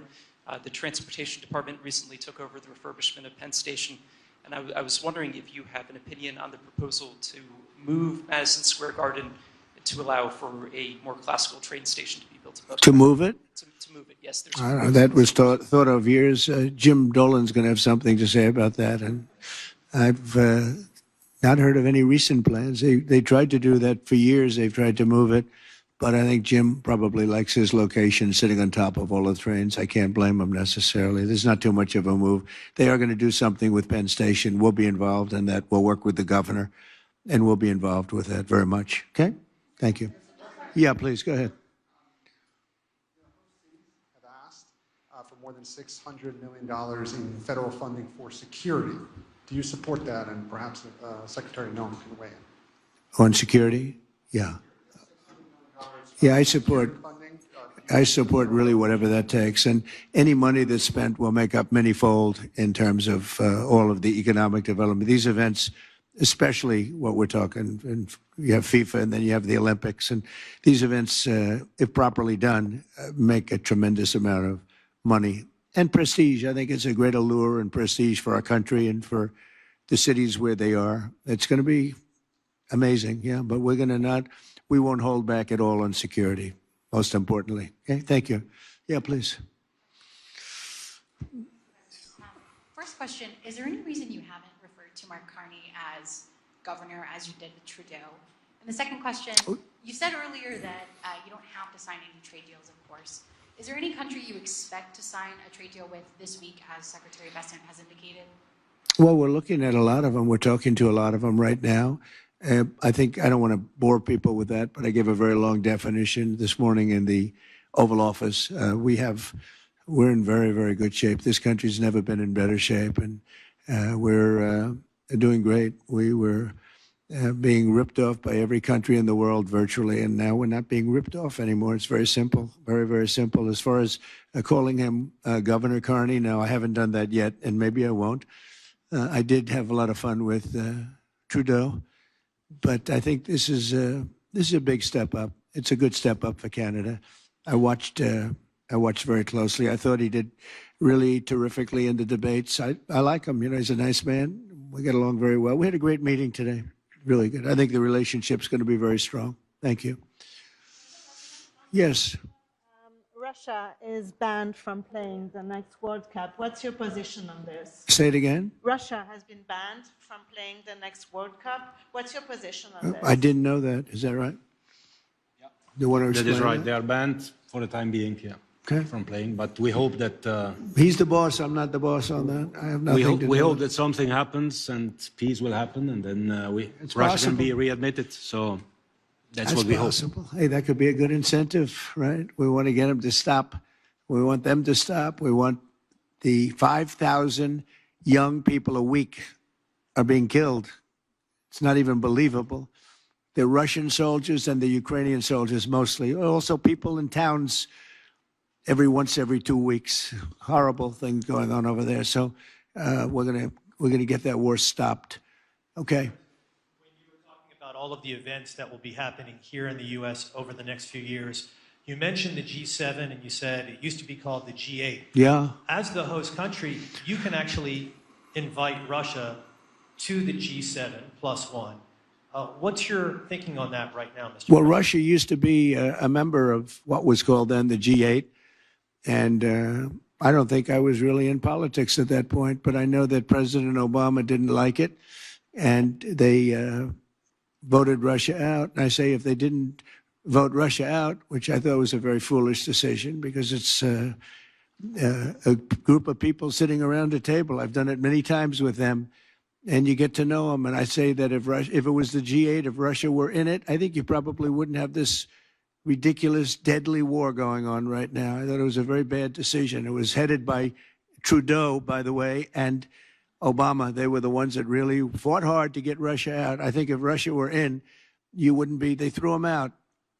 And because of that, maybe millions of people are dying.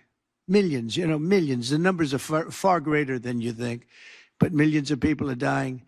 If he was sitting around a table with other people, 7 people, hammering him and saying, let's not do this, you would. I think you wouldn't probably have had the problems that you've had. So would you make a push, Mr. President, to get Russia back into this group? No, I think it's not good timing now.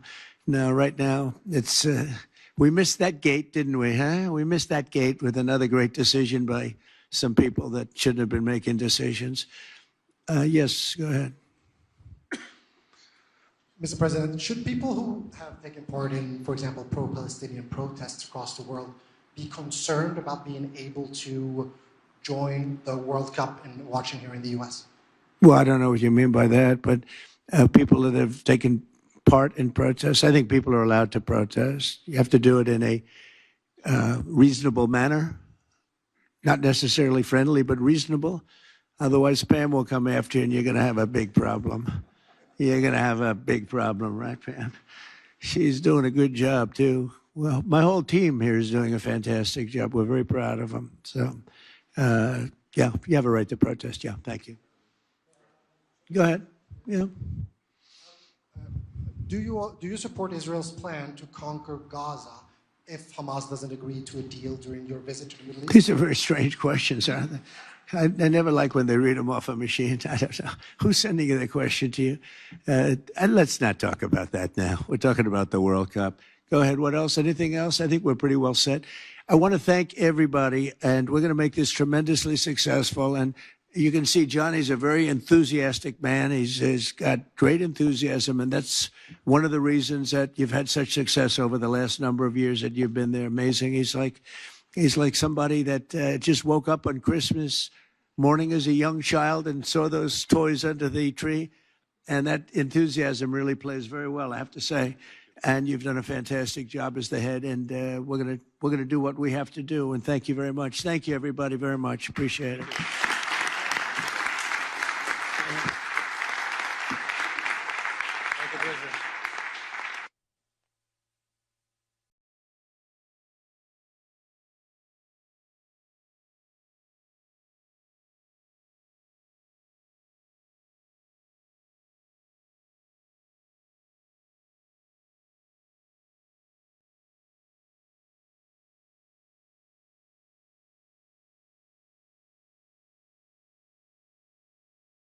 OG Trump. Making deals. Making deals back and forth.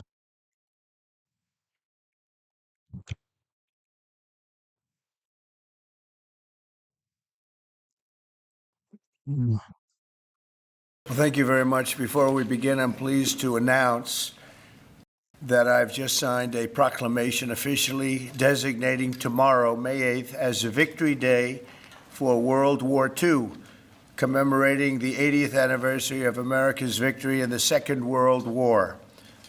All over the globe, our World War II allies are celebrating this week, but the United States has never joined in with the proper celebration of our own, and the victory was mostly accomplished because of us. Whether you like it or not, We came into that war and we won that war, and we had a lot of help from a lot of great people, a lot of great allies.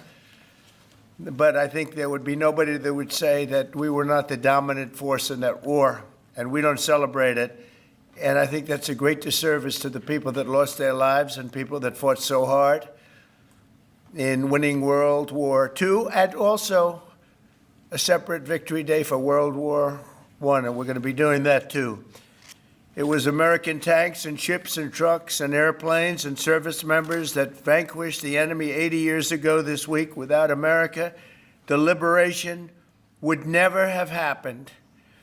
And so we have to pay tribute and homage to those people that gave us victory. And we did something else that people don't talk about. We rebuilt the world. All of these countries that were destroyed, we helped them rebuild. And that's something that, for the most part, others did not do. So with this proclamation, we are hereby honoring the incredible sacrifice and heroism of millions of Americans who served in World War II, along with the unprecedented mobilization, home front that helped deliver this great triumph. All Americans should take pride in what these incredible patriots have achieved. So I just want to say happy Victory Day to all. So we are celebrating every year now. I can guarantee for 4 years, but I think after that we're going to have 2 Victory Days, World War I and World War II. This is World War II Victory Day. In the future, we're going to have a major celebration of each day. We're not going to have days off because we don't have enough days in the year. We have too many celebrations already. But we're going to have Victory Day and for World War I, World War II. And without us, those wars would not have been won. I think we can say that, would not have been won. And I think it's time that the United States starts taking credit for their achievements. And I really believe it's a shame. You know, I was watching for the last week, and I noticed France, I noticed other countries all getting ready for Victory Day. And I said, that's sort of strange, because David just added something. He said, we also rebuilt the world. And I didn't have that, and I should have that. That was a big factor. But I noticed all of the countries, Russia, having a big day tomorrow. And by the way, they lost millions of people. And they were absolutely a major factor. But there was no major factor like us. We won the war, and we won it with the help of others. But everybody was celebrating but the United States of America. And I said, you know, I think it's time that we start celebrating victory. And that's what we're doing. So now for the reason that we're here, but I asked David, would it be appropriate if I did that? He said, absolutely. That's a big thing that we're doing on your swearing in. Very big thing. But now for the real reason, and a reason that I'm very proud of because he's been my friend for a long time. We're swearing in our next ambassador to the People's Republic of China. What timing, David? What timing? Only you could have picked this timing. It's your fault. I picked him a long time ago, but it just happened to come due on a pretty important date. But our friend David Perdue, Senator David Perdue, joining David this afternoon are his incredible wife Bonnie, been at his side for a long time. Their sons David and Blake, their daughter-in-law Danielle and daughter-in-law Charlotte, and their grandsons David, Hudson, and Jack. That's a beautiful family. Congratulations. I didn't think you had it in you, David. That's really something. That's pretty amazing. Look at that. Our new ambassador brings to this position a lifetime of experience at the highest levels of business and politics, and he is at the highest level. Over 4 decades in business, he rose to lead several major American corporations, including as the president and CEO of the footwear giant Reebok, where he did very well. He did a great job. And later CEO of Dollar General. Likewise, he did a great job. David also lived and worked in Singapore and Hong Kong for several years, developing a wealth of experience negotiating and doing tremendous business deals for lots of different leaders that he worked with. Following his tremendous business success as an executive, David stepped forward to serve American government. And as we all know, in 2014, he was elected United States Senate in Georgia. And he was very popular, very respected from day one. He served on the Senate Foreign Relations Committee and was a tremendous partner to our administration during my first term. I dealt with him a lot, and he solved a lot of problems. Now I'm entrusting David to help manage one of America's most complex and consequential foreign relationships, and I know he'll do a fantastic job. As our lead diplomat in Beijing, David will work to promote American interests and stability in the Indo-Pacific, help stop the flood of Chinese fentanyl across our borders, which we have to do. We lost, I believe, 300,000 people last year. Seek fairness and reciprocity for the American worker, ensure the safety of our citizens overseas, and promote peace in the region and in the world. And I'm confident that he will do an exceptional job. He's an exceptional man, and make our country very proud and make our country very safe, too. So, David, I want to congratulate you. This is as big as it gets, and the timing is unbelievable, but it's time that we have somebody like this. This is a very, very extraordinary man, and you're going to do a fantastic job. And say hello to President Xi when you're over there, please, okay? Thank you very much. Marco, would you do the service? Thank you. Just stand here in the middle. Put your left hand and raise your right.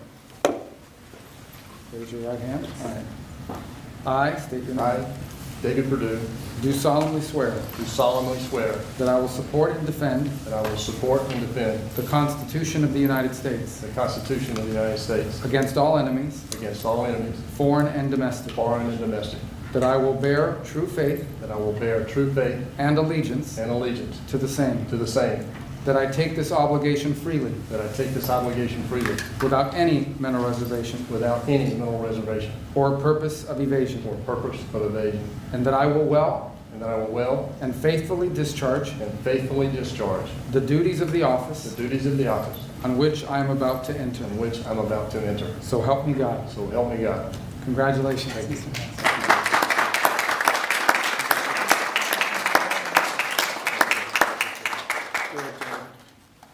David, would you like to say something? Mr. President, I'm humbled to be in this office today. I love what you've done with this office. I like the Declaration of Independence. I want the world to know that I know this man personally. He loves this country, and I am glad to be your man in China. Thank you. Thank you, David. I think just for the sake of formality, here we go, David. Come on up. Come on up here, Bonnie. That's what it's all about, right? And now we send you on your way. Lots of luck. Yes, sir. We're right behind you, David. Look forward to seeing you over there, sir. Okay, have a good time. Thank you. Congratulations, everybody. Congratulations. Any questions, please? Mr. President, the Treasury Secretary just told lawmakers that a tariff exemption for certain baby items like car seats is under consideration. Will you exempt some products that families rely I on? don't know. I'll think about it. I don't know. I really don't. I want to make it nice and simple. I'm not looking to have so many exemptions that nobody knows what it's doing. We have to make it very simple, but I'll take a look at it. Yep. Please. Mr. President, there are rumblings in Washington that some House Republican moderates are opposed to defunding Planned Parenthood in this year's reconciliation package. What do you say to those members, and are you supportive of? Well, I don't know yet. I have to see, because you're just telling me that for the first time. We'll work something out. Mr. President, what are you hoping your representatives will get out of the talks in Switzerland on China? And secondly, what does China need to do on fentanyl specifically? What do you want to see them do? Well, they have to stop fentanyl from coming in. That'll be a very big part. And I had that understanding with President Xi before I left last time, and we had a deal, and he would have honored the deal. But when Biden came in, of course, nothing ever happened with him. He didn't know what the hell he was doing. But that would have saved a lot of lives. That election cost us a lot of lives and a lot of heartache. The fact that we went through 4 years of misery, and you look at what's coming through the border, and the job of getting murderers out of our country. So many bad things happened. The wars. You wouldn't have October 7th You wouldn't have Russia fighting with Ukraine. You wouldn't have had that disaster in Afghanistan. You wouldn't have had inflation. All these things would have not taken place. So sad to see what happened. Any other questions? Are your administration sending migrants to Libya? I don't know. You'll have to ask Homeland Security, please. Would you Vice support President sending Vance migrants said to Russia was asking for too much to end the war. Given that, do you still have confidence that... When did he say that? Earlier this morning. Well, it's possible that he's right. He may know some things that, because I've been dealing with this and some other things, but we are getting to a point where some decisions are going to have to be made. I'm not happy about it. I'm not happy about it. Okay. Just follow up, sir, on the talks in Switzerland. What do you expect? What do you hope to come out of We'll those? see. I mean, look, it's we were losing $1 trillion a year. Now we're not losing anything. You know, that's the way I look at it. We were losing with China on trade $1 trillion a year, more actually, 1.1. But let's say $1 trillion. You know what we're losing now? Nothing.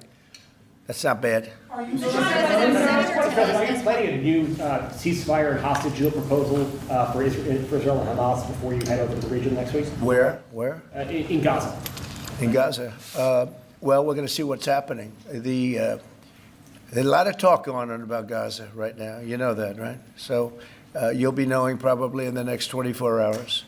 Are you taking diplomatic actions between the war in India and Pakistan? What's your position? Oh, it's so terrible. My position is I get along with both. I know both very well, and I want to see them work it out. I want to see them stop.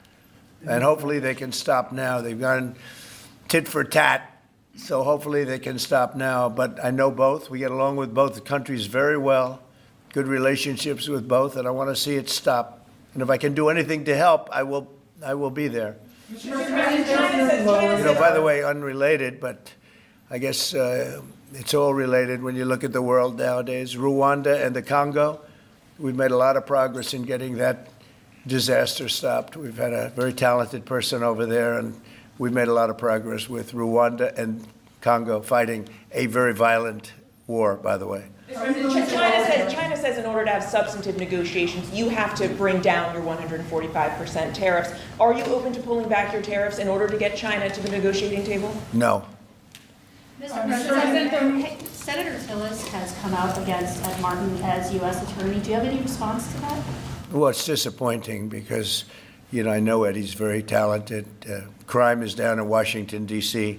Street crime, violent crime by 25%. And it's people have seen, they've noticed a big difference. So I didn't know that. But if anybody voted against him, I feel very badly about it. Only in the sense that in this short period of time that he's been there, crime is down 25% in Washington D.C. But that's really up to the senators. If they feel that way, they have to vote the way they vote. They have to follow their heart, and they have to follow their mind. Mr. President, when you are referring to the Persian Gulf as the Arabian Gulf, are you going to make that announcement on your part? They're going to ask me about that when I get there, and I'll have to make a decision. So you haven't made a decision yet? I don't want to hurt anybody's feelings. I don't know if feelings are going to be hurt. Why have a case right over here? It's called Gulf of America. And I guess a lot of people get ideas from us. But the Gulf of America was something I thought should have been named a long time ago. I'm going to be given a briefing on that. It was just done. And I'll make a decision. Is it the U.S. position that Iran can have an enrichment program as long as it doesn't reach a weapons? We haven't made that decision yet. We will, but we haven't made that decision yet. President? Yeah. China said the U.S. initiated the trade talks this weekend and that its position hasn't changed. Are you still confident you can reach a deal with China? They said we initiated? Well, I think they ought to go back and study their files. Okay? I do think that. Go ahead. What do you? Are you planning to ease chip export restrictions to some of these Gulf countries and then also make announcements regarding... We might be doing that, yeah. And their nuclear programs, civilian nuclear programs? And it'll be announced soon. And you're to help them develop some nuclear power? Well, we're going to take a look. We're going to take a look. But, we had really a very good, as you know, we had a very good outcome with the Houthis, and we honor their word. I mean, they made a commitment, and we dealt with other countries that were close to them and their surrogates, and we honor all of their words. We'll see what happens, but I think, I believe that hopefully that's over with. And they'll leave the ships alone, just leave those ships alone. But so we do. We take their word for it. It was, we hit them very hard. They had a great capacity to withstand punishment. They took tremendous punishment.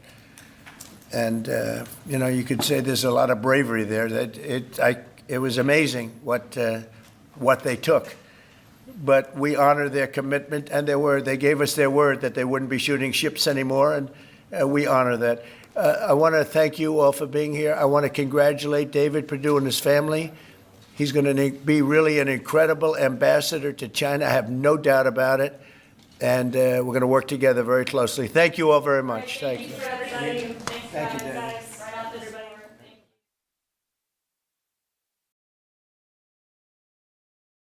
Thank you for tuning into the live show. You know what time it is. Some people say, what is the time? It is 10:06 p.m. As today's date is the 10th of May, 2025. Y'all want to keep going or call it a night? We want to keep going or call it a night.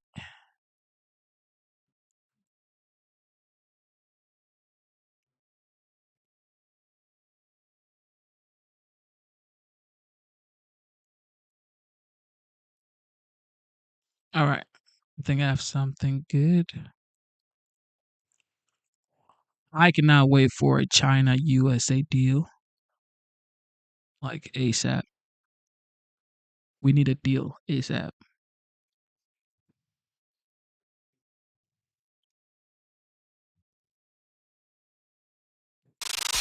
Hello, America. I'm Mark Levin, and this is Life, Liberty, and Levin. We have two great guests tonight. Elise Stefanik. Let me tell you something. This is a heroic warrior who one day could be a great president of the United States. Just saying. And our friend Katie Pavlich. But before we go to our guests, the first 100 days. Everybody likes to talk about the first 100 days. Well, yes, the border is shut closed. They said it couldn't be done. It's done. Did you see this deal with Great Britain? President Trump is spreading market capitalism globally. As I said he would. That's the whole point of the tariffs. The tariffs is to have more capitalism, not less. Look at how he's exposed with Elon Musk. Waste and fraud and abuse. The ugly, bloated underbelly of the ugly federal establishment. He's cutting spending. He's cutting regulations. He's trying to cut the federal workforce and these bloated programs. He's eliminating racial discrimination, DEI.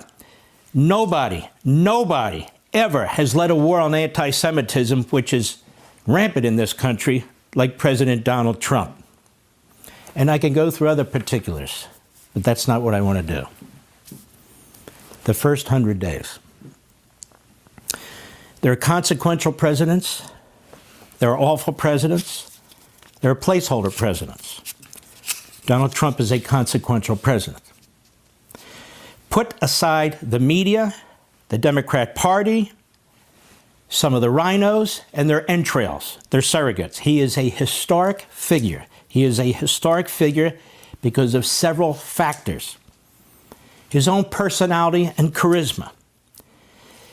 His relationship with the American people. When he speaks, you feel like he's speaking directly to you. He's a big thinker, a bigger thinker than most people who occupy the Oval Office. He has big ideas. He thinks outside the box. He sees the Chinese and the Russians in the Arctic Circle where they're building military bases, and he's thinking Greenland. We need Greenland. The Gulf of America. Why not? His trade deals that we're talking about, and I could go on and on. He thinks outside the box and he thinks big. He has enormous energy and motivation every single day when he's in the Oval Office. He's a principled man who's open to ideas and arguments and challenges. He's a curious man who's always interested in how things work, why things don't work, and even the lives and well-being of the people around him, whether it's family or friends or staff. He always asks. When President Trump was first running for president, I coined the phrase blue-collar billionaire, because that's what he is. Even though he is wealthy, his friends, many of whom are wealthy, he is focused on Mr. and Mrs. America. The president is not driven by ideology, he's driven by philosophy. Two different things. Ideologues are extremists who do not use reason, experience, or logic, like the fifth column isolationists that we have, who believe it's okay for Iran to have a nuclear weapon and who root for Putin. Sick.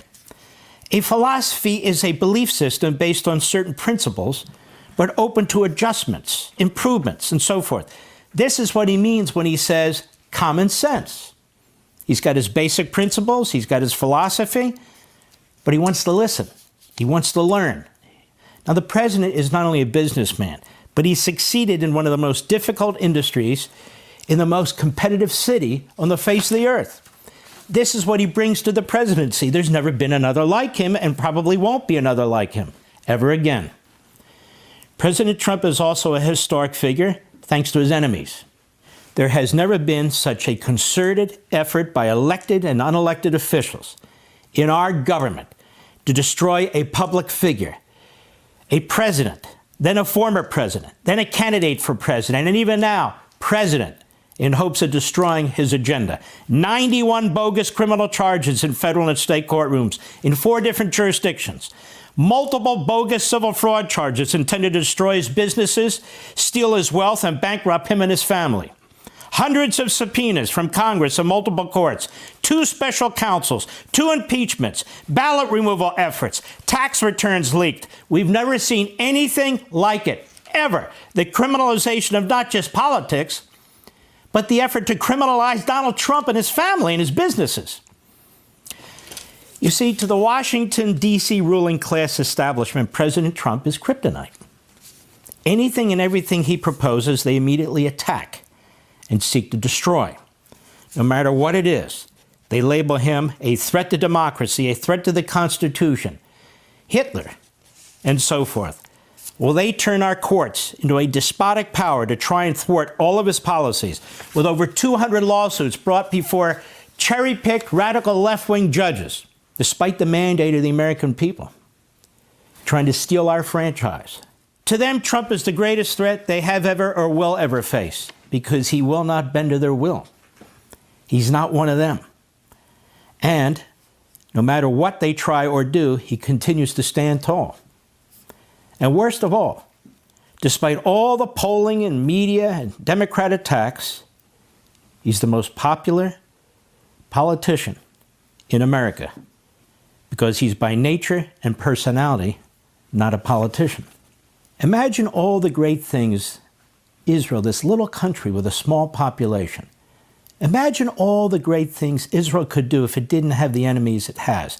It's already doing tremendous things in technology and so forth, but imagine all the rest it could do for medicine if it didn't have to spend so much time and resources on defending itself.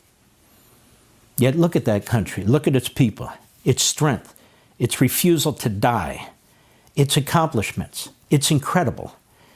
Israel not only stands, it is stronger than ever today, continuing to conquer its enemies. Now, I see President Trump in a similar way. Despite the endless attacks by his enemies, surrounded by hostile politicians, bureaucrats, and media, not to mention rogue judges, the multiple assassination attempts, including those by Iran, he's always counted out and always under attack. He continues to defeat these dark forces. He won a landslide election, the likes of which we've never seen, and he stands stronger and more popular than ever. I cannot think of another president, apart from Abraham Lincoln, who faced a civil war from the moment he was sworn into office, who's had a more consequential, inspiring, and important first 100 days than President Trump. I cannot think of a more optimistic president, akin to Ronald Reagan, whose portrait he hangs in his office purposely, which is contagious among those who are patriots and love the country. He lives an inspired life, and he inspires others, those who are willing to actually listen, watch, and learn, and aren't filled with hate and contempt. I'm not saying all this because he's my friend. I'm saying all of this because it's true. Because it's true. We now have a deal with the the nation of Britain, the sixth largest economy, which opens up their markets, opens up our markets. It's the greatest free market deal between two countries that I've ever seen. For all those who keep talking about Donald Trump, the isolationist, for Donald Trump, the anti-globalist, for Donald Trump, many ways a socialist, I saw somebody write. They don't understand Donald Trump. Donald Trump loves freedom, he loves opportunity, he loves the creation of wealth, and he loves his country. As I explained here a few months ago, in putting in place all these tariffs, he wasn't putting in place all these tariffs to have a tariff war. He put all these tariffs in place almost simultaneously, across the board, one country after another. Not to drive up our prices, not to shutter our businesses, quite the contrary. You have to go through a period of pain. It's unfortunate, but any rational, legitimate economist will explain to you, in order to change economic outcomes. He's trying to break away from the good old school, where countries put massive tariffs on us and we basically ignore it. And he said, no, we're not going to do that. So he puts in place tariffs across the board. Washington goes nuts. The media go nuts. My brothers and sisters in the conservative movement go nuts. I told you here a month or so ago, watch what he's doing. Eliminate the static from your thinking. He says he wants reciprocity. Not reciprocity to raise tariffs. Reciprocity to reduce or eliminate tariffs. And the only way he said we can do that is to put our tariffs in place, as much as are higher than these other countries have on us. Then they will come to the negotiation table. Then we can make a deal. Then we can draw down the tariffs, open their markets. We're happy to open our markets, which are mostly open anyway. And he has his first big deal with Great Britain. Isn't it about time the man gets some due, some credit where he deserves it? I would say so. You know, a month ago also, the Democrats had a big issue, the cost of eggs. Cost of eggs. They thought they really seized on a big one. The cost of eggs went down. They move on to the next subject. Then they move on to the next subject. Wouldn't it be amazing if for the first 100 days, the Democrat Party actually shut the hell up, sit still and watched? Wouldn't it be amazing if we actually had a court system that was a real adjudicative system, rather than activist, radical left-wing judges trying to block Trump at every step of the way?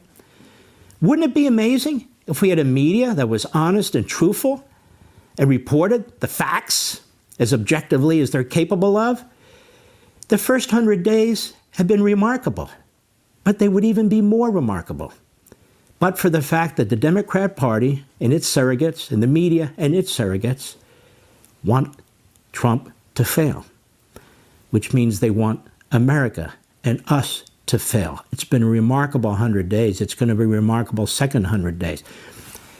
Stand tall, stand firm, don't buckle. This is a battle. It's not a battle, as some people have said, between the rich and the poor. That's Marxism. It's not a battle between, what else do they say, the billionaires, the oligarchs, and the rest. That's Bernie Sanders. That's Bernie Sanders. That's Maoism. No. The battle that exists in this country is not about progressivism and nationalism and thisism and thatism. The battle that exists in this country today is between we the people and the ruling class in Washington, D.C. That's the battle. And that's the battle Donald Trump and Elon Musk and his administration are fighting more effectively than any other president I can remember, with more odds against them, more obstacles in front of them than any other president I can remember, including the judicial despotism that's taking place in our country. The more successful he is, the more successful we will be as a nation. So that's how I see the first 100 days. We have a historic figure in the White House. Truly an important figure in the White House. He's not one of these Republicans who go there and, I don't know about this, and sign this, can't we all get along, and so forth and so on. He'll get along if we can get along. He wants to unify. But he also has objectives. He also has a place where he wants to take a country. This is even more remarkable when you consider that Donald Trump was once a Democrat, but so was Ronald Reagan. That Donald Trump was never a sort of movement conservative, and yet he's one of the most conservative presidents we've ever had. He absolutely is. It's even more remarkable when you think that everything he's overcome, he still has a smile on his face, he still makes jokes, he still can fire off a sarcastic line here and there at the media and so forth and so on. They haven't changed the man. The man has changed them. The man is changing the country for the better. After Biden-Harris, after Nancy Pelosi, after Chuck Schumer. They want to destroy him. One last word. In 2 years or so, we're going to have a monumental election, an off-year election for the House and the Senate. The Democrats must not take the House. They want to impeach Donald Trump for a third time. They want to subpoena everything and everyone. They want to do what they did before. They want to drag the country down. Why? Because the Democrat Party, in so many ways, it's like the parties that it mimics. It's like the parties whose propaganda that they regurgitate. What am I talking about? Ready? Like communist parties. They want one-party rule. Oh, they don't mind elections as long as they always win. That's what they want. That's why they want to change our election laws. That's why they want to decide for Republicans who their nominee should be, taking people off the ballot. That's why they criminalized the challenges to the 2020 election, manufactured federal statutes, manufactured state statutes to use. That's why they're doing all this. They want to change the election system. They even want illegal aliens to be able to register to vote in federal elections. You only want to do that if you want to undermine the current citizenry and because you're power hungry. Power. The Democrat Party. We must not allow them to win. And I'm saying this early and putting my marker down. The House of Representatives or the Senate, but especially the House of Representatives, where impeachments come from, where all these investigations are constantly brewing, or we will lose the country and we will lose the presidency, not because Donald Trump would resign, not because he would be effectively impeached, but because they seek to bog us down. I will be returning to this over the course of the next 2 years, of course. We'll be right back. Hey, Sean Hannity here. Hey, click here to subscribe. Thank you for tuning into the live show. Zima, I see Zima is like one of the first people to like start watching the live stream. Like last year, June. My boy Zima. Shout out to you, bro. Yep, that's it. That's it. No, let's do one more. What's up with Letitia James, yo?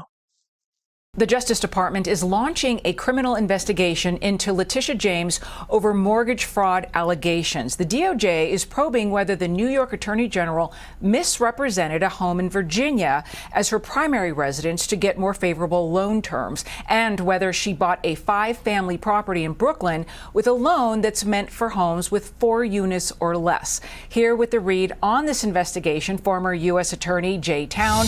Jay, thank you so much for being here. Can you first, just off the top, just give me your read on this investigation? Where do you think it's going?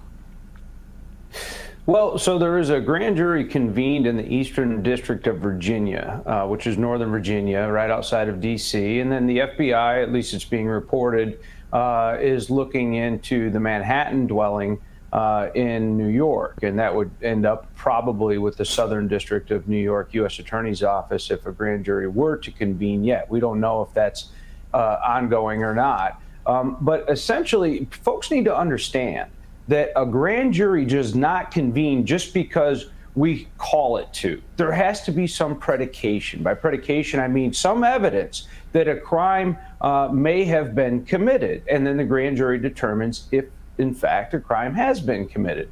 The real, Abby Lowell, who's Tish James's lawyer, has come out and said that this is political retribution.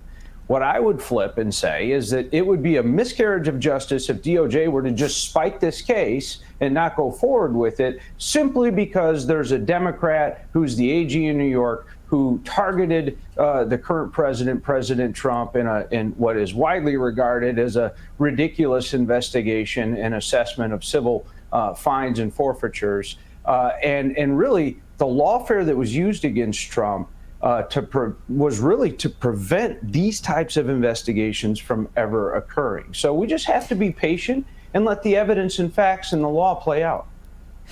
You mentioned Abby Lowell, Tish James' attorney. He sent a letter last month to the DOJ on these investigations, reading in part, quote, "These baseless and long discredited allegations put to rest my April 24 letter to the Department of Justice are suddenly back in the news just days after President Trump publicly attacked Attorney General James. This appears to be the political retribution President Trump threatened to exact that AG Bondi assured the Senate would not occur on her watch. If prosecutors are genuinely interested in the truth, we are prepared to meet false claims with facts." This is going to be a very public fight. It is, and that's just right out of the Abby Lowell playbook. Remember, the Hunter Biden investigation and prosecution and convictions, those were political as well, according to Abby Lowell. And Hunter Biden was really guilty. So it is just lawyers have to do this. They have to be zealous, and I'm fine with that. I don't know that attacking Pam Bondi in this Department of Justice is going to be a great idea as far as if the facts don't play out as Abby Lowell might see them. I don't know that Tish James is going to get much grace from this DOJ if they're continually attacked by her lawyer. So this is very early in the investigation. Things are just getting started. But when you look at what they are investigating, you look at these cases that they have their eyes on, what type of charges could possibly follow? Yeah, well, mortgage fraud is a very common crime that's prosecuted federally. It happens all over the country. It's probably a daily occurrence that someone is indicted in this country for mortgage fraud. And just think of it this way. You are not telling the truth on a mortgage application, whether it's your collateral is worth less, or in this case, the residence that you want the mortgage loan for is not going to be your primary residence. There's lots of reasons to claim the primary residence. One, it's a better rate. Primary resident homeowners are less likely to default because it's their home, right? But secondary homeowners do, and that's just data. So there's advantages to it. And so now that's up to 30 years in federal prison. Now, I will say that the average sentence is between 2 and 4 years in federal prison, but it's a very easily proven offense, and it's also a very commonly proven offense. So there's a lot of experience inside of this Department of Justice to bring these charges forward. Well, we will absolutely continue to follow this. And again, the New York Attorney General does deny any of this, accusing the president and his DOJ of being political. We're just going to have to wait. As you said, we have to be patient. J-Town, thank you so much. Hey, everyone. I'm Emily Campagno. Catch me and my... Yes. Thank you for tuning into the live show. God bless you. We will be back for sure. We've been streaming for over 4 hours now. God bless you one more time. Instead of looking for perfection, seek for consistency. Never give up on yourself. Never give up on your dreams. Never give up on God. Believe in yourself. Believe in your dreams. Believe in Almighty God. All right? Thank you for tuning in. Shout out to our moderators, Mr. Busky, C. Shelley, Zyra's Garden, Dana, and shout out to our members. Shout out to Ellie. Shout out to Luke. God bless you, Luke, for the super chats. And shout out to Ringmaster. God bless you. And shout out to the viewers. God bless you. Thank you so much for coming in here every night. Well, whenever we go live. sometimes in the afternoon. Thank you so much for tuning in. And if you haven't subscribed, please subscribe to the channel. And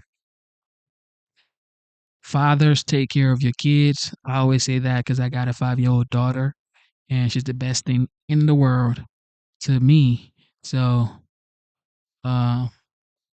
yep. Fathers, take care of your kids as much as you can. Spend time with them. It's hard because you got to do what you got to do for your family, but you still got to take care of your kids and give them some emotional support. But with that being said, shout out to the veterans and shout out to the military personnel. You guys protect the homeland. God bless you. And happy Mother's Day. Yep. Tomorrow is Mother's Day. So shout out to the mothers. Shout out to the mothers. God bless the mothers. And yep, happy Mother's Day to the mothers. Boom. Happy Mother's Day to our beautiful, beautiful mothers. God bless you. Without you, there would be no life. You know how the thing go. All right. So God bless you. God bless you. Thank you guys. And thank you so much for rocking with me and for rocking with the United States, okay? Because I believe the United States is the greatest nation in the world. And it's okay if you don't think it's the greatest nation in the world, but thank you for rocking with it. God bless you. Stay ready, okay? And stay focused. Love you guys. God is the greatest.